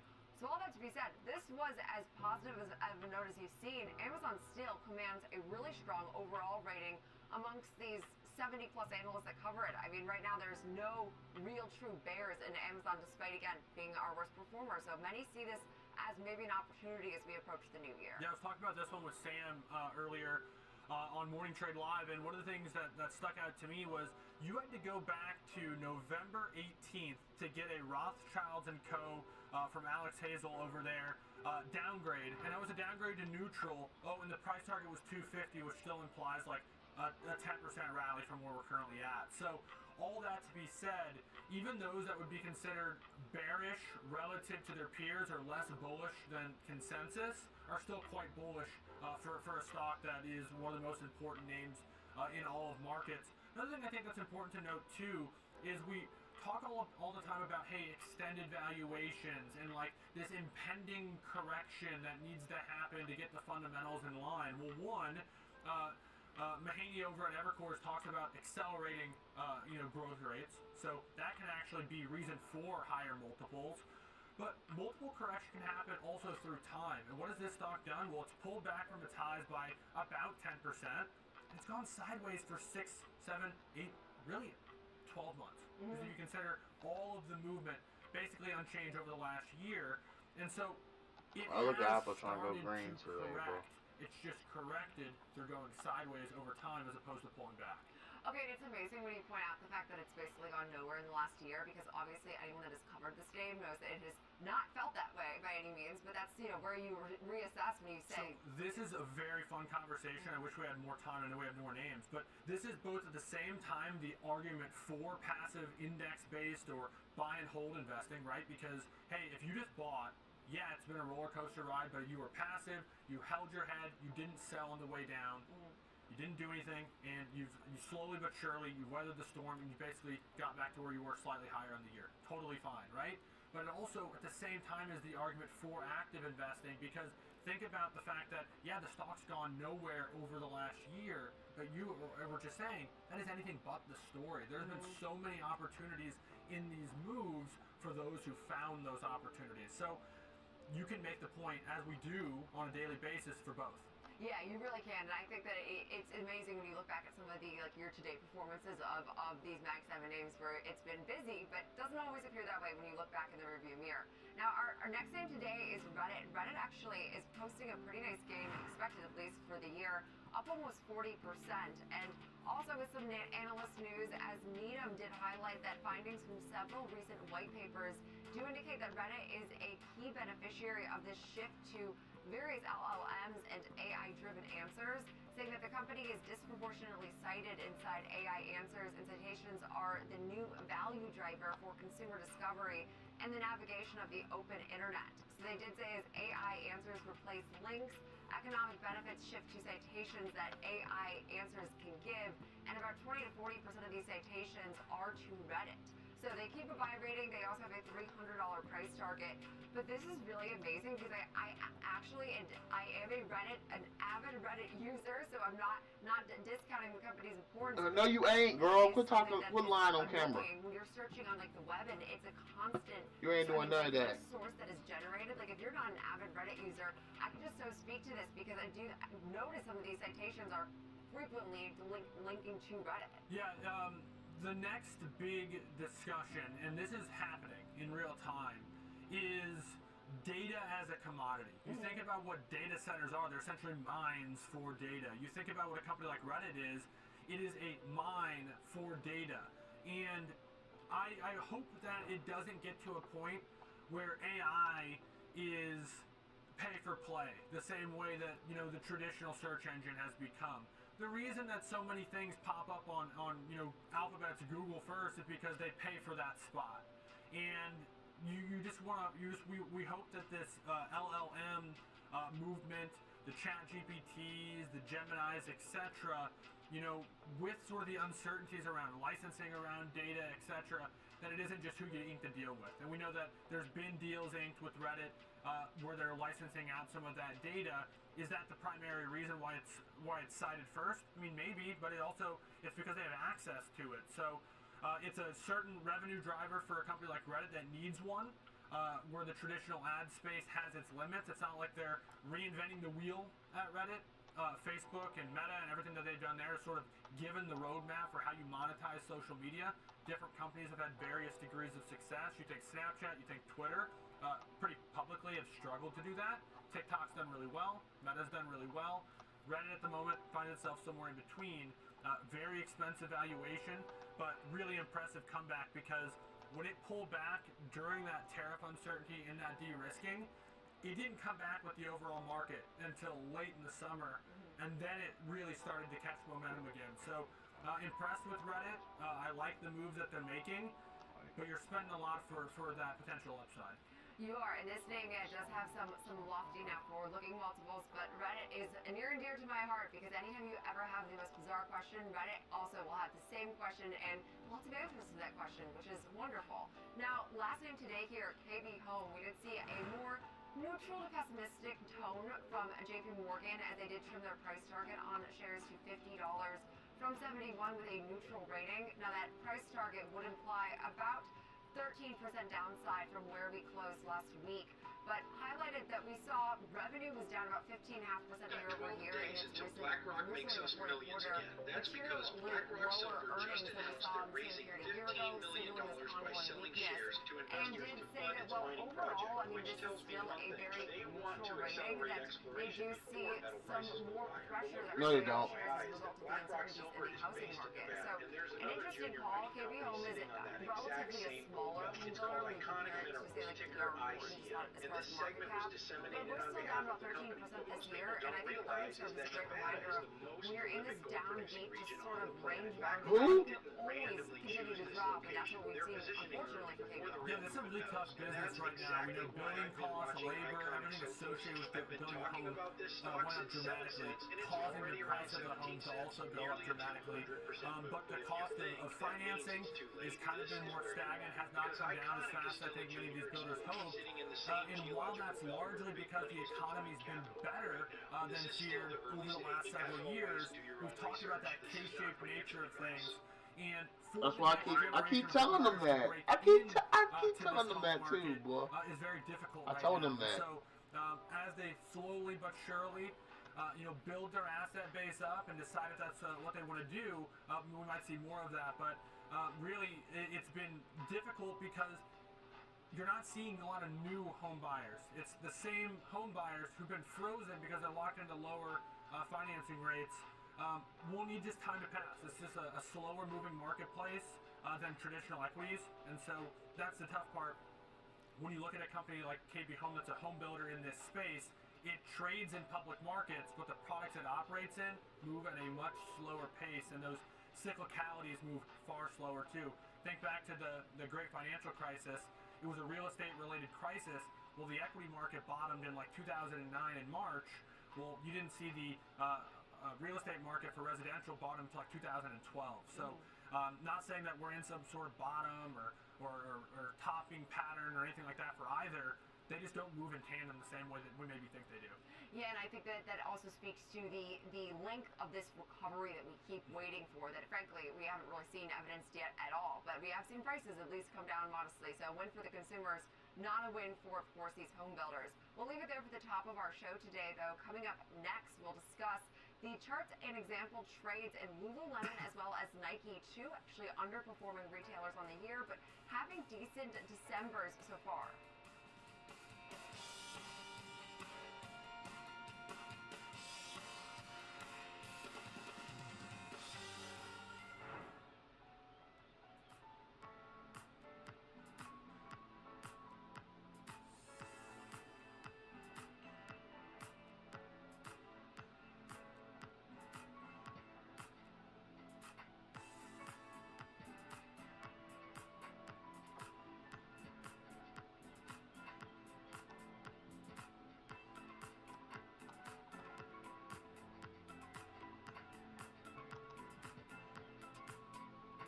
Alright, y'all. I add to my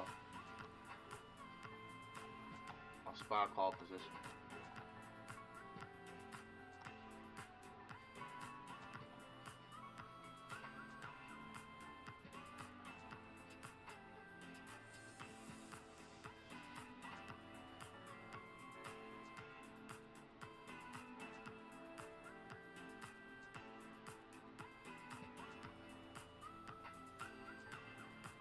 Stay connected to what moves markets.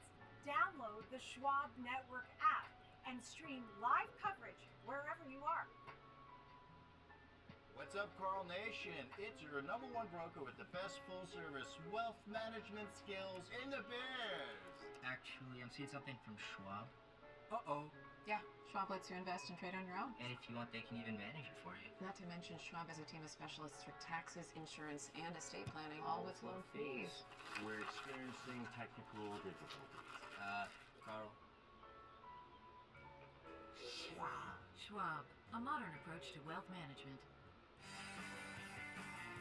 Whether you're a bull or a bear, you'll want to catch the latest market action on Morning Movers with me, Diane King Hall, live from the floor of the New York Stock Exchange, only on Schwab Network.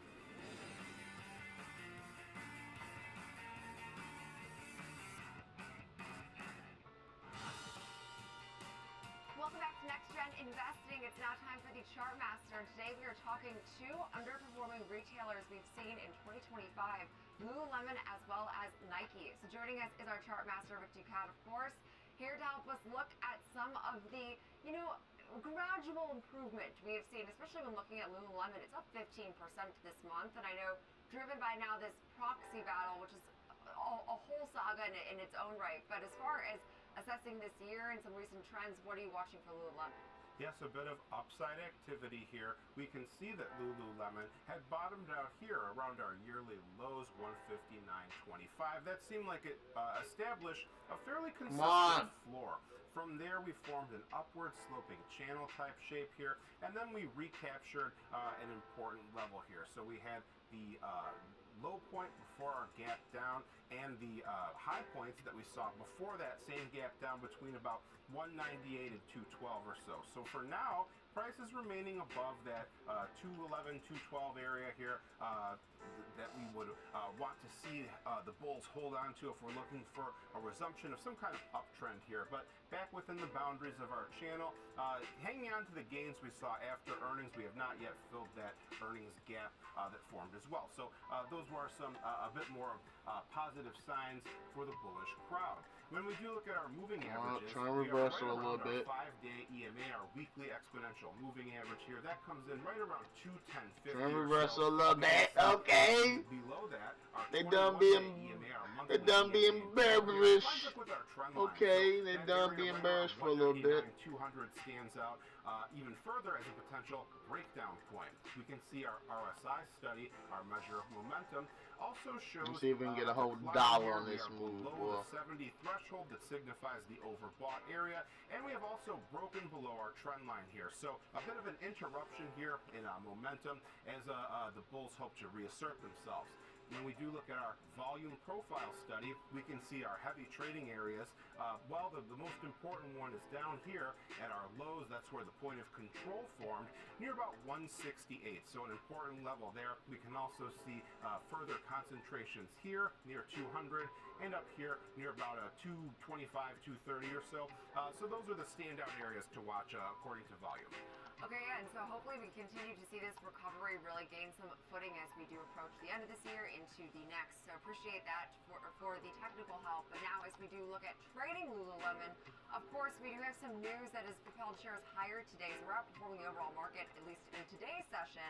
But Alex, given the, relative still uncertainties, especially with like the new CEO, the leadership transition, now their founder going after the company and their board, it's a whole drama that I'm sure we'll continue to discuss. But how do you think about Lulu for example purposes? Yeah, looking at a neutral bullish strategy, these companies have been trying to recover within this apparel space and struggled to do so, but you can still look at a neutral bullish strategy if you think it's going to go even sideways over the next month or so. This goes up to the February 20th options expiration cycle, and the reason being, Jenny, a late reporter in the earnings season typically This is a little bit over 50 calendar days, so it's sort of in that month and a half traditional premium selling range that many look at.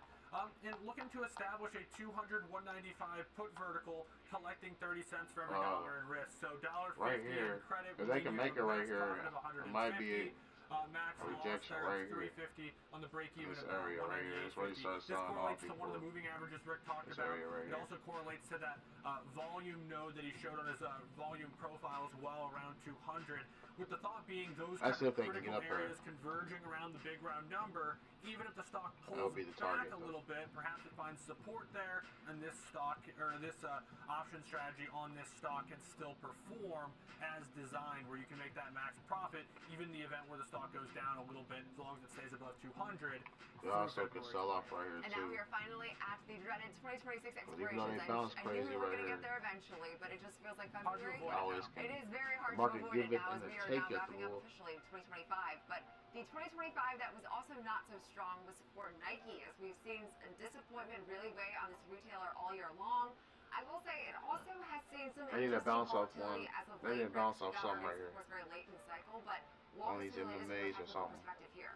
A different picture, but a similar struggle here. Not really too much better in the short term here. I guess you could say we did stay above these lows that we established after our tariff news event shock over here, our low point near 52.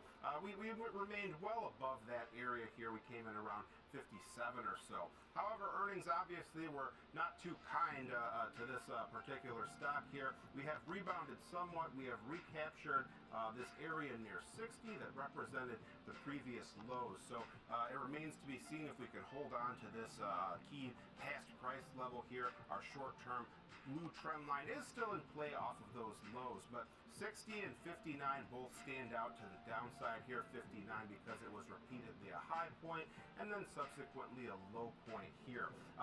To the upside, we also have the 66 level, an old high, and around where we hit lows before our gap down. Not quite exactly here, but we're just looking for general areas of importance when we do things like this here. We can see that today we have crossed above our 5-day weekly EMA here in blue. The 21-day EMA in teal is the next potential stopping point according to these particular set of moving averages. 63 is around where this one comes in.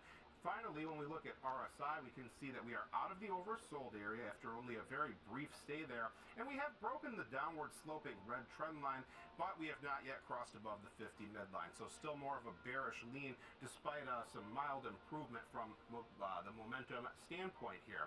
Our important volume node areas, we're coming up to the key one, the point of control, that's just around the 62 level, but we've also crossed above this one here near 60 and this one here near 57.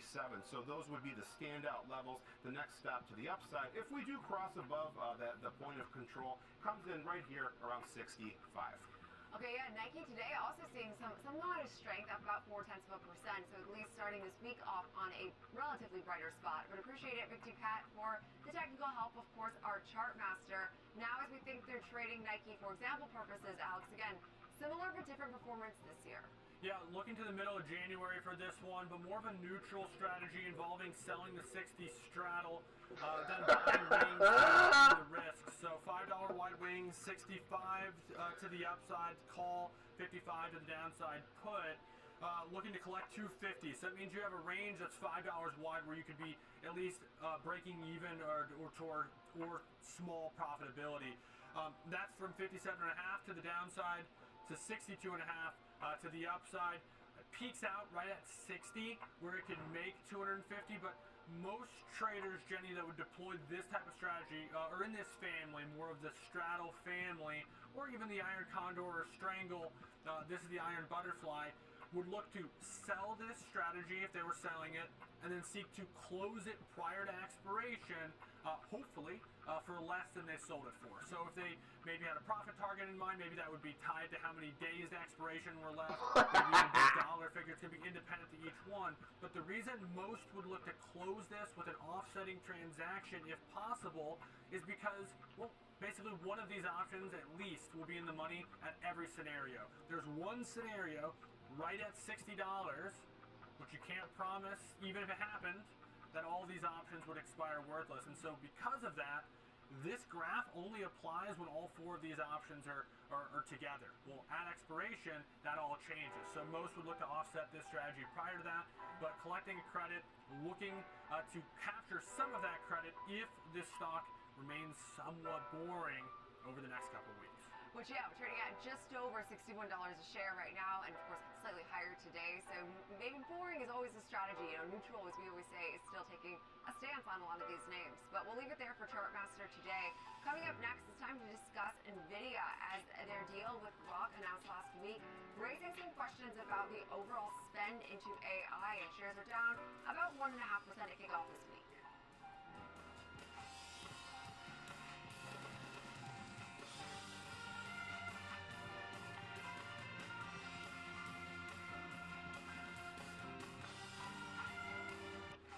Instant reactions, earnings breakdowns, and hot takes. All right, hold on for a second, y'all.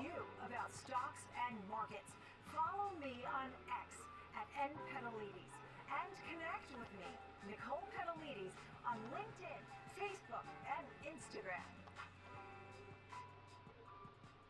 Trading at Schwab is powered by Ameritrade, unlocking the power of Thinkorswim, the award-winning trading platforms. Bring your trades into focus on Thinkorswim Desktop with robust charting and analysis tools, including over 400 technical studies. Tailor the platforms to your unique needs with nearly endless customization, and track market trends with up-to-the-minute. Man, don't hurt him bring my little cereal bowl. Trade brilliantly with Schwab. Live from Chicago, this is Trading 360.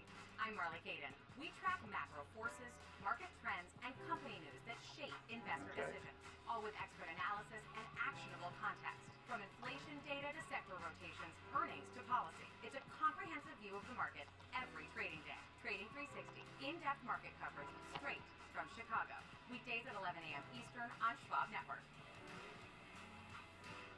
Stay connected to what moves markets. Download the Schwab Network app and get live coverage wherever you are. Hey, Dad. I have a question for you. Sure. When did Granddad first start investing? Granddad had an account with Schwab before there were branches in the area. He really started with nothing. He worked hard, and after he passed away, the torch has been passed to me, and my advisor, Jennifer, she was with me with the journey, helping with the estate distribution. The two grandchildren planning for their college educations. Someday it'll be their turn. Welcome back to Next Gen Investing. Now, time for FOMO. Today we are discussing NVIDIA with a modest pullback to start off this week, but also probably a huge factor of why we're seeing the overall markets with some weakness today. But for some more insight on the overall street reaction to this deal announced with Grok last week, I'd now like to welcome in Sam Vadas, host for the Schwab Network. And so, Sam, walk us through some of the analyst commentary and sort of the market's feeling that this Grok... Bro, look at the market, bro. Shut up, market. Varying opinions, let's say, on that deal and their spend into 2026. Yeah, thanks so much for that, Jenny. We are seeing a bit of a mixed reaction. Obviously, we saw this headline coming out on Christmas Eve, and so we've had some time to digest that. We did see NVIDIA actually rallying up over 5% last week. We're seeing a pullback this morning in trade. There are two stories which is really driving the action today. Obviously, we have this Intel deal as well, but then we have this deal with Grok. So let me just Man, the market is going crazy right now, boy. Okay, so it's a double top right here. And they almost like they're going to break out. We're going to see. We're going to see what they're going to do right now. Watch this, boy. And so let me just run you through a couple of commentary, a couple of notes in the commentary here. UBS saying that this could bolster NVIDIA's ability to service high-speed inference applications. They remain bullish on NVIDIA shares heading into 2026. They expect the appreciation from here to be driven mostly by higher earnings.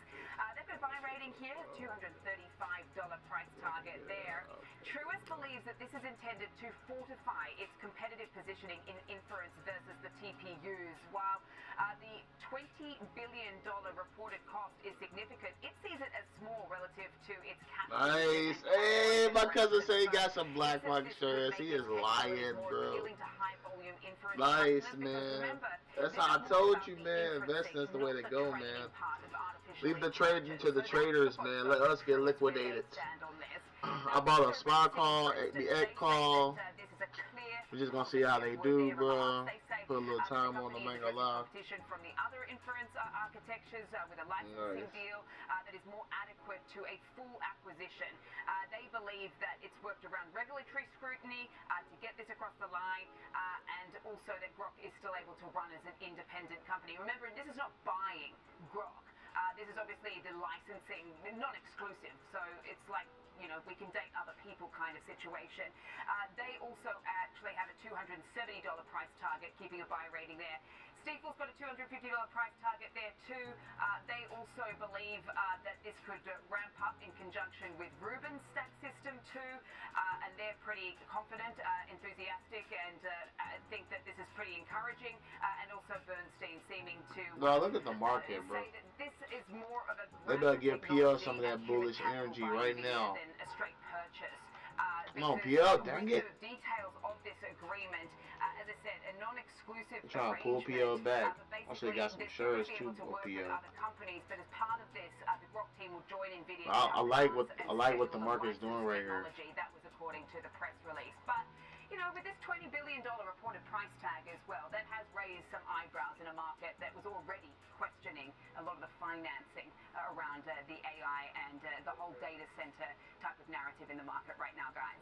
And I will say, to echo that, I mean, I've seen mostly really positive commentary regarding this, where it says it's not the outright acquisition of this company, that it's going to see more regulatory approval, perhaps, is something I've read. So we'll have to see if that does obviously play out, because we know that this regulatory environment will expected to be an easier one under the Trump administration, has also still faced some hurdles. So I think great summation. I need PL to hit $20. With NVIDIA, really our mover of the session. Appreciate it, Sam Vadas, of course. That'll be looking good on all fronts. And so now, as we do think through trading NVIDIA for example purposes, as always, how do you think about this today? Because a lot of eyeballs on NVIDIA, even in this relatively lighter week. Yeah, no doubt about it, and it's still the most important stock in terms of size and how much it's moving around on a daily basis. I mean, even today on what would be perceived as a relatively quieter day, it's moved almost $3 here in real time. That's like $75 billion, which is almost one Starbucks, which is my favorite metric. All that to be said, though, Jenny, bullish strategy, it is FOMO after all. And rather than, you know, going with one or the other, I split the difference, because some like to cite the intraday high, that's around 212. Others might like the all-time right here, if we can get a breakout. Well, what's in the middle of that? 210. That's what I selected here for this call calendar. This is wild. In which we're selling the January monthly for this example. The market giveth and it taketh. That's all I can tell you. They give it and they take us, boy. That's all I can say. Expiration. So it's a 2-week wide calendar spread.